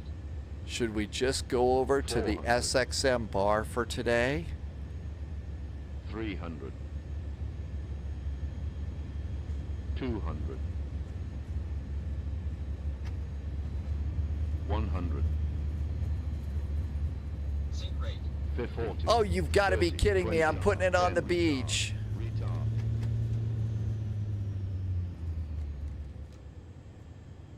Sync rate. 40, 30, 20. Man, this has just not been my day in this thing at all, has it? Well, I think this is like the 4th time I've flown this. It's the 4th time I've flown it.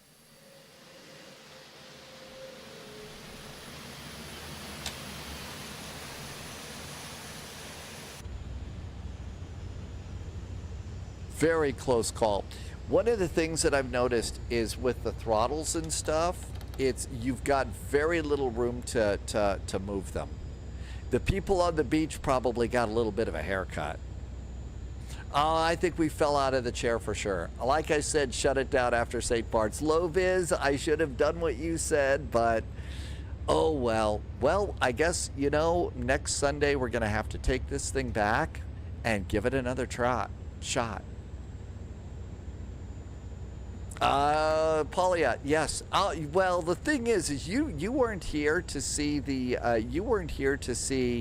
the landing at St. Bart's. The landing at St. Bart's was great.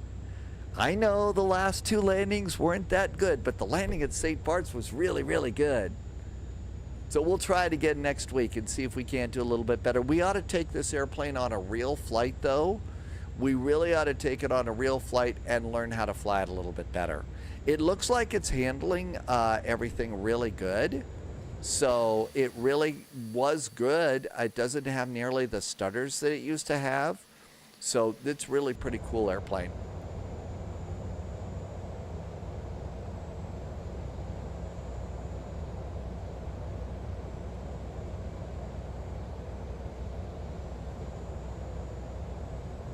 The definition of insanity. Well, welcome to the spy flight, Amargosa. I mean, that's just been my life forever.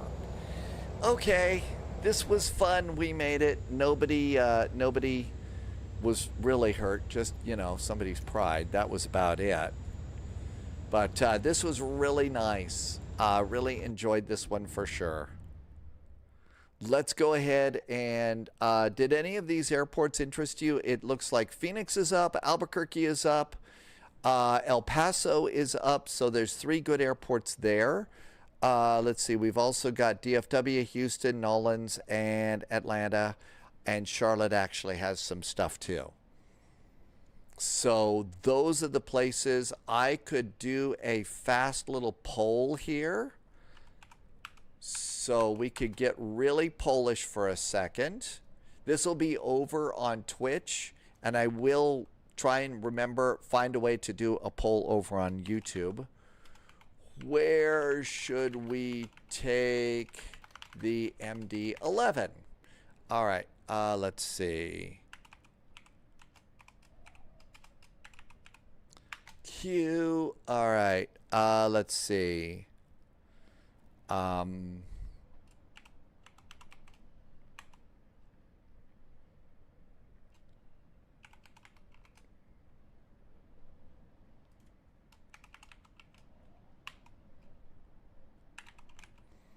Almost done.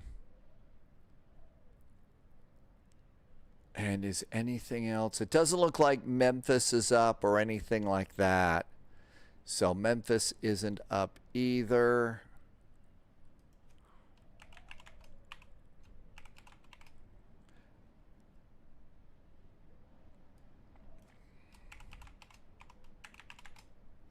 And I'll try a couple of Western departures too.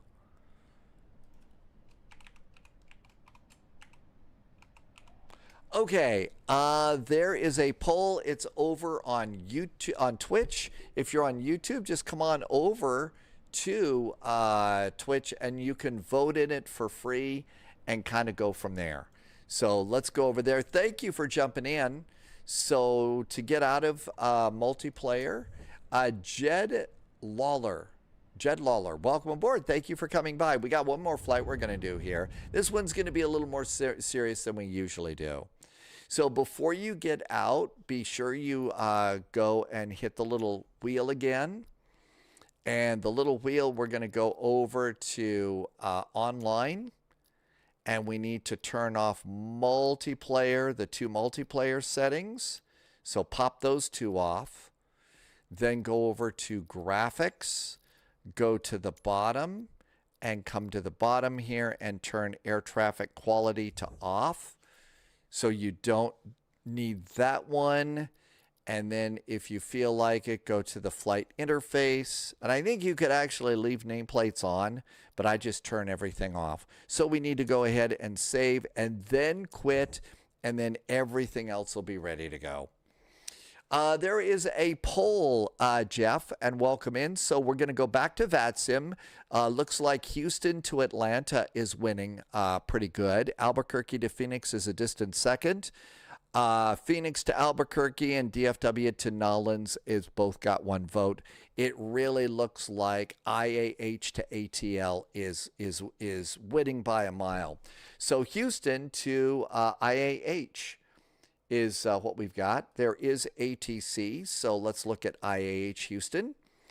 And Houston says we are departing runway 15 left and right.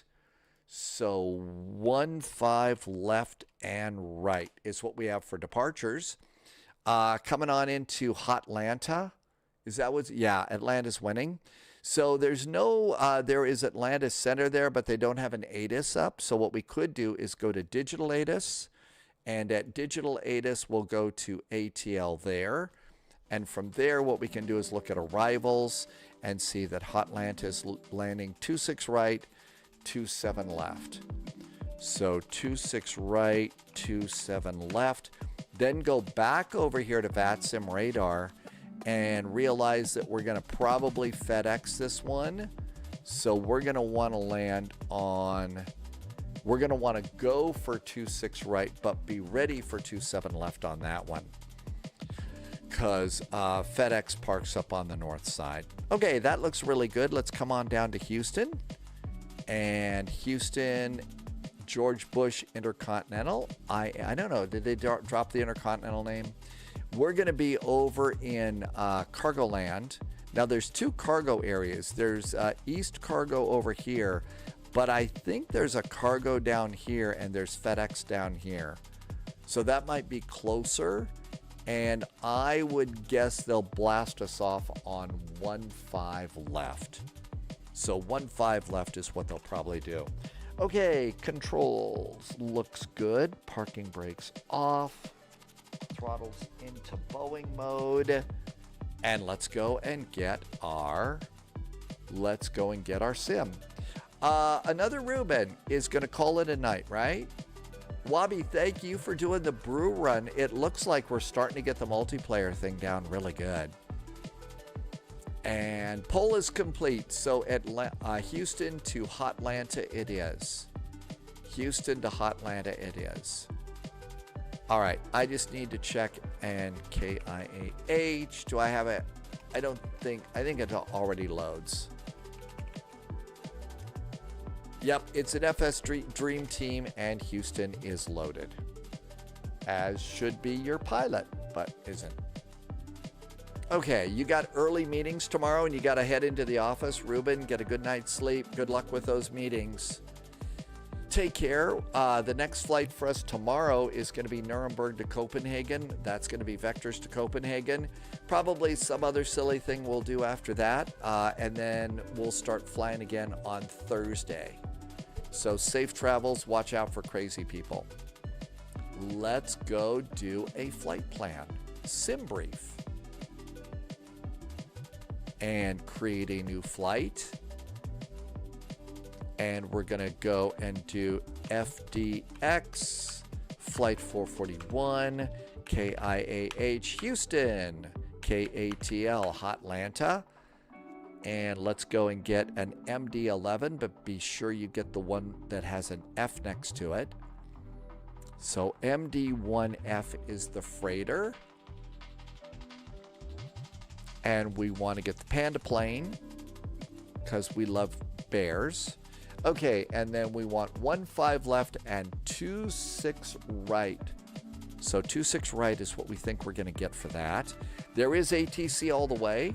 So fuel planning, I'm going to switch it on over to minutes and do 30 minutes of extra VATSIM fuel just in case. And all of that looks good. This looks like it's going to be 2 hours gate to gate. So about 2 hours gate to gate, which is pretty perfect, I guess. I think that's good. Let's generate the flight.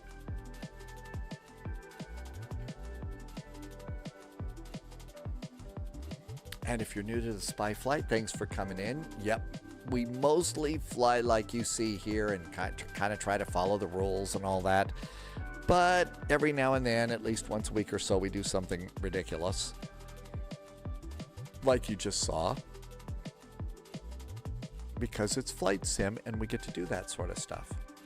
Okay, save a copy of the current plan to the desktop. You'll need it. Come on back in here and pre-file on VATSIM. And let's see, Lady Laura Croft said a Oh, a cool bear. Perfect for this next flight. Pre-file. And so we're going to go out at flight level 350.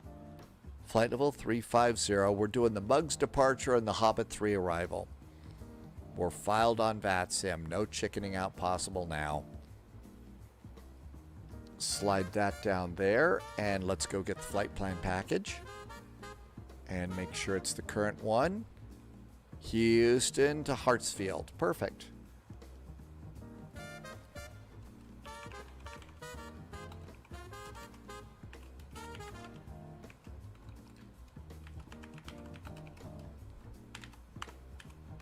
Okay, so over here we need to get our notes kind of cleaned up a little bit after all that. So bump those two off. We did those flights. Now we're going to not do that. It was a nice flight out of Ben Gurion today. There was nice ATC as well. Okay, all of that looks really good. We don't know what our stand will be yet, so we're going to clear that out too. The flight plan is going to go to, we're going to get the actual route from page 2. So that looks good. We'll pop that in there. And that looks like a good route. And this looks pretty good too. All right, now then, next thing is there is a charts app. I forget, do I like it in this one? No, I liked it over in the A400, A300. That's a really good one. So it's better to use charts in this. So unload the last plan, import the next one from SimBrief. Santiago is already in Chile. I know, the double taxiway names drive you nuts. Import from SimBrief. Atlanta to Houston. And there's the route. Cool. Airports, charts, taxi, Houston. Nope, that's not it. That's not it. IAH. That's Houston. Taxi. Okay, yeah, that's a little bit longer list. Now, there might actually be, we're starting over here because FedEx Land is down here by Whiskey Hotel.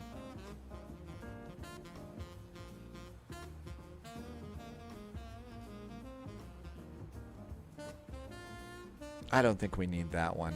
So let's just get main airport. The departure is the Mugs 3 departure. Mugs 3. And we'll look at it to make sure there isn't an initial climb clearance. And there sure is. 16,000 feet.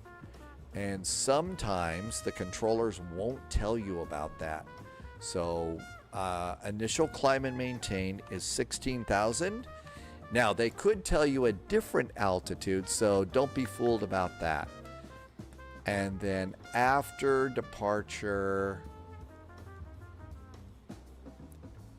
departure at Houston is 127-125. I'll usually jot 127-125 just because usually they sometimes forget. So after departure, it's going to be straight out. That looks fairly straightforward. Okay, coming on in, it's Atlanta, charts, arrivals, and it's the Hobbit 3 arrival. So Hobbit 3, we're coming in via Shire. So there's Shire. We come on in. We need to be at 12,000 feet at Ensel. And then hopefully we are on the north transition, and I think the one we want is Zelo. So Zelo. Over on the approach, go and get 26 right and 27 left. 26 right and a huge big sneeze. 27 left. Got to get both of those. Taxi chart, and that's it. I didn't get the taxi chart for IAH, and you're going to need that because they've got all those ridiculous double letters. Okay, so now I think we've got everything we need. There's the airport, there's the departure, there's Hobbit, there's the runway we want, there's the other one, And there's the airport. And we don't need the terminal area. So all of that looks really good. We don't need anything else over here. So all of our notes are ready to go. And the flight plan is ready. It's in pounds. We're going to be 437,000 pounds. Hi, Private Young. Welcome back. Buckeye says to hydrate. And if you're flying with me, this is hour number 4 of the flight. So you ought to hydrate too.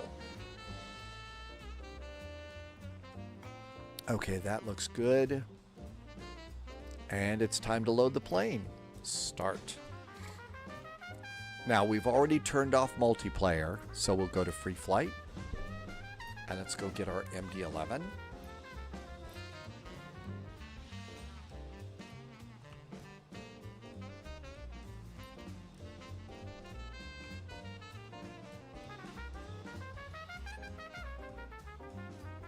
There's an MD-11. And let's configure it. Probably can't fly it as Lufthansa cargo.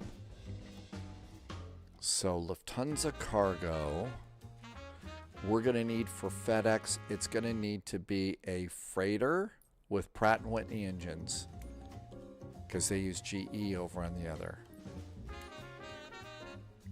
There's our FedEx.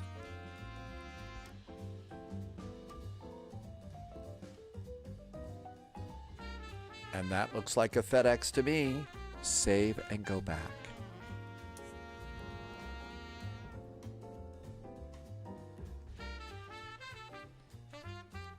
I think somebody did a spy hat. Yeah, I don't think that I don't think that we can do this anymore.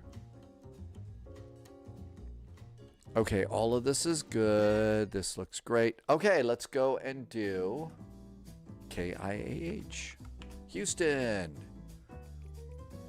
In the movie Rollerball, it was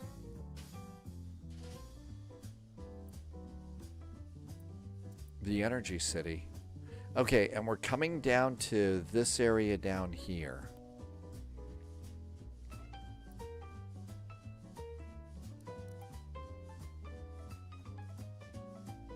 Make sure nobody's parked at FedEx land. Okay, there's somebody at gate 10. We're going to go to gate 9 at Whiskey Hotel.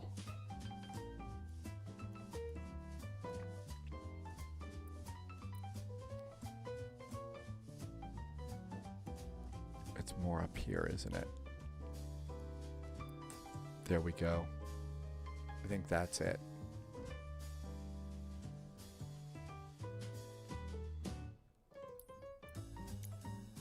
Let's see if that's the one.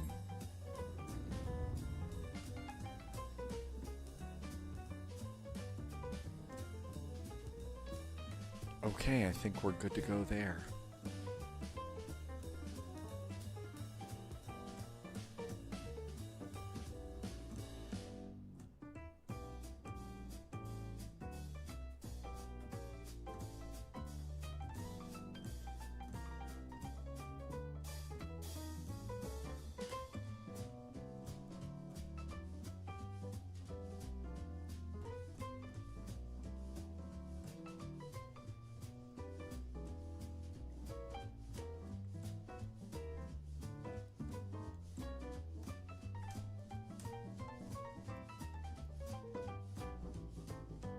I've forgotten something about this airplane, and I don't know what it is.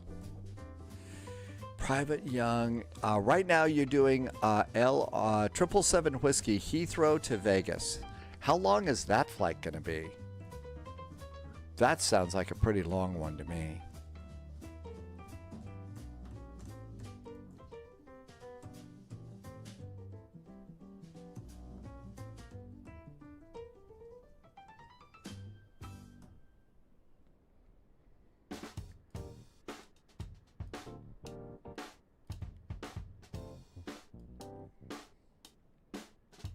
Houston ATIS is information keel up.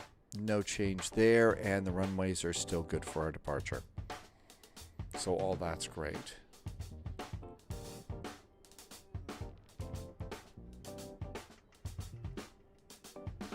On the clock, 8 hours and 47 minutes. That sounds, yeah, those are long flights. So, Private Young, you may be arriving. Well, you're going to Vegas. We're going to Atlanta. So, those are different airports. So, you won't be going to that one.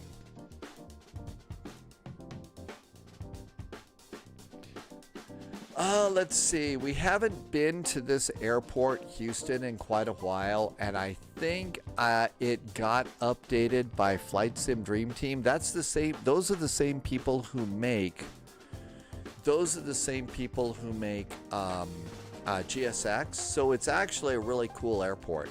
The scenery package is. What's not so cool is, as has been mentioned, the double taxiway names.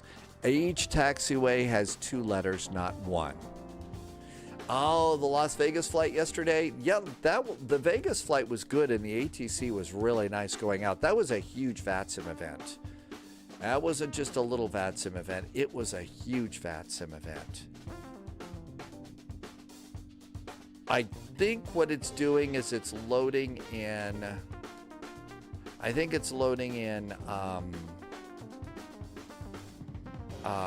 the Houston airport. So that's why we're getting a little bit of a WASM delay here right now. So it started, it's definitely started to cloud up a little bit. It's definitely started to cloud up a little bit.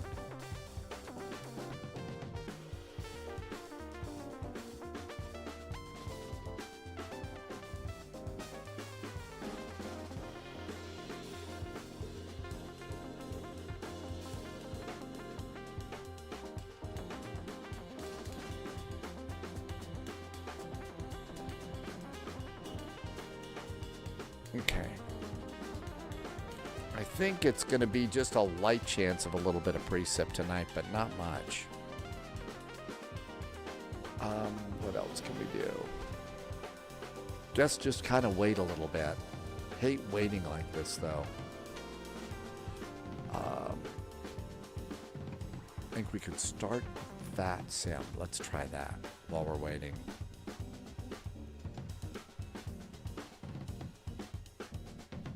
One way that you can kind of tell if it's still working is the little circle in the lower right-hand corner. That's still spinning. Plus, it kind of moves back and forth a little bit. So it kind of like moves a little bit back and forth. The map kind of fidgets a little bit or something.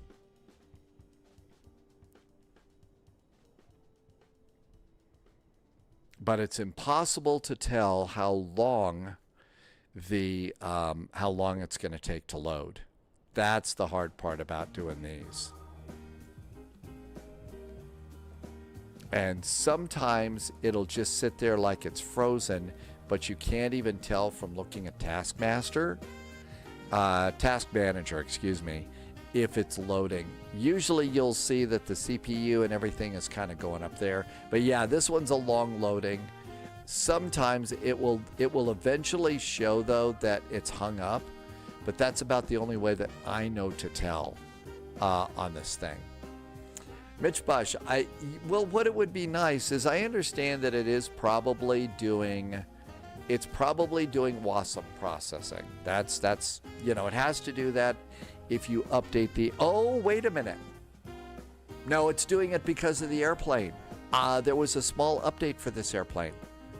There was an update, and I got it this morning. That's why it's taken so long. It's because of the airplane. Jeez. Okay, that's why. Man, if I'd remembered that, I probably would have chosen another airplane. Because these WASM things, and generally it's about 10 minutes, but when you're waiting to take off, you want to get in your airplane and depart before, ATC calls it a day. At that point in time, it gets a little bit old. But yeah, there was a small update. There was actually a fairly good list of things that they said that they had fixed on this. And that was while we're waiting. So yeah, their list of things that they fixed was actually pretty good.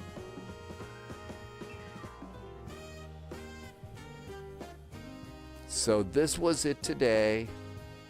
Added option to disable automatic window shades. So if you were flying in the passenger version, main entry doors operating unrealistically fast, landing lights moving without power, cabin lighting stays on, displays starting up instantly. They fixed a lot of stuff. Possible crash on a direct to. Oh, didn't have that. Changed, paused at top of descent. The installer detects and fixes long path problems. So they fixed a lot of little things. And so this was the latest one that I saw. So, okay, that's why it's taking for freaking ever. I get it now.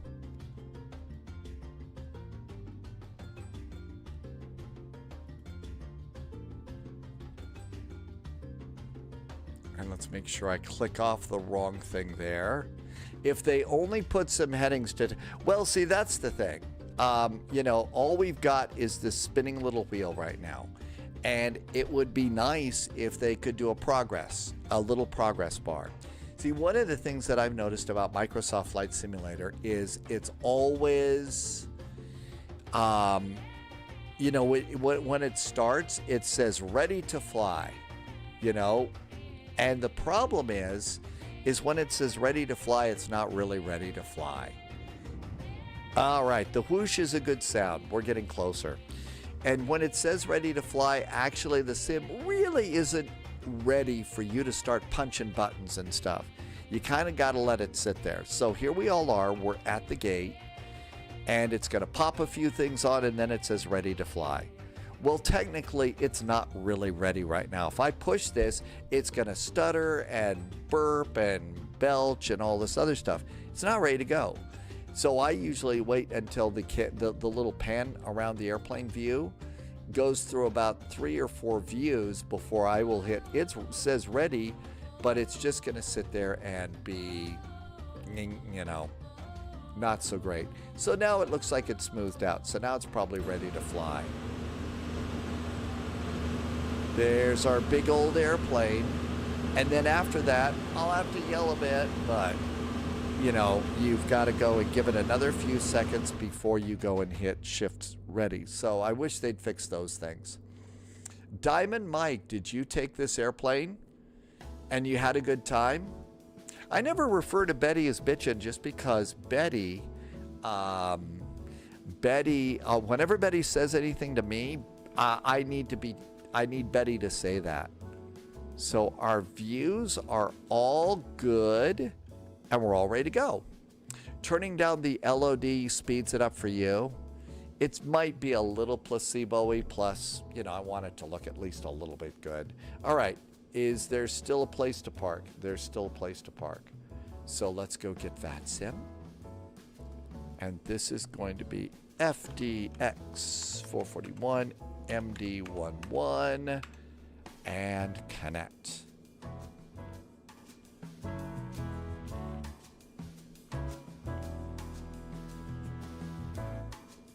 And jazz a little here.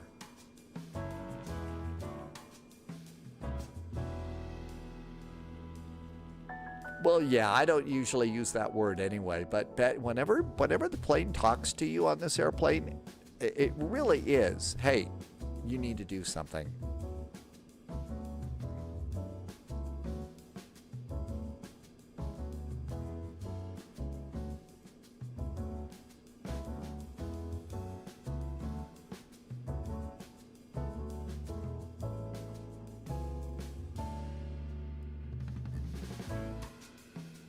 Volanta is ready.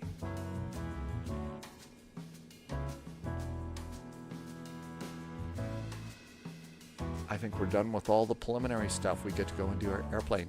Oh, I didn't think it was. It wasn't Diamond Mike, and that's what all the pilots, you know, call the airplane voice. Although ironically, as it turns out, all of the women who recorded voices for McDonnell Douglas, none of them were named Betty. Hi, DWD. None of them were named Betty. So that just ruins the immersion for us even more, doesn't it? Okay, let's see. We can go and have GSX provide us with a set of stairs. So we can do get some stairs out here at the airplane.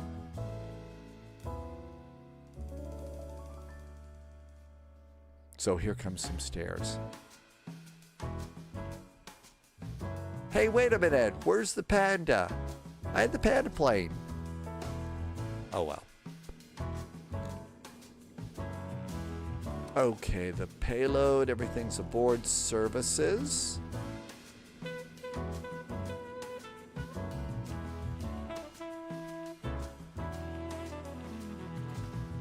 Here come our stairs. And then we can open the door.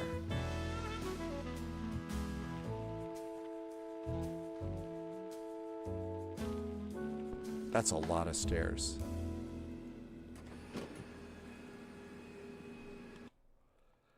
And here comes the doors.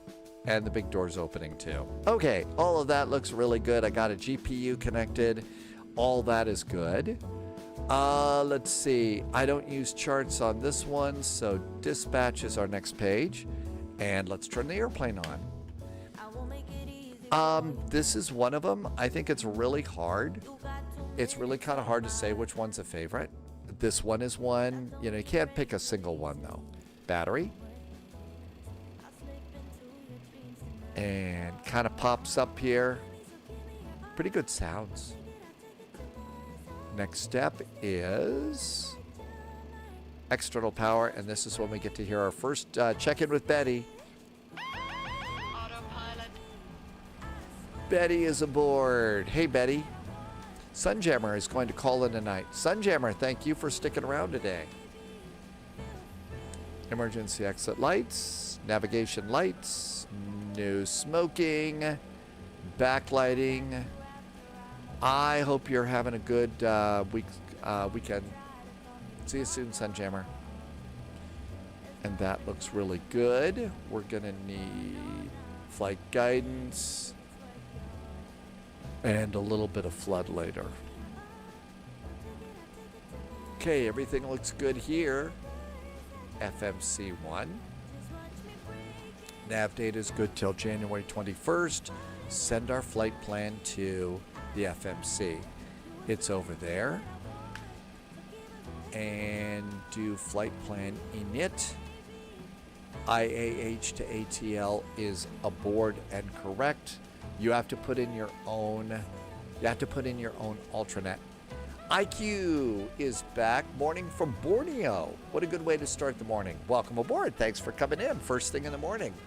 A first cup of coffee flight. Thank you for coming in. I hope it is a nice morning in Borneo.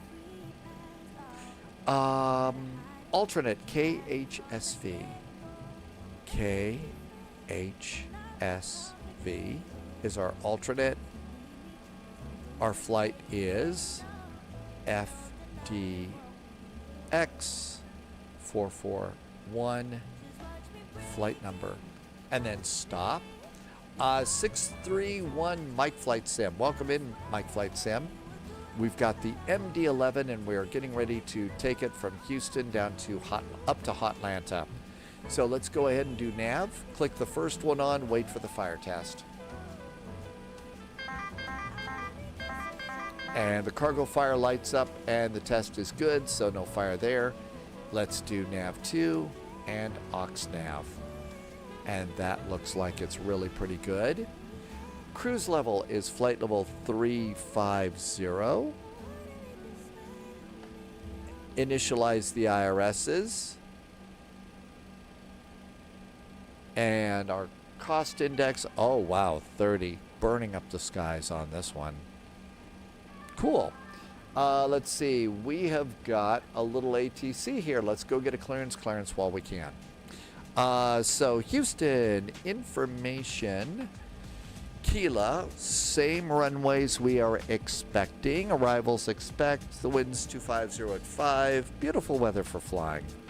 United ramp control. All aircraft taxi with taxi on. IAH ground. And Houston ground is up too. And we got a PDC, so we got our clearance. Altimeter and stream title. Hi, Lindsay. Welcome aboard. Thank you for reminding me that. I totally forgot. So let's see. This is an MD-11. Thanks for coming in, Lindsay. We are KIAH, KATL.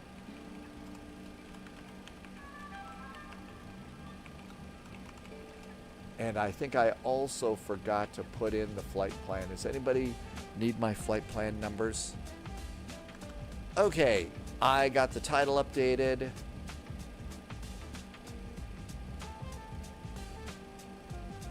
Control C. And we'll just get that done real fast. And by the way, the flight plan does work over on YouTube and Twitch. And thanks to Polyot for setting that up. All right, so we did get a clearance. Climb via the SID, expect maintain 4,000. Okay, remember all that harping I did about 16,000? They changed it. So our initial climb is 4,000 feet.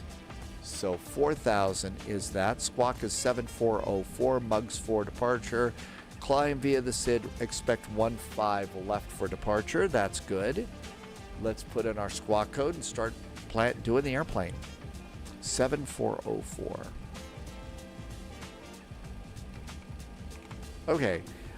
Departure. Do we have departure frequency? 120050. It's different. 120050 and 12005 for push. Actually, okay, we're good to go there. Let's do the airplane. So page 2, and it's time to do weight and balance. So let's load the airplane. Lifty cargo, no, they got rid of theirs a long time ago, actually. They got rid of theirs a long time ago. They flew them a lot, and that's the Lifty cargo videos. Well, the thing is, Lufthansa is a real forward-thinking airline. And this MD-11, as much as we love it, has 3 thirsty jet engines to feed fuel to. You could take a 777 on the same route that you're flying this on, carry more cargo, but you've only got 2 thirsty jet engines drinking fuel. So my guess is that it was part of modernization. Plus, these airplanes were getting old. And, at the risk of doing any kind of unfounded speculation and stuff like that, my guess is when we get the final report, I'm going to guess that there's some sort of metal fatigue or something like that caused the engine to snap off. Just because these airplanes are getting old. And I love old airplanes. They're great in the sim, but old airplanes are a problem. So, but that's ridiculous speculation, and I hate people that do that, so I shouldn't have done that. We got to wait for the final report as to what happened, and that's the most important thing to do. Zero fuel weight, 437.5. 437.5 is our zero fuel weight. Block fuel is supposed to be 64,240 pounds. 64,240 pounds. So we're going to look up here at the gas tank and see if we got it loaded. And it says right there, fuel is 64.2. So 64.2 is block fuel. Baseball Boss is back in chat. Hi, Baseball. United 3813 heading to PVD. Did you take off from Houston with us too, Baseball Boss? Just click takeoff center of gravity and zero fuel weight center of gravity. Just need to do those right there. Mark Chow hit the sub button on YouTube. Hey, Mark. Thank you. Welcome aboard. Reinforcements and incoming. Oh my gosh, More live and direct from the big room this at Caesar's flight. Palace, the one, the only Sim Caesar. Hi, Sim Caesar. Welcome aboard. We've got a big old MD-11 right now. We're going to take it up and fly. So we're going there. Oh, you're picking up the Texans. Tyro Goth, welcome aboard, Tyro. Hi, Sim Caesar. There's the Sim Caesar. Hello. Good to see you. Thank you for coming by. I hope you are having all New sorts of recruit fun. detected. The only touchdown the Welcome aboard, 49ers Agent. got Stay came sharp. from United Flight 3813. Mr. Cass. Ouch. Ouch, ouch, ouch. But that probably accurate, right? Mike Flight Sim, well, we're going to be up in just a little bit right now. Oh my gosh, that was really painful, wasn't it? Let's go and uncage the backup horizon here. Backup horizon's really good. And let's come on down here and do our last few numbers. Taxi fuel is 1.5. 1.5. Sim Caesar was recently caught flying a jetliner. Everybody was totally shocked. Sim Caesar, did you enjoy your jetliner flight? And will you be in a modern jetliner, not an old one? This was a modern jet. Did you enjoy that? And will you be returning to a jetliner? Let's see. Route reserve is 4.8. 4.8 is reserves. And 7.1 is final. And that gives us an extra 20 minutes of fuel too. Looking good. Our block fuel is 64.2. 64.2 goes in the refueling. And let's do our flight plan. We know what our runway is going to be, so we can take it from the flight plan and just plug it all in. IAH, SID. We're departing off of runway 15 left. And we're going to be doing the Mugs departure.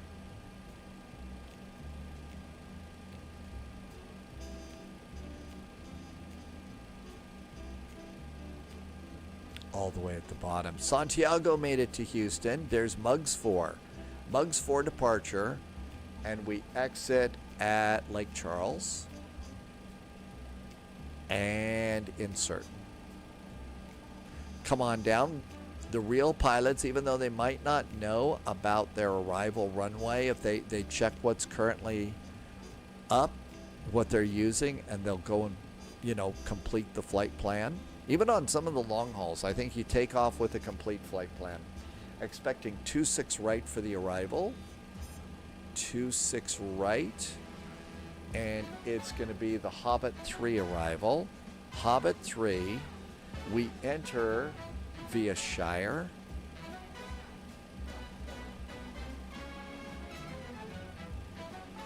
There's Shire. And it's either Haynes or Zelo. I think I usually choose Haynes. And we never take the transition anyway. So out of it, it's Kiwi to Zelo. Haynes is the one that's a little bit closer in. JSG Droid is going to be chilling in the Citation. I'm just not going to bother with those because it's always going to be vectors. They never give us that. Okay, so that looks really good. Let's come on down here. So JSG Droid gets to fly at Mach 100 gazillion at flight level, suborbital. And let's come on over here, do the hydraulic pressure test. And that's good for that. Airplane is loaded. So let's go to services.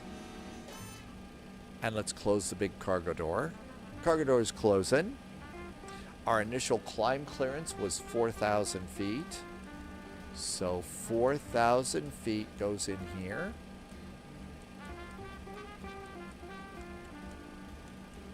There we go, 4,000 feet. Our heading off the runway in Houston is going to be very small to read. 149. So 149 is our heading.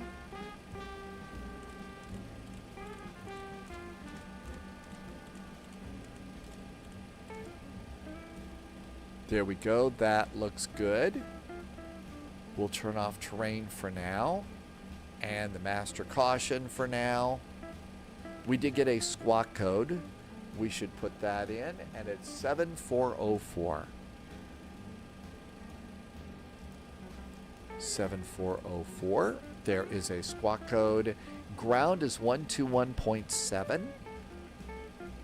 121.7.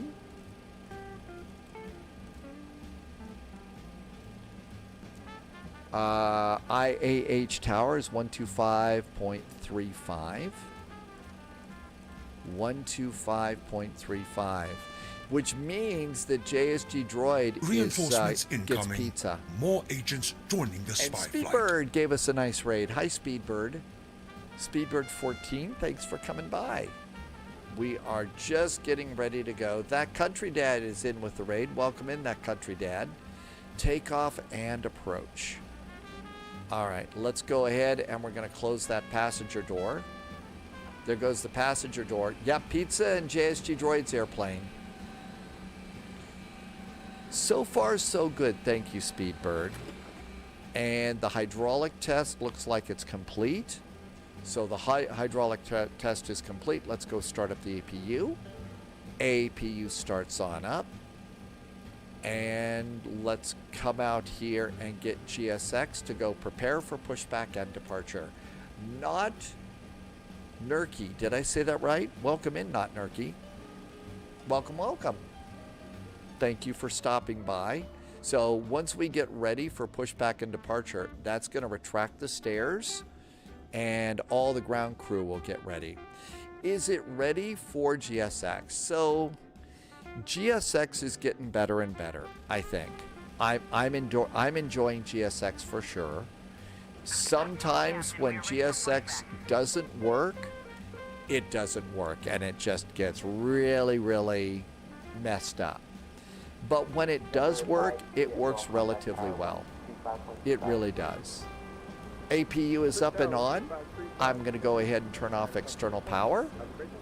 Disconnect the GPU. Wheel chocks removed, and we're clear of that page. Let's do performance for departure. We are expecting 1-5 left for departure. Let me get a couple more numbers in, and I'll get back to chat. I sent in the flight plan. 1-5 left. Weather information. Try again. Okay. There we go. Altimeter 3024.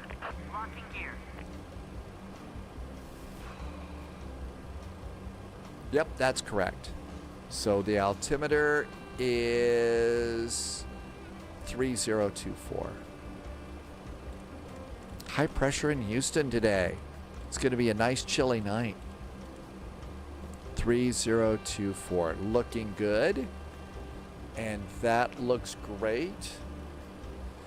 Takeoff weight is 500,200 pounds. We're going to go nose right, tail left.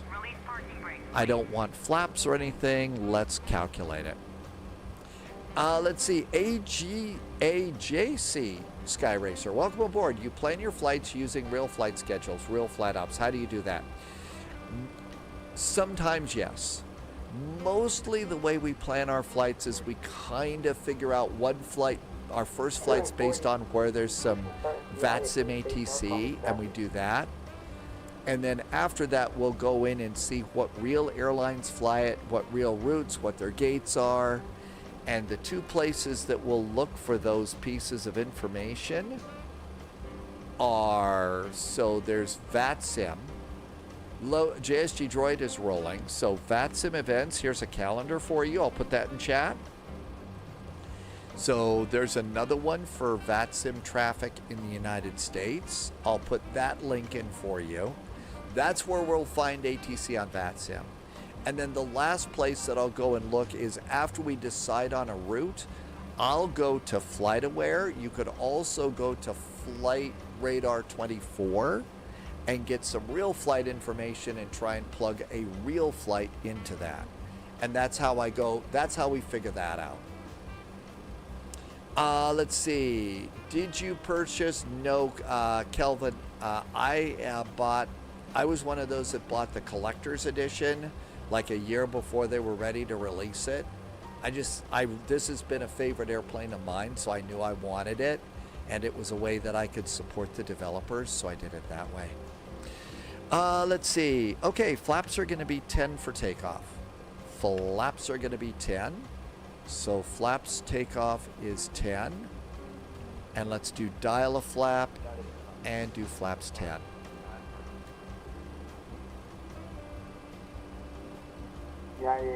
Flaps are 10. Cool. Our flex temperature is 59 degrees. Let's see. Slope is minus 0.1. Headwind is plus 1. Minus 0.1 slash plus 1. Our outside air temperature in Houston is 13 degrees Celsius. Houston ground, mall up, Bravo, requesting plunge to So speeds for takeoff, 154, 167, 176. 154, 167, 176. Looking good. Let's look at the departure. Do I have any speeds that I need to hit? No, let's just leave it at 250. We're ready to get going. I'm requesting 4,000 and my aircraft All right. is small and steady. Engines. Ground crew is ready for us to go. Let's start squawking. So transponder going on. And you have to turn on altitude reporting to do mode Charlie. Let's go and do passenger signs. Passenger signs are on. Let's do engine ignition to A. Let's get the beacon on. Beacon is on. And let's call ground.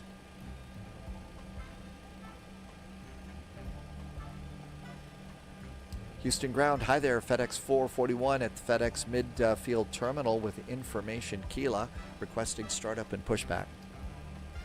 FedEx 441 pushback, Houston ground, push and start cruise bombing taxi.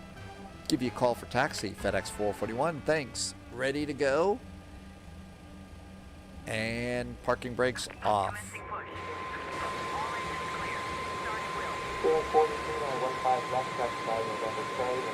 And away we go. Not Kearney. So my flight simming and stuff like that. A long time ago, back when you had Commodore 64s and stuff like that, I was getting my private pilot's license. So it was a long time ago.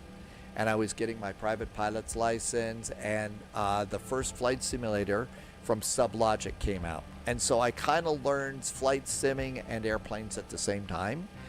Then, because I have glasses, I didn't pursue real flying as a career, and have been playing flight simulator for on and off for years.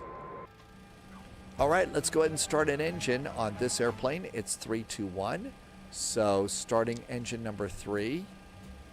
And engine number 3 starts. So we're going to look for the N2 to start coming up here. There comes the N2. And we, Inga from Lufthansa Cargo starts her engines at 18%. So fuel at 18%. New recruit detected. Welcome aboard, Agent. Not Kearney, thank you for the follow. ASMR TV. They're a little bit low, ASMR girl. They are. I've my settings have changed. Got a big change the other day, and that's part of the problem. Parking brakes are set. I also have a really nice audio limiter that's not working. I have to fix that, so it kind of, because the audio levels on ATC are all over the place. Good start on engine number 2. Number 3, let's start 1. And engine number 1 starts. 3,000, expect 4,000 after 10 minutes after departure. Squawk 4946. And here comes N2. 15, 16, 17, 18, fuel. Thank you so much, I appreciate it.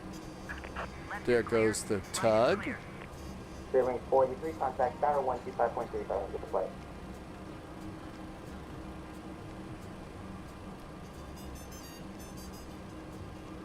And engine number 3 is two is looking good. Have a good flight.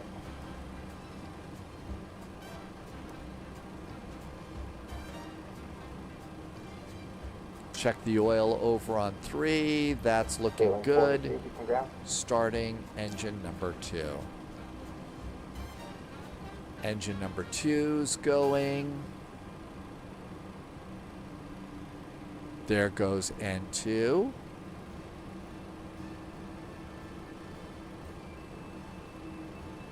$15, $16, $17, $18, fuel. And our plane is slowly spinning on up.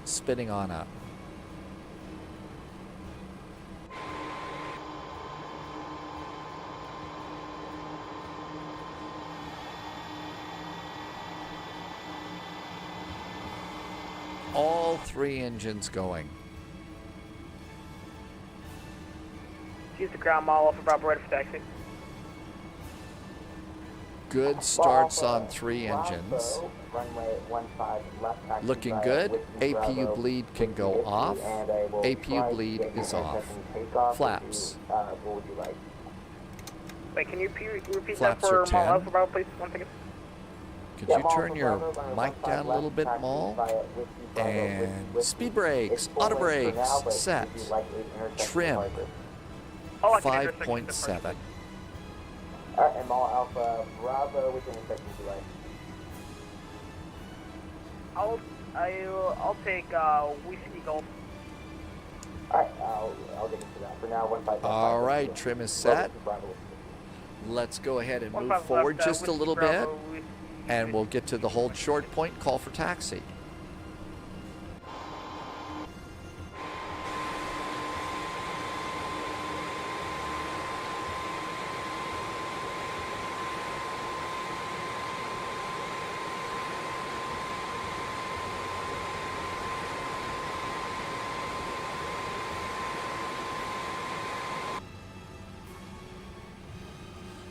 And throttles look like they're good.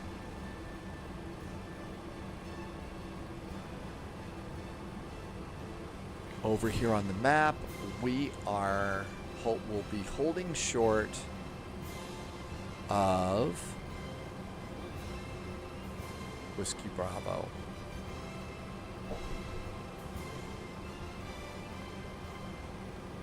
Lights. Houston ground, hi there again. FedEx 441 pushed and started, holding short of Whiskey Bravo, requesting taxi. FedEx 441 heading, Houston ground, runway 15 left, taxi by Whiskey Bravo,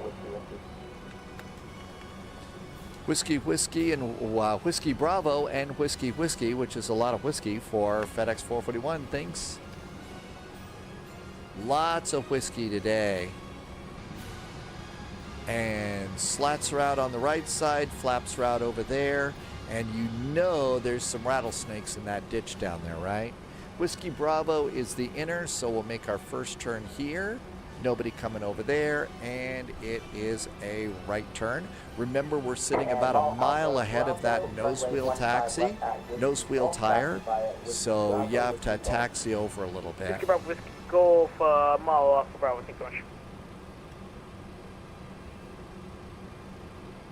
And now that we've done our little turn, Thalo, yep, watch out for snakes. And make sure your poopy suit is on too. And if you don't know what that's all about, that is from Mystery Science Theater 3000. There are these 2 cute little white lines here. Those 2 ones right there. So if you kind of keep those centered and then look outside your airplane, you see that we're kind of on Houston the nose. ground, American 2551, good evening. On, request IFR nice. To Dallas Forward. Our nose wheel is not mushy. American 2551, Houston ground. And let's go ahead. I'm going to just turn the airplane down a little bit as the voice is starting to fry just a bit. Okay, so we're coming up. We're looking for Whiskey Whiskey, but first we have to pass the terminal here.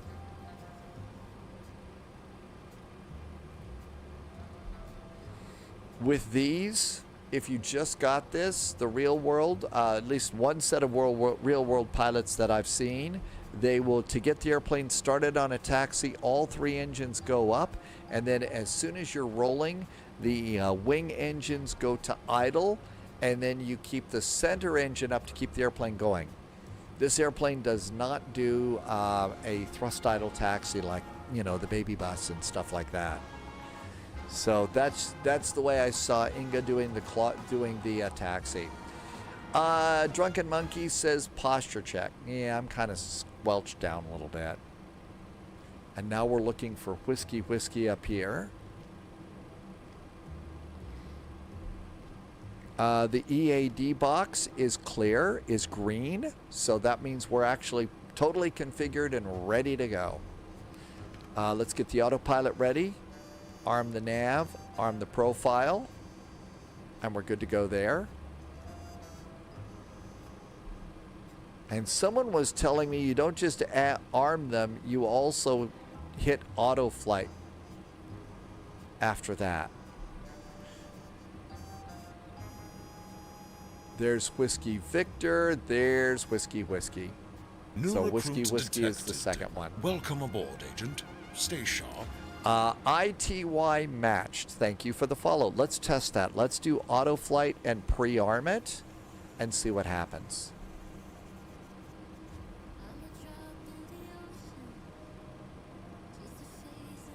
Departure's 12005. And there's Whiskey Whiskey there. Taxi over it a little bit. And around we go.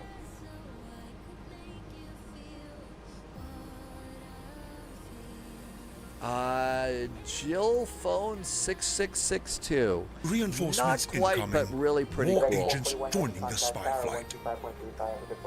12535 for FedEx 441 Heavy. Thanks. Have a great week.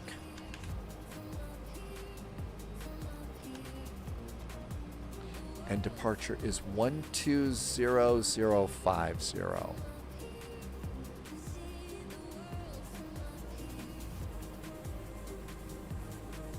One two zero 050. Get that preset before you call in taxi. Houston Tower, howdy from FedEx 441 Heavy, holding short of runway 15 left, fully ready. Hi Stu, thanks for the raid. 441 Heavy, Houston Tower to land up 230 at 4. RNAV taps, runway 15 left, cleared for takeoff. 15 left, clear for takeoff. After takeoff, we are RNAV taps. FedEx 441 Heavy. Let's go. Throttle's going up. Just turned the strobes on. And that's the little white light flashing. All Bravo, Houston Tower, hold short of runway 15 left to departure traffic. Okay, even though we're cleared for takeoff, always take a look out the window. Make sure you don't see a set of lights coming your way. That gets a little bit awkward. New Zealand 360. Landing lights extend. Houston Tower, runway 26 left, clear to land, safe parking. And landing lights are on. Throttles at idle.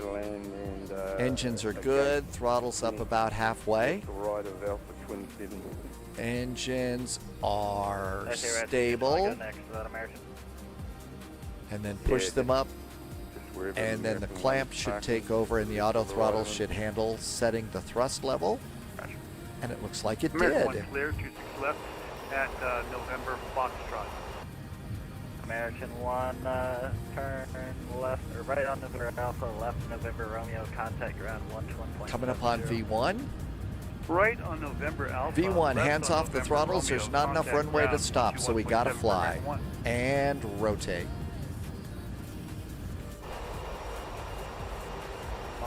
Up and away. Alpha Bravo. Gear going up. Houston Tower, runway 15 left out there with you all flying late, caution, wake turbulence heavy in Out of weight, 15 left for weight turbulence. Gears up. Hi, Flying Walnut. Stu, thank you for the raid. I hope all has been well at Stu Land. FedEx 441 contact. Heavy contact Houston departure today.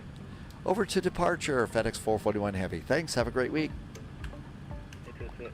Departure.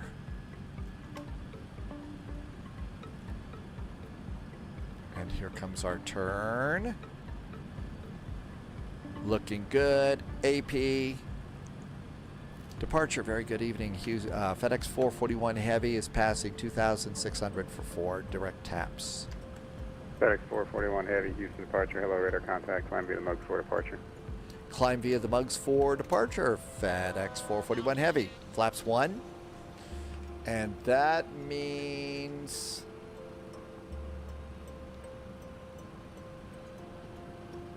I think the last one was 16.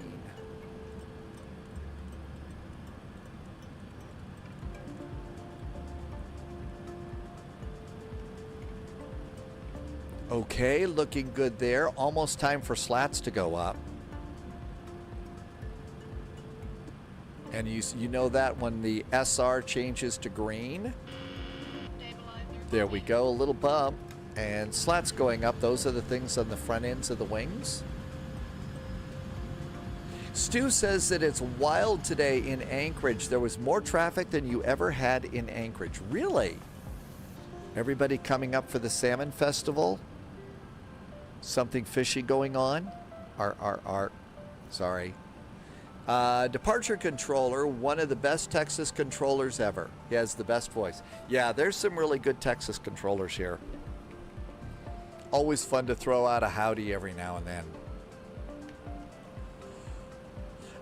So not some of the older airplanes, you'll roll out the slats, the front of the wings before you roll them out in the back. So like the A300, you roll out slats before the flaps even start going out. And it's the same with this thing.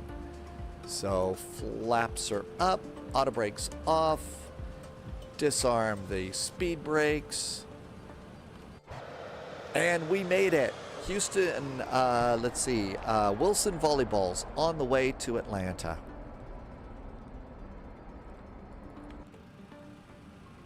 And there's Bottle.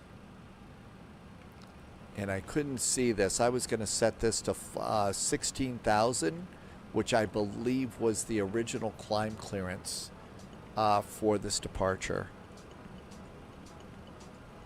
Yep, 16,000 is the top altitude, so climb via that.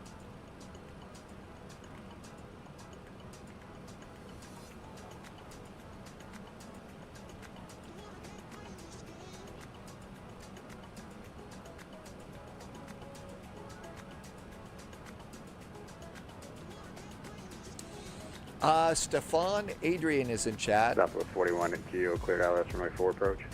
So, Stefan, yeah, the ones on the front of the wings that you saw going up at just a second ago, these are called the leading edge slats. And you've seen them probably before in a real airplane. They start going down in the front of the airplane. And then in the back of the wing, those are called the flaps. And you can see there is a set of flaps right there. There's some flaps. And in front of them, these things here, these are speed brakes. So these are the things that pop up and help slow you down a little bit in the air. And those are the differences in this. And it's the same with other newer airplanes too. And passing 7,500. Landing light can go off. After takeoff items, flaps are up and preset for landing. Auto brakes are off, speed brakes are disengaged, landing gear is up after takeoff. New England wins 28-16. Tissac, is that a celebration for you, or were you hoping for another game, another team? Let's see, Detergent Foot, is that correct? You are flying the Concorde. How's the Concorde doing today? Really looking forward to. FS Labs is supposed to be working on a Concorde. Really Houston looking departure, for Mile that. Alpha Bravo, you're checking in. Thank at you for the info, Tissac. Appreciate it. approximately Thank you for that. 1,600 feet. And Mile here's Alpha 10,000 Bravo, feet. Houston departure, radar Landing contact, lights fire can feather go heading, climb, off. maintain 4,000. And retract them. Mile Alpha Bravo. Seatbelts go to Mile Alpha auto. Bravo, I don't have an ATIS for hobby. They're landing on 4. Expect vectors ILS for my 4 approach. Vectors ILS 4 approach Mile Alpha. Well, that's the cool thing about flight simming. We get to break some of those. We get to break all sorts of rules. I mean, earlier today we took the A400, the A400 Airbus, the Airbus cargo prop liner. We landed it at St. Bart's, and it was a beautiful landing. Then we tried to land at Saba, and it was tragic. And we tried to land back at Juliana, and it wasn't as tragic, but it wasn't very nice. Heavy contact, Houston Center, 132.77.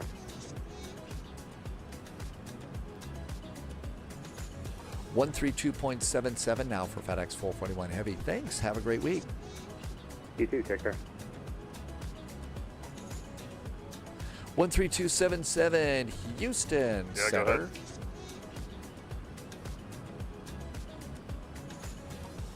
Yeah, you weren't paying attention to the frequency. I told you about 6 times to change the Unicon, so you need to be paying attention. That's right. We got to throw realism out every now and then in rock and roll, country and western, or classical and baroque. Take your choice. Wait for the handoff from, or wait for Albuquerque to buy the handoff, and I can ship you over. Sorry. Yeah, no worries. Taking his time. 3029 kilo on departure, make right cross departure, runway. Ooh, TCAS is standby. We got to turn TCAS to TARA. There we go. That looks better. Let's bring the map out a little bit. I need to do traffic, data, and airports. Houston, very good evening. FedEx 441 Heavy is passing 14,000 on the Muggs departure. FedEx 441, what's going on, Jeff? Flight level 350. Flight level 350, FedEx 441 Heavy. And code Peyton. FedEx 441 Heavy is now direct Peyton.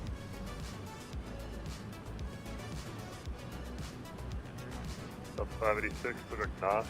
Direct Peyton. Wow, that was quite the direct to. Yeah, the 813. That's a 360 mile. They just made us direct right to the end of probably the end of their traffic area.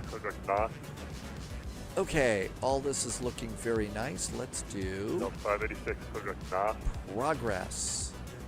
Hotlanta is 630 miles to the east of us. Our estimated time is going to be about 0055 Zulu. So it's 23:24, so we probably got a little bit of flying to do. Fortunately, the music's good. And I'm going to go with performance on this side. 586, Houston Center. And we're going to come over to FMC2 and do progress on that side. And that looks good. And then we'll come down here and we're going to go ACARS. And we're going to do weather. And we're going to do... Can I get an ATIS out of this? Or just this? Nope, only I think there's an ATIS command on this, right? En route. Can I get ATIS over here? Are you there? Yeah, let's try and get ATIS for this. Okay, so this is going to be KATL, Atlanta. And I want en route ATIS data. Out it goes. And our message should be, this ATIS is not available. What? Well, fine, be that way. I didn't want their stinking ATIS anyway. Let's see, Manistee is 15 miles from top of descent into Hotlanta. CT Aviation, we lost Atlanta Center. That's okay. 94 from the wind is... That's okay. It's getting late. We've had a good day of flying. JSG Droid, you were shocked at that. I think that direct is probably at the end of their control area. So at the end of their control area, yeah, it's right there. So basically, Houston's told us that there's nothing really ahead of us and just get us to the end of their area because there's Peyton right there. So, yep. Basically, that means that they're done with us.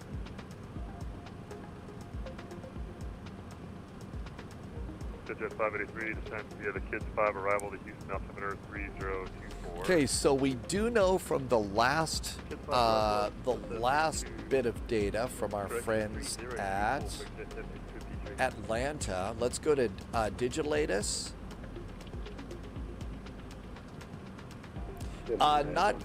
They do that a lot in the EU. In fact, tomorrow our first flight, Nuremberg up to Copenhagen, we'll probably get 2 or 3 centers from Nuremberg up to Copenhagen, and as soon as we check in, they'll just send us to the end of their control sector and just step, step, step.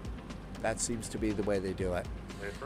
Atlanta, here is our arrival ATIS, and still the real world is landing on the 26s.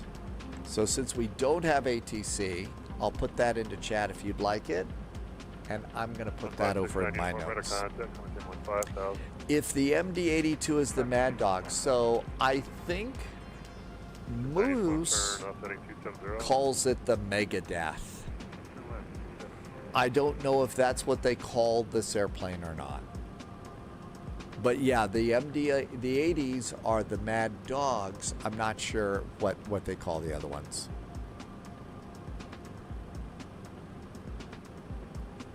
So we lost center, but Hartsfield is still up.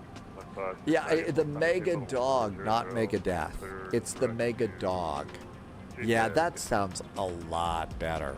So we still have approach, and looks like we still have approach into Atlanta. So we'll have to start our own descent. Tim Dog says that you've done this flight IRL, Atlanta to Houston, so it's about a 2-hour. Megadeth, that's the DC-10, Eagle Eye. Yeah, they had more trouble with that one, I think. So it's the Mega Dog. We have the Mad Dog and the Mega Dog. Davy Daytona, you've done 3 little missions and you're worn out. So, you know, next time you're at the airport and your flight is delayed because they say that the crew hasn't been rested and stuff like that, the thing is yeah, this flying stuff is kind of like work. It's actually kind of work, and it tires you out. It's fun. It's a fun kind of tired for me, but there you go. Let's see. Tim Dog did hobby. When you fly FedEx, and we call it the Panda Liner. That's right, I always use the Panda livery. Though Mighty Dog was less common, NATO 49 said with its high-speed landing characteristics and hard landing profile, it was given a less popular name. But they called it the Mighty Dog, or the Angry Puppy. Yeah, that was the McDonnell Douglas, the little 2-engine guy, the baby version. So the Angry Puppy, the Mad Dog, and the Mighty Dog. I do like the Mighty Dog. I like the Mighty Dog a lot. My ATR is not working. I have not been able to get my engine started on the ATR for a long time. My guess is it's probably a setting that I've screwed up. I just don't know. Toby's doing Cathay Pacific, Hong Kong to Minchin. 13 hours. Yeah, the 717, that's what I was trying to remember, Eagle Eye. So the Angry Puppy is the McDonnell Douglas, the MD-95 or the 717. That's the Angry Puppy. Then we have the Mad Dog and the Mighty Dog. What's the BAE 146? I don't know. I would refer to that one just because of their crazy overhead panel. I'd call it the acid trip or something like that, but that's just me. Okay, no smoking is on. Seatbelts are auto. We've got lights are off. Emergency exits are good. Did I get Emergency power, I usually forget that. All the rest of the lights are on, the logo lights are off, everything's good to go there. And we are flying like pros. Zoom.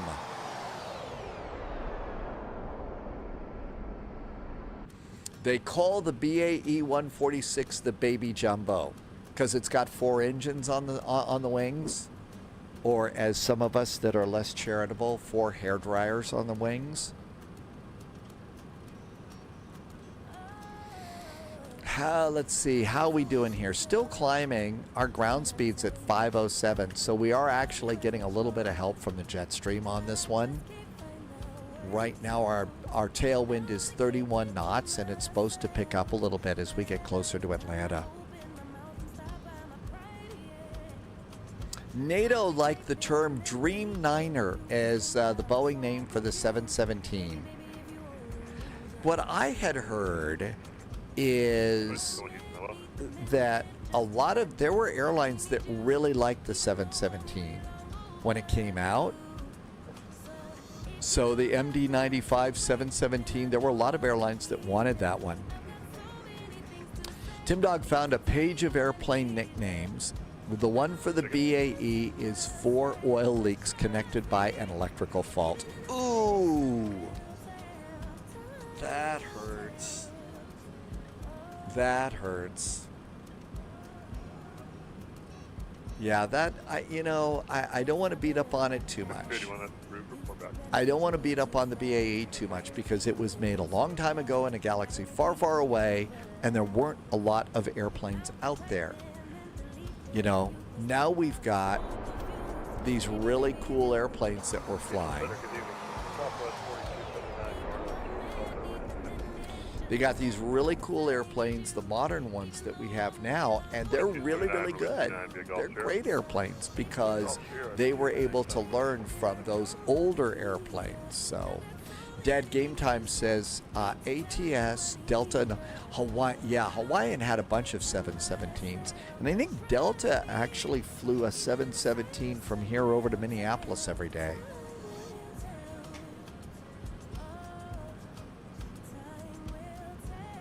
So we had them at our little local airport for a while.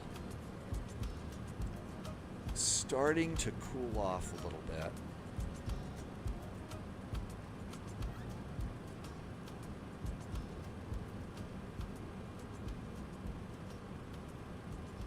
Senor Tomas says that BAE still does aircraft systems.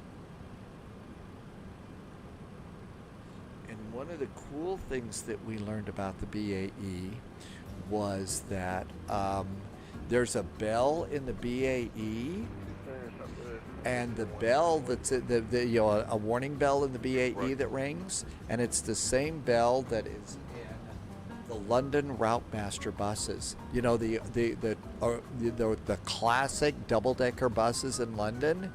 It's the same bell. Definitely, well, the A340-300, the pilots less than charitably referred to the A340-300 as a big long jet with hair dryers on the wings too. Now they upgraded it and they made the engines a little bit bigger on the 600, but yeah, that was another underpowered airplane. Nightwolf got to do a 717-200 flight from Chicago to Detroit, and Detroit to BNA twice last week. You're not a fan of the airplane? Oh, really? What didn't you like about it? Was it bumpy, clunky, or just, not comfy? It's dark where Not Kearney is. Yeah, it's starting to get there a little bit. And coming up on our final cruising altitude, flight level 350. The window seat was an engine. Actually, there's some people that really like the window seat on the engine. They like that one a lot because it was this constant drone, and they would sleep to it. It became really great, like white noise, so they couldn't hear the other noise of the cabin. I've been on an E175 twice from Denver to Austin and back, and I actually really liked the E175.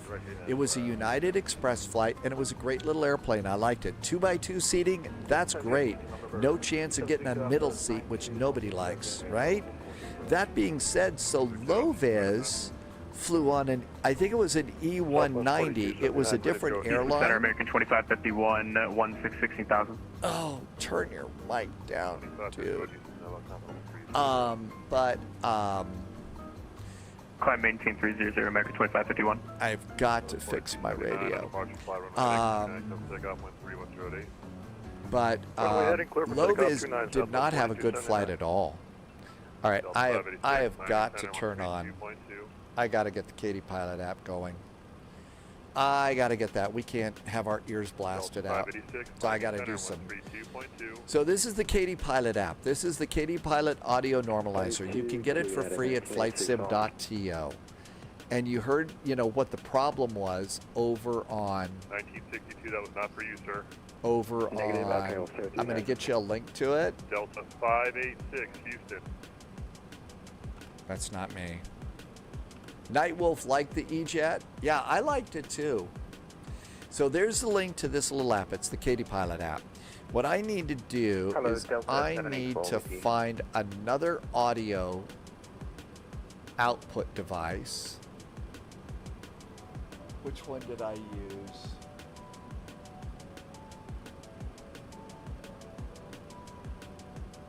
Delta 784, you have an altitude? Just passing 16,000 feet.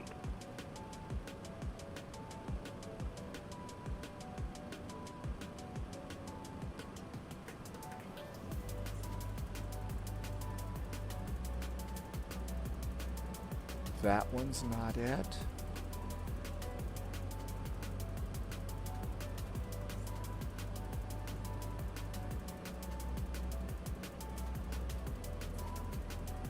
And you just look and see if somebody's talking, and when you hear them talking, you're good. The problem is I can't hear anything. And if I can't hear anything, then they could be calling me. Yeah, that's most of the controllers are like that.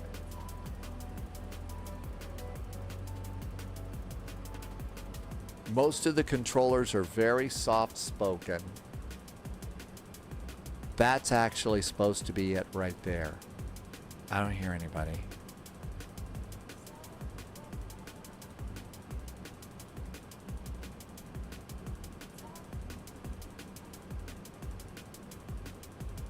Oh, wait a minute. I'm doing it backwards.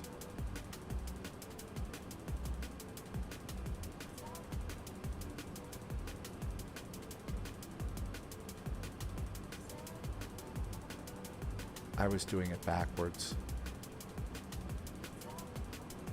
Thank you, JSG Droid.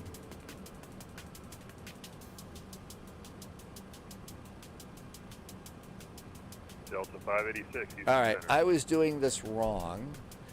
The source, pick a device that matches your vPilot output device, and it must be different. Output device, so that one is different. I was choosing the wrong one.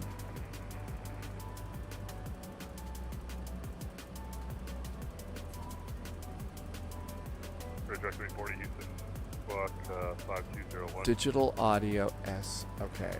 I was doing it wrong.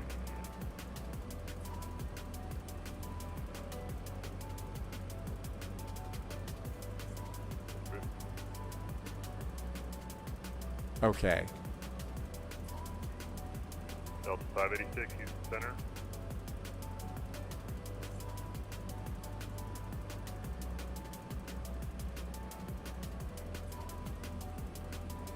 So basically what you have to do is you have to choose another non-monitored source and use that.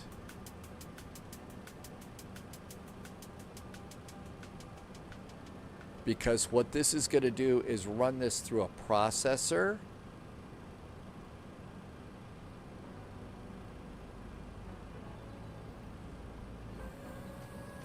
I think I'm messing this up really badly.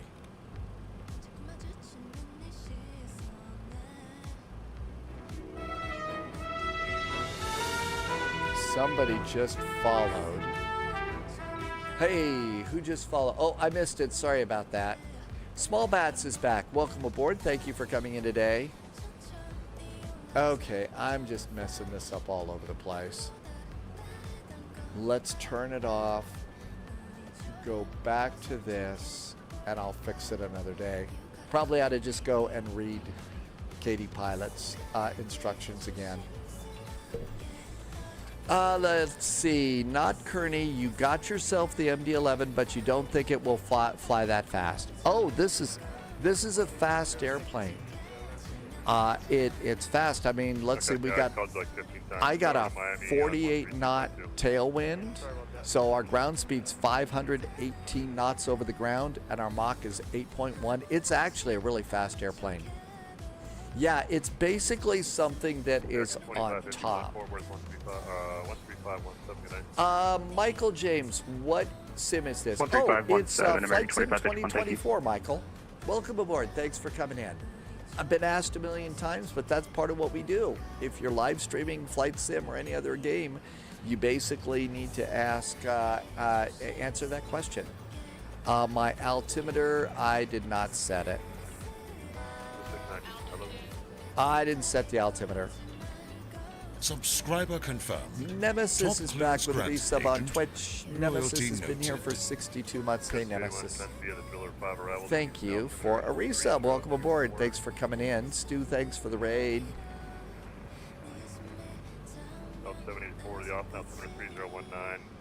Thanks, Dad. Game time. But yeah, this is a really fabulous airplane. It's the MD-11. We're flying a cargo flight. They're on the fast track to unfortunately being retired.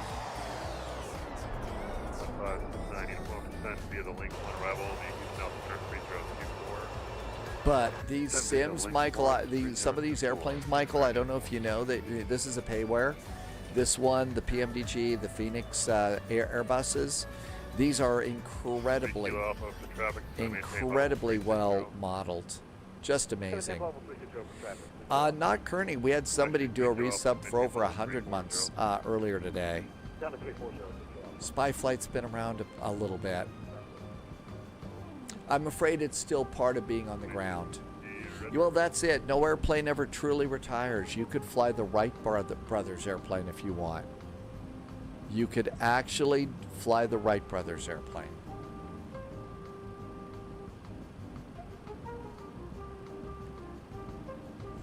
...309 miles to our top of descent. We'll be doing that in 41 minutes. And we are currently 465 miles away from Hotlanta. And we'll have 36,000 pounds of fuel. And by the way, these things work like the real ones in the airplane do. So it's really cool, the things that we get to learn about how the real world airplanes work.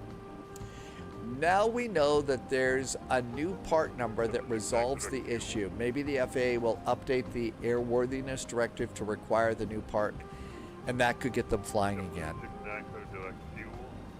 So Tim Dog, yep, I'd heard about that, and hopefully that new part will work, and I'm looking forward to that. I'm kind of wondering though if the planners, because they've been on the ground so long, will just basically say they've been on the ground so long, so let's just leave them there and fly something else, because they are getting old.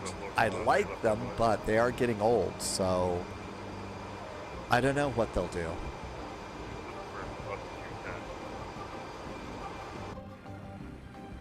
Slider just became a subscriber with Twitch Prime. Thanks, Slider. Super nice of you. Thank you for a really nice sub. I usually say it when someone does this for the first time, so thank you for doing that. This is how I keep my lights on. Appreciate it. Couldn't do it without you. The door works here to the cockpit, so you can open it. And if you see, there is a step here. So be sure and step down, otherwise they'll think that you've been drinking.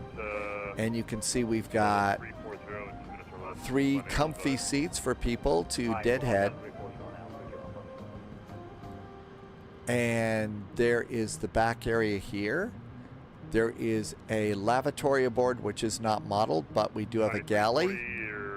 And sadly, there isn't any coffee left. Hopefully they maintain a database of all the retiring VORs and NDBs. Boy, I sure hope so. I'm not one of those that really kind of thinks that it was the best of ideas for them to go and get rid of all those. And you can come over here, and I don't think that you can open this little door. Access to be used only to inspect cargo. No smoking in the cargo compartment. In the event of fire, do not open. Keep door closed, except for entrance and egress. Take portable oxygen bottle for use in the event of decompression. I know, no coffee, really. You can just walk through the wall there, though. And you can see the big door and all the big cargo containers. You can kind of squeeze by the those, and if you look over here on the side, you can see that there's some windows. They left a few of the windows in, and that's so that the pilots can look out and check the engine and check the back of the wing. So if you have to, you could actually go and look at those. I know, the humanity, no coffee. Well, that's it.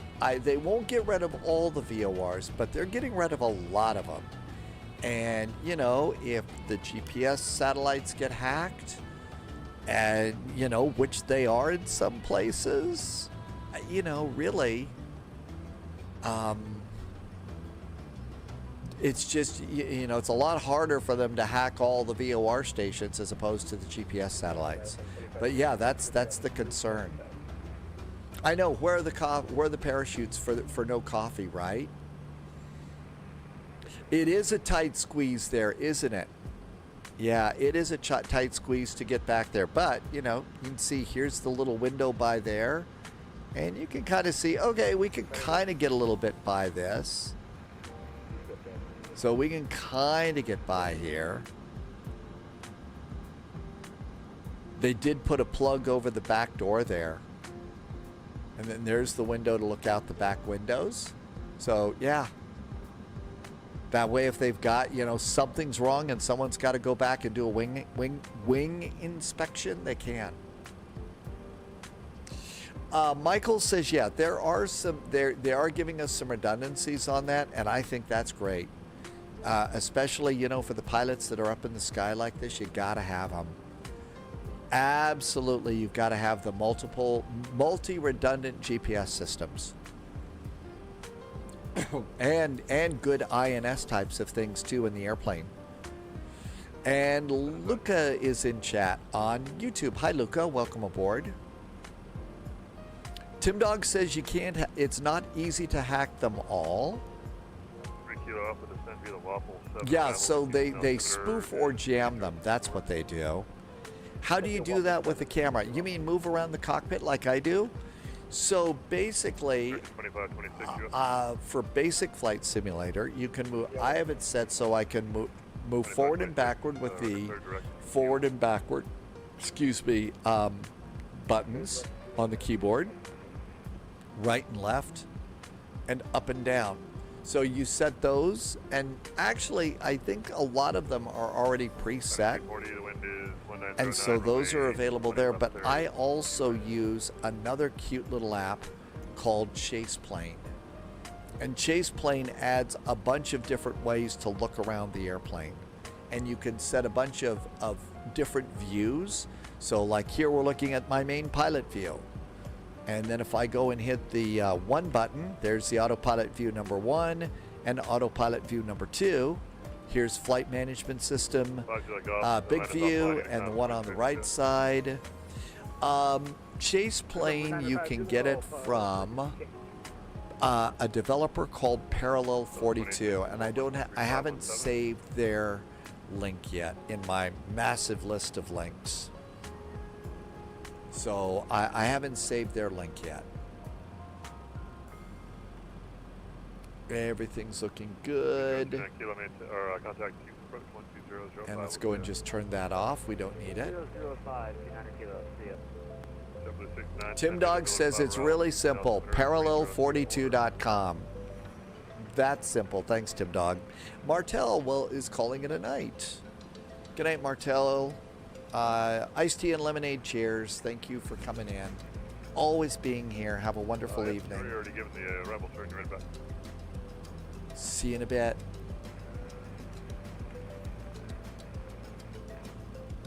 I already apprehended her. I wouldn't. 32 minutes to top of descent. So, Yeah, Nightwolf, we had to turn that off, turn off links. For clarification, Too many people were posting pictures of naked animals.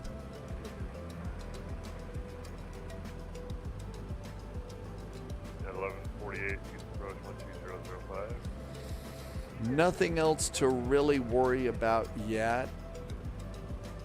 Nothing really after takeoff that you can do with the electronic flight bag. You can use their charts. Try to take off. Top on 330. Their charts, the charts on this one isn't all that great. Down to 169, forward center 135. Captain Whip, mischief managed. Yeah, we were being very mischiefy. We took the Airbus A400M, the cargo prop liner. We took that one on the Spy Flight beer run. So we did Princess Juliana, St. Bart's, Saba, and back. My landing in that airplane was absolutely outstanding in St. Bart's. Saba was tragic. Juliana was not happy. But it was fun. I noticed that it did fly a little bit better. Remember, it had an awful lot of like hesitations. It was a little heavy on frame rates and stuff. It seems to have been a lot better. So I was real happy with that. I'm turning up some of my flood lighting. Yeah, 2 out of 3. I think it was, yeah. Yeah, 2 out of my 3 landings were horrible. One of them was really nice. So St. Bart's was great. Loviz said you really should just stop the live stream right now and while you're ahead. I should have taken that advice, but yeah. Santiago, we do multiplayer for times when we're going to do a flight that's really crazy and silly. But, oh, we can't wear an Airbus hat in a McDonnell Douglas. Can't do that. But we usually do multiplayer only when we are doing crazy stuff.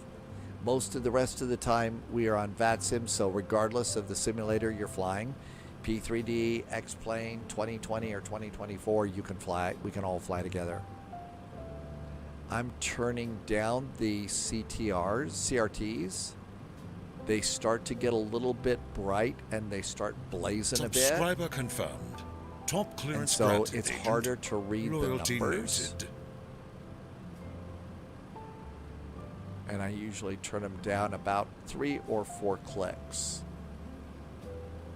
And now I can read the numbers a lot better. Yeah, beer run crazy, that's what it was. Dad Game Time did a nice resub. Thanks, Dad Game Time. Dad Game Time has been here for 17 months. Thanks for 17 months of support and helping me to keep the lights on. Welcome. Well, you've been here for a while, but thank you. Flash Duck, welcome in, Flash Duck. And a super duper happy well, I guess the weekend's over. Yeah, tomorrow's Monday. Monday, our first flight is Vectors to Copenhagen. That is an incredibly busy VATSIM event. It's one of those 4 experts only kind of things, but when you're ready to do a 4 experts only flight, that's the one to start with because it's really, really chill. Hi, AH Mike. Yeah, the St. Bart's landing's going to make me feel good for about most of the week.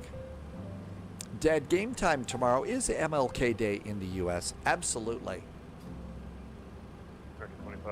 I think there's a VATSIM event tomorrow for MLK Day in Atlanta.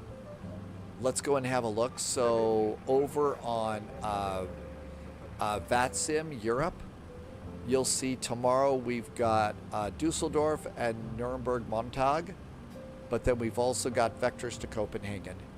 So we're going to depart out of Nuremberg this time. I usually go between Nuremberg, Dusseldorf, and then every other week is Bergen in Norway for vectors to Copenhagen. And then let's see, we got Berlin Tuesday. I miss Berlin Tuesday from flying there because I like that airport a lot. But VAT USA, let's see what they got for tomorrow.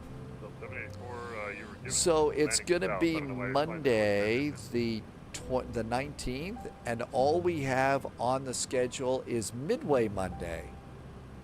So Midway Monday, that means we ought to figure out a Southwest flight for that to go to Midway. That'll be a good one. I guess you're right, Tim Dog. They did the MLK Day on Friday night. So Midway Monday, that'll be our third flight. We'll figure out some place to depart in our Southwest 737 and go into Midway. So the last few Midway flights that we've done have really been a lot of fun. There's been bad weather, there's been everything. So it's a B738. We don't know where we're going, and we're going to call it Midway. KMDW, and that's Midway Monday. Okay, good. We got that all set. And we'll save that. That's kind of what the schedule looks. Good flights into BWI. BWI. I know I'm supposed to get over it. It was years and years ago, but I still get cranky about that 2-hour ground stop that they had. I know. I need to grow up. I need to get over it. But, you know.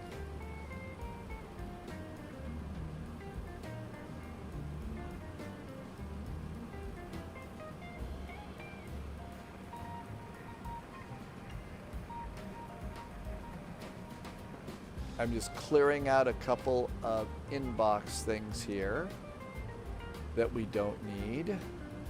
I don't really need that. And I don't need that. And we don't need any special deals from Domino's Pizza. Stepped away for a minute. Okay, that cleared that up. That was nice. Let's see. Vectors to Copenhagen, it's busy. Yeah. So the thing that I like about Vectors to Copenhagen is it's sometimes as busy as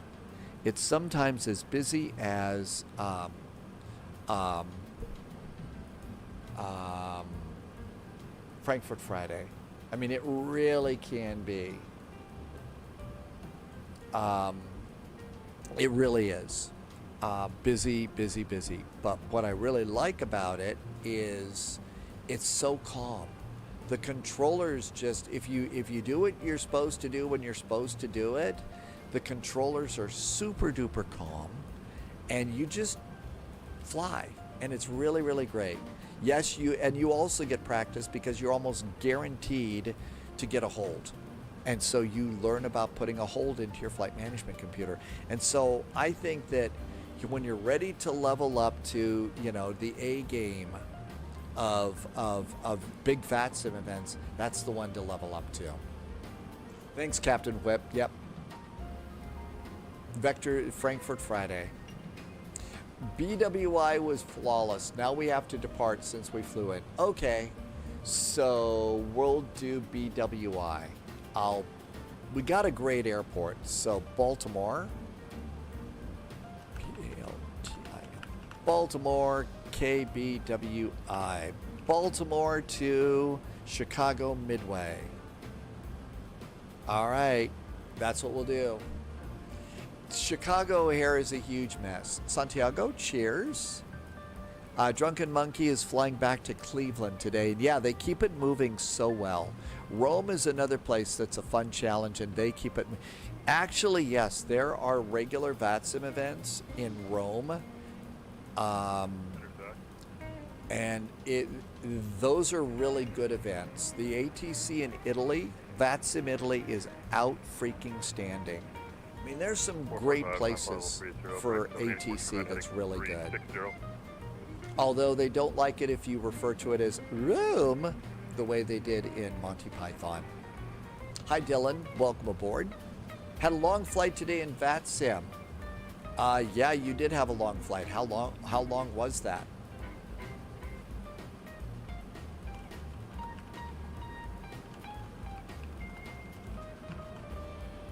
FedEx 36, Fort Worth 13517.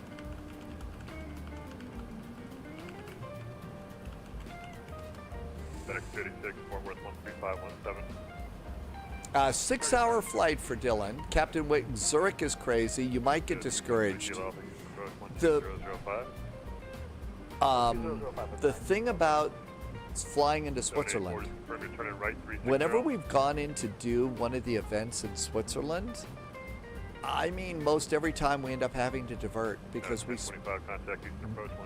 spend forever in a hold. I mean, forever in a hold. I think our next is 122. 2190 you up. 122.8. There we go.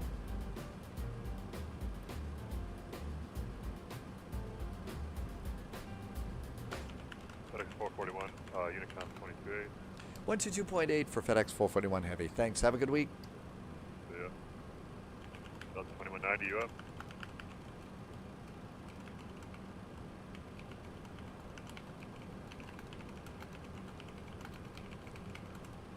Okay, 122.8, that looks good. Let's come on over here, and we need to 145 miles to top of descent. You do get to practice diversions, and you know, we often don't get a lot of diversions. We often don't do that. So you do get to plan, you know, to divert to your, you know, plan to do the diversion airport.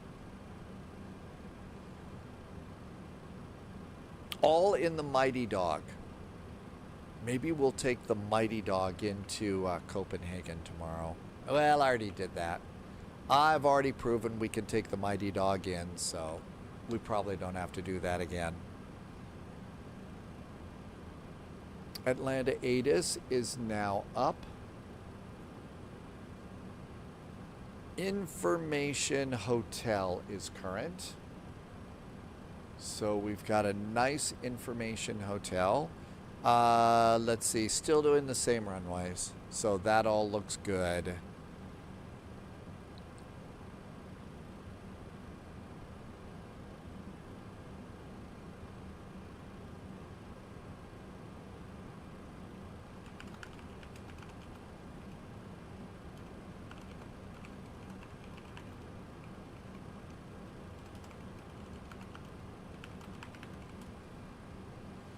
All right, let's come over here and take a look at the arrival.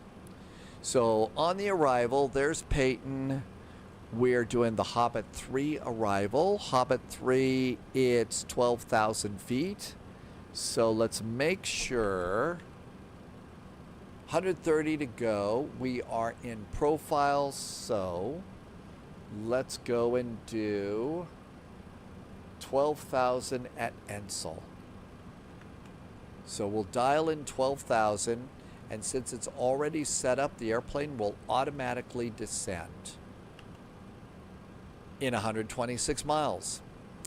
Loviz, I remembered, yeah, there was a time we were all doing vectors to Copenhagen, and they were just so jammed up that they were doing all sorts of diversions, like you said. Went to, we've done 2 diversions out of vectors to Copenhagen. So we've had 2 of them for sure.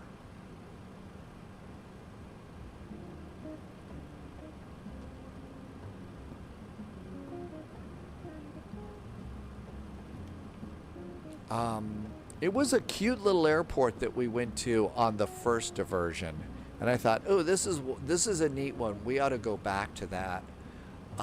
Let's see.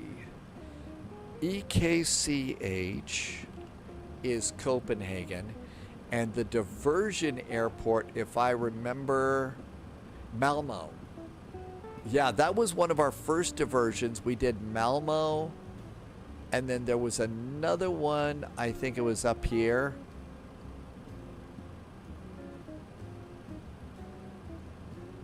No, it wasn't that one. Aalborg.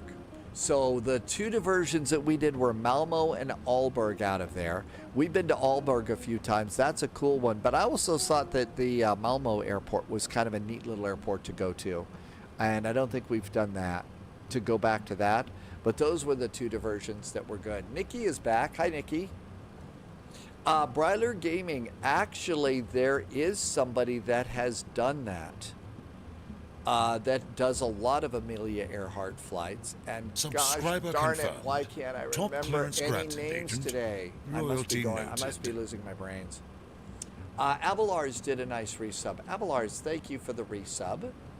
Abelar's has been here for 25 months. Thank you for some very nice jet fuel in the flight plan and helping me to keep the lights on. Doing good, and I hope you are too. Allison Johnson, that's right. Allison Johnson does live streaming over on Twitch.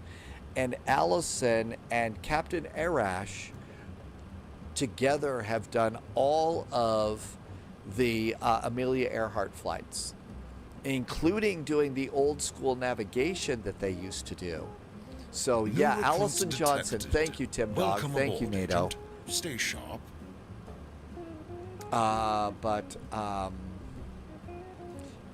In FS Hub, I haven't been to FS Hub, but yeah, you can follow Amelia Earhart's route. Yeah, you can do all of that, and you can get some airplanes that match the airplanes that Amelia Earhart used too. Okay, 100 miles to top of descent. So we are expecting runway 26 right. Minimums are in the lower left-hand corner, 1,190 feet. Let's go set minimums. So Barrow and 1,190 feet. Oh, we're going to have to crank this for a while. One of the things that Allison and Captain Arash did was they used a free app that you can get over at flightsim.to, and it's called, the app is called Celestial Navigation. And what they did is they got the airplane that Amelia Earhart flew, and they did not use any modern nav aids in Flight Sim at all. They navigated by the stars, which if you look in Microsoft Flight Simulator, the stars are not only big and bright, but they're also in the right spots in the sky. So it's a really cool thing about Microsoft Flight Simulator. And so you can go and get the free app over in flightsim.to. And again, it's called Celestial Navigation. And Allison flew and Captain Arash did the Celestial Navigation, and it was really, really good. It was a very, very long flight. Very long. They used that Lockheed. It put it in chat. Yeah, Captain Whip has been to Malmo too. It is a cool little airport. A Lockheed L-10 Electra.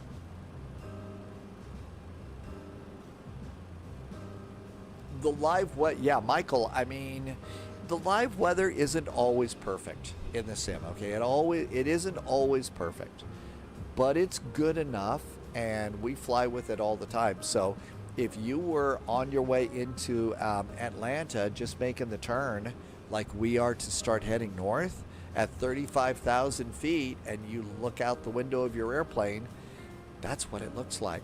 And the other cool part, Michael, is the scenery. I mean, obviously we're 35,000 feet up, but the scenery is satellite photography scenery. So you get closer to the ground, and that's what it really looks like, which I think is really nice. Dad Game Time says they always land on runway 6 in Nairobi. Well, there's a couple of airports that, yeah, you can only land one way and take off runway because at the end there's like mountains and cliffs and stuff. There's one of those in Canada that I remember we've been to. Of course, there's Lukla at the base of Mount Everest. Yeah, Michael, the sim is really become amazing. And the quality of the airplanes that we have become amazing. And while you can't actually officially use this for flight training, one of the things you can do is you can start messing around. Like if you, let's say you're a Boeing pilot and you just got a promotion, but you got to start flying Airbuses. Guess what you can do? You can start messing around with the Phoenix Airbuses in Flight Sim and start learning an awful lot of cool stuff about Airbus in this. And so that's the neat thing about this. You're going to start picking up real procedures. Now, it's not going to be every procedure, but it's an awful lot of what it is that you have to do. So, and it actually works. Loviz has been flying flight simulators for years, and Loviz was got to go up and visit the cockpit of a real airplane and actually got to start the APU, because Loviz knows how to start an APU. So there you go. Captain Whip Nairobi used to do VATSIM events. I don't remember. Dad, game time. We'll have to use this. We don't have a Lockheed cap. So we'll use the Lucky Irish driving hat. Well, yeah, Tim Dog's right. The basics of the airplanes are the same for every airplane. Up, down, right, left. And please try not to run into the ground. Did I say Lockheed? Yeah, McDonnell Douglas. It's getting late. We're hour 6.5, so yeah. We can ask Marlon. He's from there and he's flying there. Oh, okay, that's right. Yeah, Marlon does all sorts of South Africa ATC. The layout on the dash is spot on. I tried MFS a long time ago, but the new stuff is way better. The sim helicopter missions in Venezuela. Oh, there's some missions and things that are really good. That's right. Boeing bought McDonnell Douglas. And so I could use the McDonnell Douglas hat unless I'm feeling all pure and stuff. So we'll use the Irish driving hat. 48 miles to top of descent. That's going to be in 5 minutes. And we have not lost any time. So 205 miles to Atlanta. We do not have Atlanta center up, but we do have Atlanta approach, 133.475. 133.475. So we're going to do our own descent. There we go. And then we'll talk to them.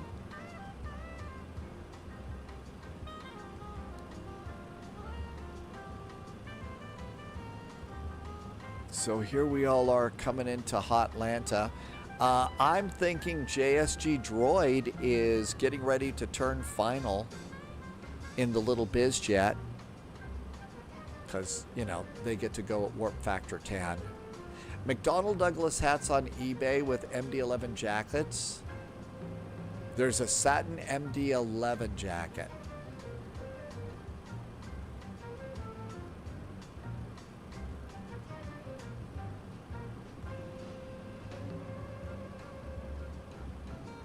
Okay, all that looks good. Diversion fuel is basically the only thing, and that's 20.1 is divert fuel. And our fuel is 42.4. I don't think we've got to worry about diverting. So we'll just kind of go from there. And this is the time, you know, I just went and used that as, you know, checked that number and then turned off the flight plan, turned off the PDF reader. So now as we're starting to get a little bit closer on in, I'm starting to go and turn things off. So, you know, certain things that I've got going on in the sim, you know, in the computer that I don't need. So that just kind of makes it, you know, less of a drag on the system, especially by the end of the flying that we've done. So we've already done 3 flights today, and there's probably, you know, Stormy's getting a little tired, the computer. And 27 miles to top of descent. Let's go ahead and bring in the map a click. There we go.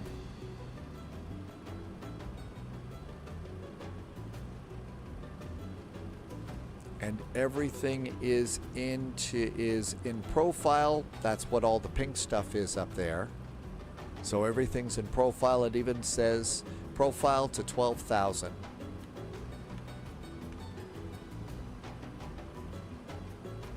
That's right. When you're in an airplane, you kind of get to look down on the earth and look down and see all the crazy down there and be happy for a little bit that you're up here.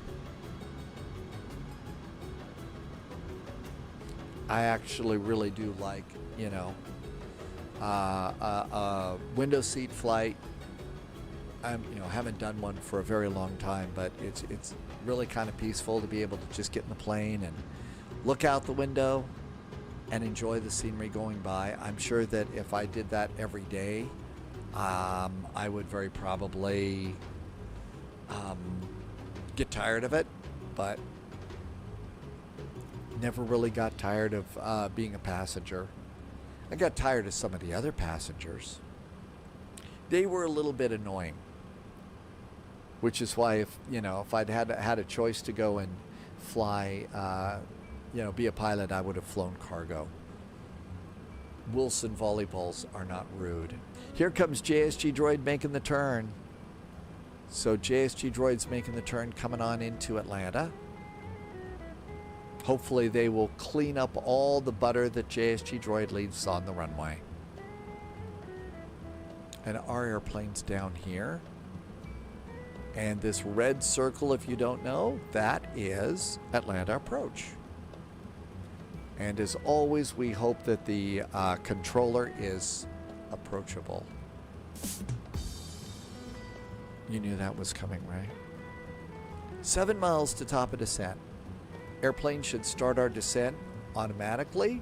So we got the throttles over here. The throttles should start to go back. And down we go.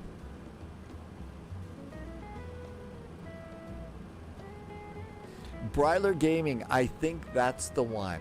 I think that's the 20-hour video. Yeah, that's Allison's video from that big long flight when they did the celestial navigation, and they did the whole thing. You gotta admire the people that flew those kinds of flights for real.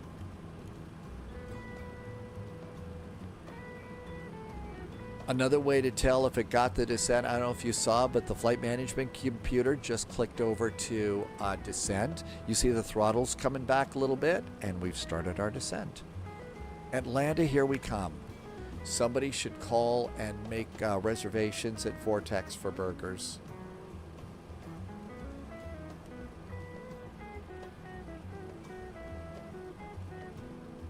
Does the snippet use the reverser handles? Oh, that one was for Tim Dog.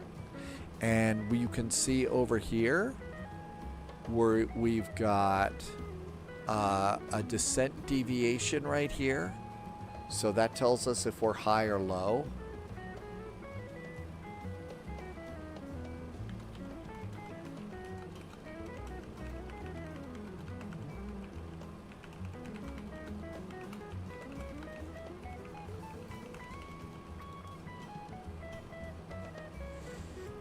And our descent looks pretty good.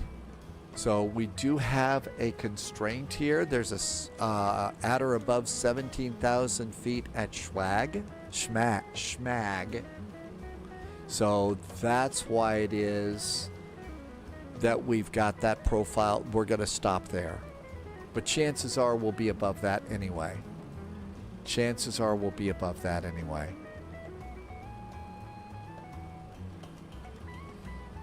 Nothing really to worry about here.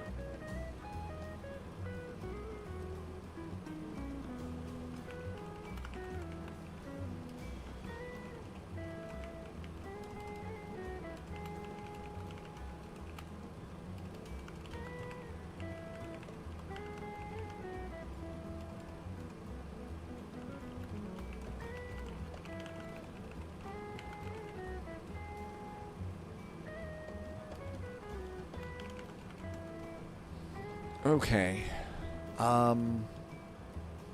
Yeah, there's that above 17,000 feet at Schmag. So we're going to be good for there. Probably not going to have to stop on our descent. And let's see, what else do we need? Let's do another ATIS here. So Atlanta, arrival ATIS. It's Information India. They updated it. Winds are 290 at 6, not bad. 10 miles visibility. Temperature's 2 degrees. 3008 is the altimeter. They are still on the 26s.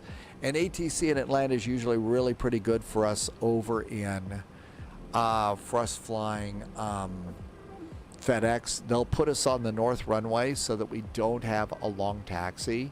The only time that they've never done that is when we were doing that, I think it was Friday night ops into Atlanta. And that time we had to take the south runway and taxi all the way across the airport.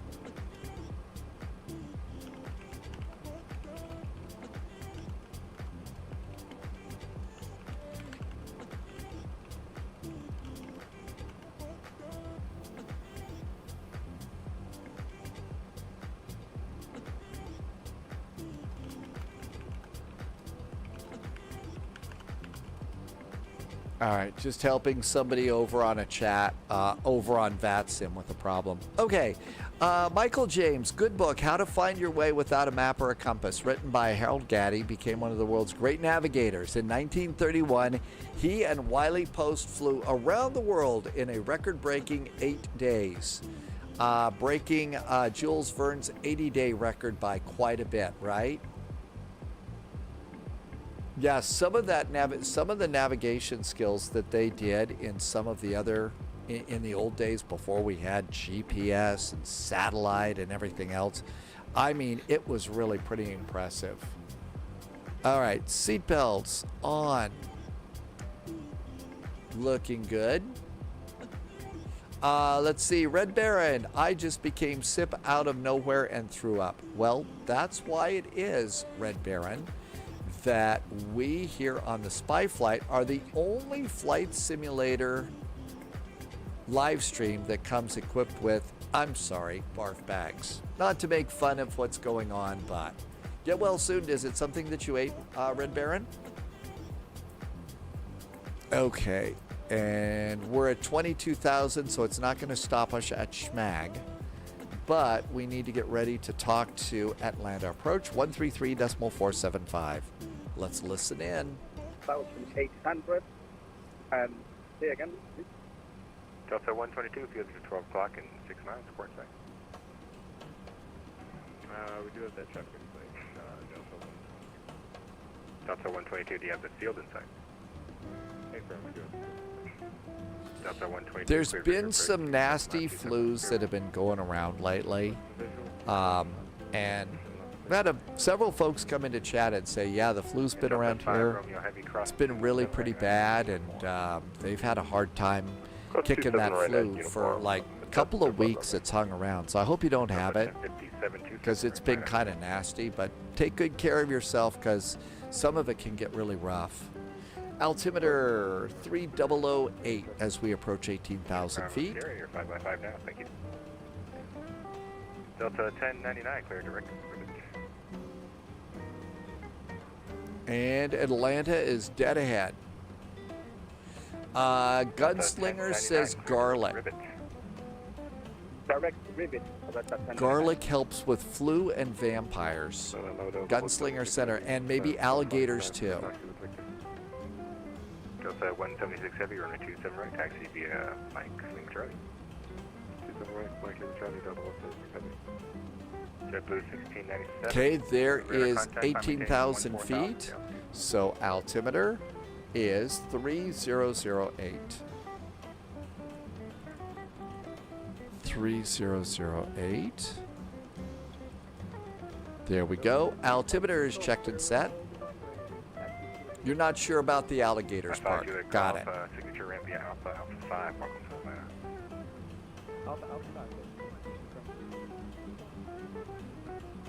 Field inside, field 2539. At the 2539, clear that your approach 27 left, maintain 180 knots until depot.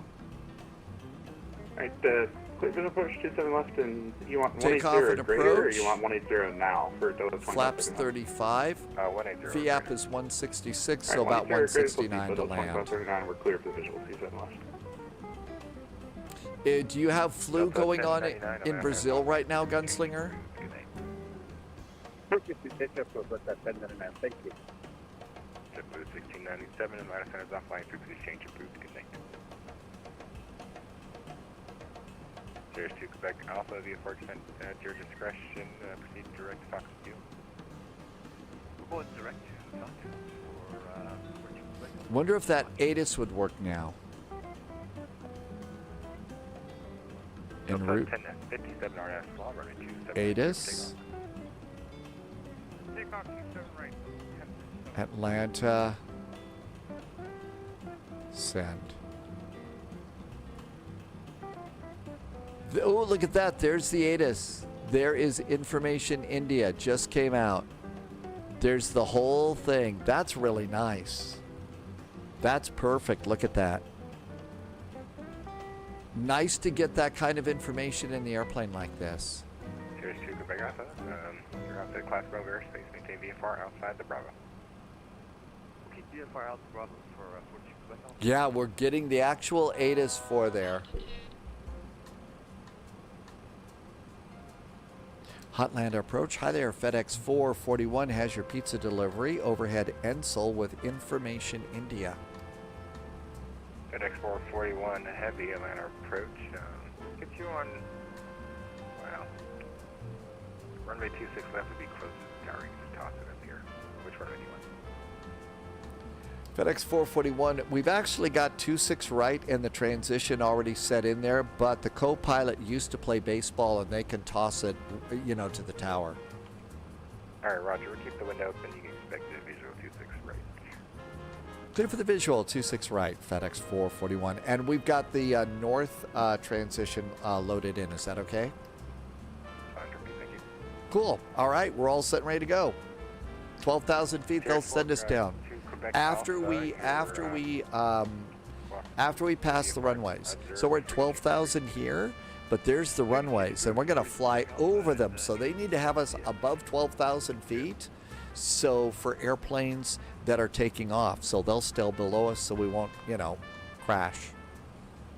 So they'll give us a descent in just a little bit.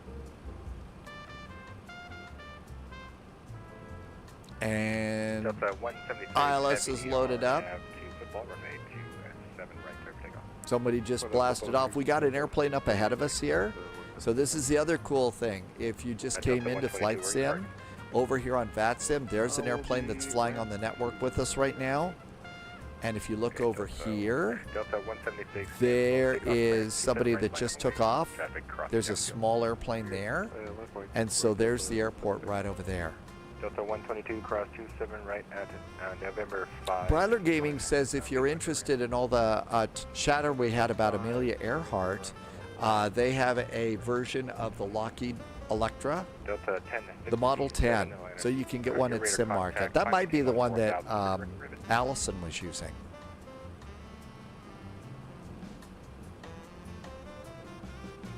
Delta 1057, turn left heading 210, enable clear direct rivet. I don't know if that will work. Delta 1057, climb maintain 14,000. Climb maintain 14,000. That might not be the right link. I might have not spelled it right. Amargosa says to hydrate.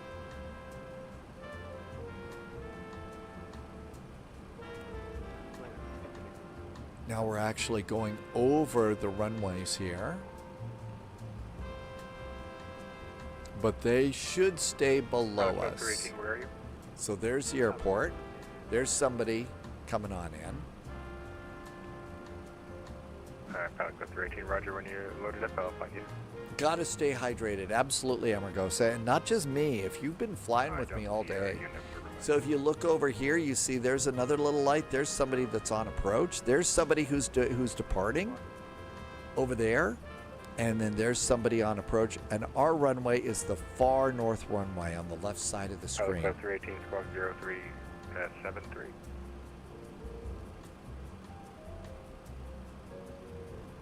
So kind of just like in the real world. And on the really, really busy VATSIM events, you'll see 20 little lights twinkling around out there. And those are the other airplanes that are flying that you can see, which is really absolutely amazing. Oh, no, we don't have terrain problems. Delta 176, RNAV, 2 football, 27 right, clear for takeoff. Thanks for the wait. And there's 20 miles. I'm going to bring in the map click. Pilot Club 318, where do you want to go? We're just going to depart. Yeah, that's awesome that we can get this in here. Allison Johnson, thank you, Bradler Gaming. Thank you so much for doing that. Approach Piper 861 Papa Alpha is about 5 There we go. So yeah, if you've been wondering what we're talking about, there is a shout out for Allison Johnson's live stream. Alpha, approach, clock 0324, cleared to class Bravo airspace via... Thank you for finding that, Bradler Gaming. Have I done the captain's pre-landing speech to all the boxes back there? Yep, they're all they're being very good, not misbehaving.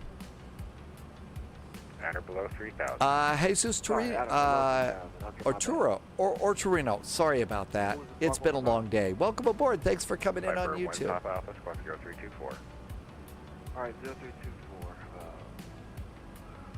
One Papa Alpha. Pilot Club 318, cleared to class Bravo airspace. Michael James is back in chat. The MD-11 is a great looking airplane. It's why we really like it. Just a big old majestic jetliner.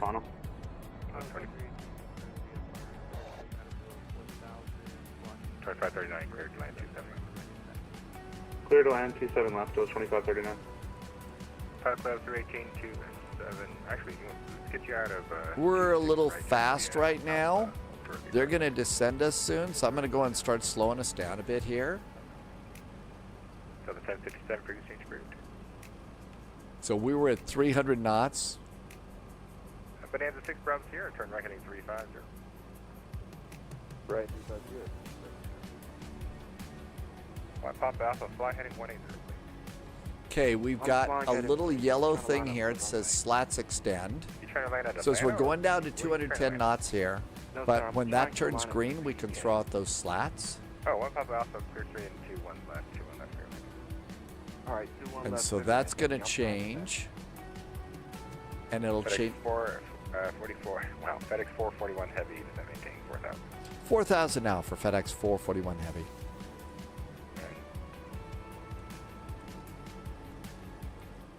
And approach still 2539. We're going to disconnect here. Appreciate the service. Okay, See you, Jack. slats going out. See you, bye. And auto brakes, medium, speed brakes are armed. I'm letting us slow down a little bit here. And GE there, it says gear extend. So gear extend and flaps 15. Flaps 15. And there go the flaps out. A little dark out there. Now they're not going to turn out the lights. And there's 210 knots. And down we go. 10,000 feet, landing lights. Landing lights are good. Bonanza 6 Bravo Sierra, your first descend your discretion. Cigarette PDK. 6 Bravo Sierra, my apologies. I talked to you like you were IFR. Proceed direct PDK. Direct PDK.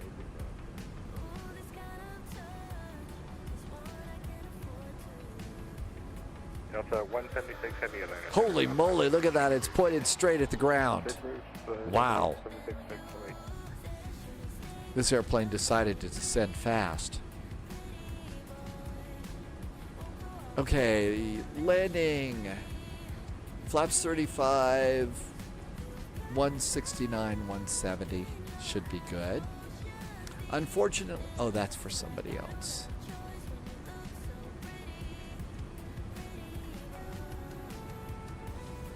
I'm going to take control of heading because we're going to get a turn in just a bit. FedEx 441 Heavy, turn right heading 190, descend and maintain 3000. Descend and maintain 3000, turn right 190, FedEx 441 Heavy. 190, and our next speed that we want is 180, and we'll slow down there. Speed's coming down, flaps 28. And, oh, I must have clicked it one too many. Yep, that's 30. We want flaps 28.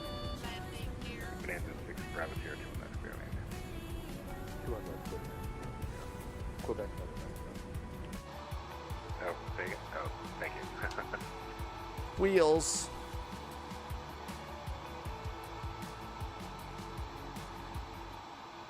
FedEx 441 Heavy, turn right heading 250, instead localizer 26 right. Right turn to 250, join the localizer 26 right, FedEx 441 Heavy.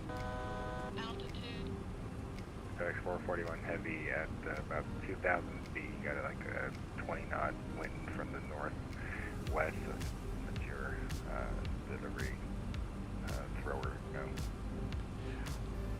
We'll make sure that it doesn't go splat on the side of the tower. Okay, let's arm the approach. Yeah, we'll have to get our rappel gear to lick it off the window in that case.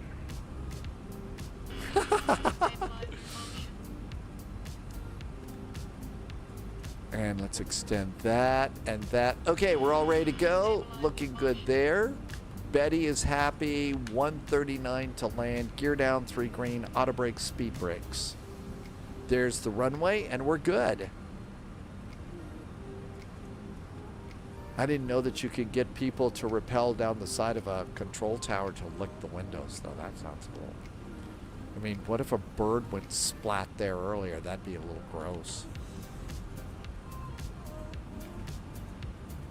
Okay, next speed we decided 169. FedEx 441 Heavy, you're 5 miles from Bamboo. Maintain 3,000 till established, cleared out at 26 run route. Maintain 3,000 till established, cleared for the ILS runway 26 right, FedEx 441 Heavy. Cool. All right, posture check. Make sure we can do rudder pedals, reach the throttles. Turn right heading 340 on route 2. And did we arm the landing? It did, so it's going to snag the localizer any second now. There comes the localizer. You can see it right there. So there goes the localizer, the little pink diamond, and you can see the airplane starting to turn into the localizer for our arrival, and our runway is the one on the far right. So north runway, FedEx is on the north side of the airport, and we're all set ready for that. We'll do 180 knots until AJ, which is what they usually do. And I'm going to go and dial my heading to missed approach, which is 312 degrees. 312 if we have to go missed. So that's the heading that we turn to, and missed approach is 4,000 feet. So we'll set that when we start our descent.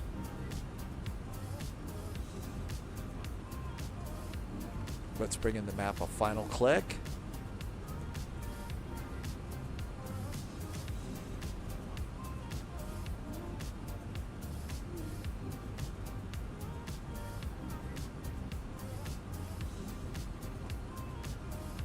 And normally, you know, keeping your speed up to 180 like we are is generally what you would do, especially, you know, coming into a big airport like that. And they will usually tell you, give you one of the waypoints about, you know, 5 miles from the runway. So you got 5 miles to slow down to your landing speed. But they want to keep everybody at 180 knots for that.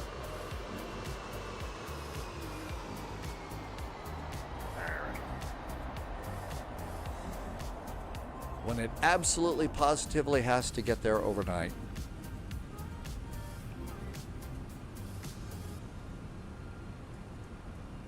Bonanza 6 Bravo Sierra 21 left, clear to land. Okay, after landing, we're going to cargo on the north side, so we're going to try and get Alpha 4. Alpha 4 is what we're looking for. I think auto brakes max. This is not the longest of runways. Generally, I do landing gear 5 to 8 miles out, unless 18th Street says to. I usually do mine out a little bit further, just because I want to do the groovy little camera shots. Hot brakes incoming, but that's how we keep the pizza warm, right? 210 to 10 miles, 180 to 4 to 5 miles. That's right. Yep, Wolfie's right on that one. And of course, everything's different. There's AJ, looking good, and flaps 35.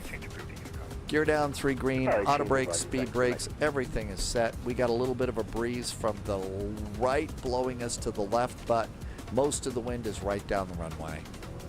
So not so bad.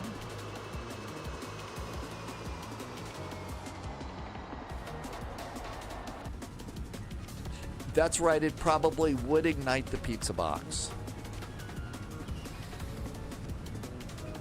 And the EAD, which is our landing configuration, the EAD box is green. That means we're properly configured to land.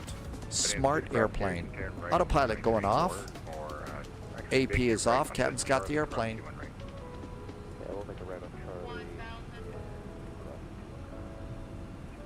Let's see. Joe is back from Holland. Hi, Joe. Okay, Perfect timing, Joe. Welcome aboard. 6 Bravo Sierra across 2 and right. Contact ground point 6 on the other side.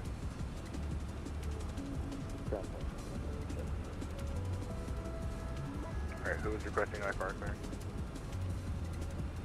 This is 05, yeah. I heard a Delta 05, something went. Delta 05 Romeo, sorry for that. Delta 05 Romeo, I show you Charlotte to Los Angeles. Flight slow. Flight slow. 200. Minimum. Landing. Give us 1 second, we have the wrong flight plan filed. Pilot Club 318 leaving class forever to the north, maintain VFR for the class Bravo, and I'm going offline, so squawk VFR, radar source information. Squawk VFR, I've got flight to Asheville.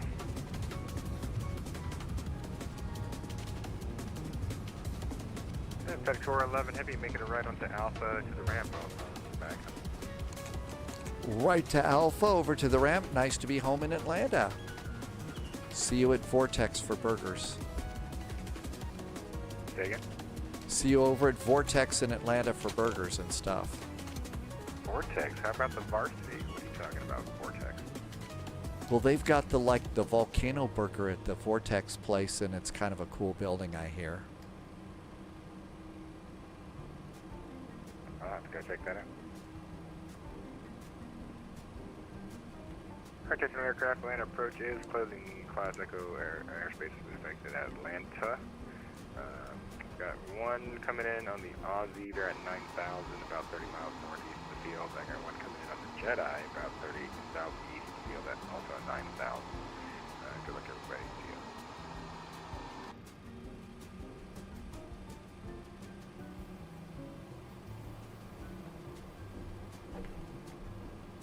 Brakes have been overheated. I did stomp on the brakes. We've got hot brakes on the flight. We've got hot brakes. Oh my gosh. So I don't think these had brake fans or not. Yeah, it was a relatively good. Let's see. Was the landing rate anything decent? Minus 390, 1.08 Gs. So not great, not terrible.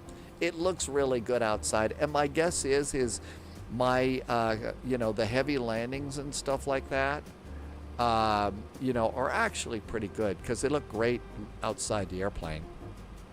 Yeah, not bad for a fully I mean, we're pretty heavily loaded MD-11 here.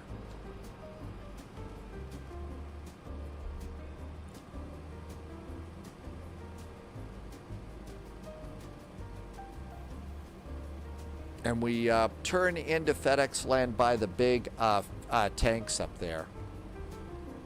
They are known for heavy landings. No CTD, Wheelchair Gamer, you had a landing? What happened? So what do you think? Do you have a scenery? Wheelchair Gamer, do you have a scenery edition for Atlanta or a fix or anything like that? That might be a thing. How much fuel is left?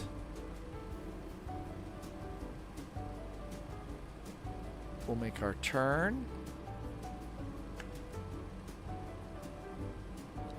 I boarded an extra 15 minutes of fuel for the flight, and I think that SimBrief gives us heavy fuel loads.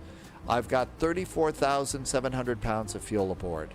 We needed, I believe it was either 14 or 17,000 pounds of fuel for, to get into the gate. So,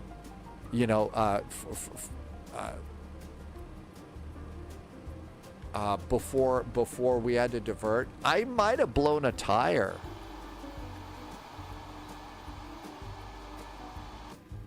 I didn't think it was heavy enough to blow a tire, but maybe it's. So we've got warnings that says brake overheat, tire pressure low, tire different pressures.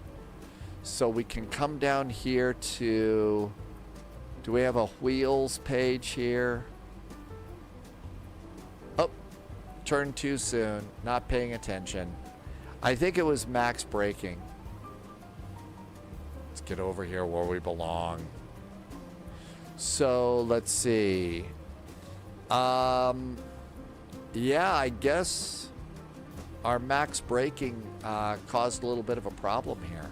I don't usually do max braking on this airplane. I usually do medium braking. And I did do max braking, so maybe that's one of the things that happens with max braking, I guess. Maximum. Doesn't have anything to do with some guy named Max. And FedEx is right over here.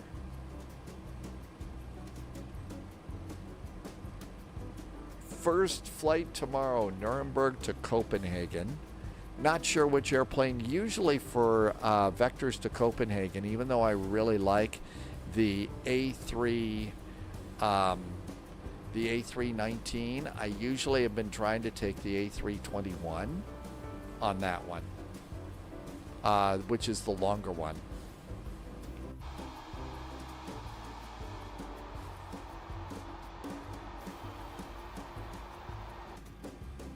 I thought I saw a yellow line over here. Yeah, there's one. This cargo terminal isn't very well lit.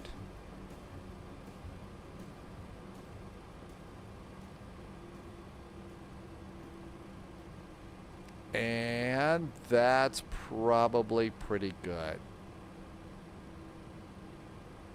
And parking brakes are over here. I'm blinding the ground crew, but I didn't have any lights going in, so I left those on a little bit. Engine 1 and Engine 3. So the two wing engines go off right now, and we'll come over to services, and we need to put chocks into place, and they're going to connect the ground power unit. And with ground power, we can pop that into the system, and then engine number 2 can go off. Now that we have chocks in place, we don't want to leave the brakes on because they're hot. And so the airplane's not going to roll around with chocks. And we can come up here to GSX and have GSX give us a stairway. And so a stairway is going to come out here. And there comes a stairway. And then the other thing we can do is come up and go to GSX and ask GSX to request deboarding. Oh my gosh, I've had a tire failure. Oh my gosh. I have tire failures. So there's a tire failure here. I don't know if it's modeled, but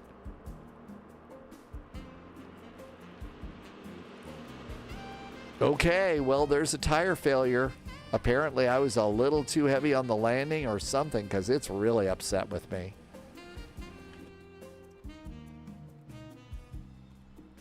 Turn the time back so that we can see them. I know what you mean. I know what you mean. Wheelchair gamer, yeah, yellow flags on the field for that. Let's go back and see if we can see the tire failure. Do you want to deboard the crew? Yep. Passenger door, cargo door, and we'll get rid of that. And let's see what we can see. So doors are open, and it will deplane that. So let's see. It says tire failure. Could be flat tires are not modeled. The middle tires look good. It must not model those. It must not model the tires. Maintenance is calling. Oh, I'm sure maintenance is very, very upset with me. Oh my gosh, look at everything. So we're deboarding everything out of there. The nose gear looks fine too. Yeah, it was the brake temperatures. And then it's going to start unloading everything there. And we made it. Welcome to Hotlanta. I don't think it's modeled. I think it's modeled inside the airplane. I have never heard Betty say tire failure before. But clearly we've got. Now, do we have maintenance? So services, bulk cargo passengers. Let's see. Charts, performance, payload, state. Cold and dark is what I do, and that's my default. Options. Can we fix things?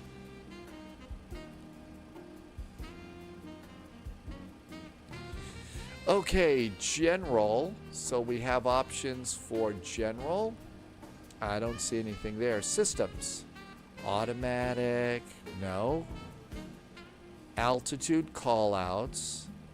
Performance. Communications. Behavior. I don't see a place to go and do maintenance on this. So I think that basically that's just the way it. Oh, wait a minute. Yep, the extended button. Let's get that. So there is an extension to this airplane. That's right, the extension app. Here we go. All right, so here's our airplane. We are connected. Let's see. Fuselage. ADG failure, external power failure, TRW failure. I don't think it's that. Cargo heat. Well, it's got a whole lot of exclamation points, but I don't know. Let's see. Cockpit, engine, tail, wings. AGS fault, left inboard ailerons. Reveal failure status. All right, so here's the status. Is there anything wrong here? All right, so the wheels aren't on the wings.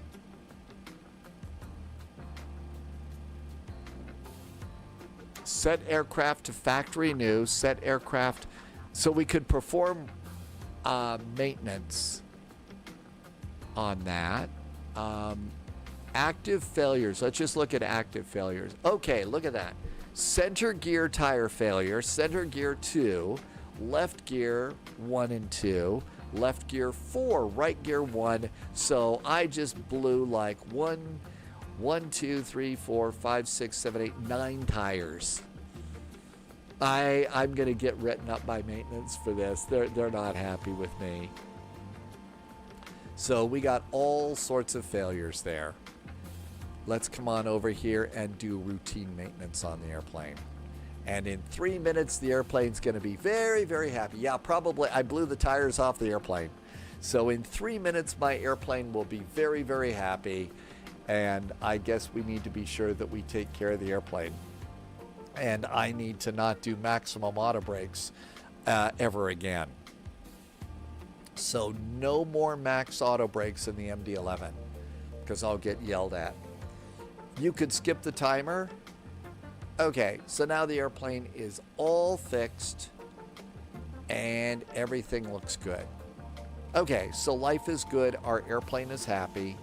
And now I don't have to go and get yelled at by the chief pilot. So we'll do that. That's right. We're only supposed to blow out the door plugs, right? Okay, and we still have a caution. And I'm guessing that'll go away. Well, we had a nice flight. It was a really nice flight today. And it was fun over in the Caribbean and nice to do the Greek island hop.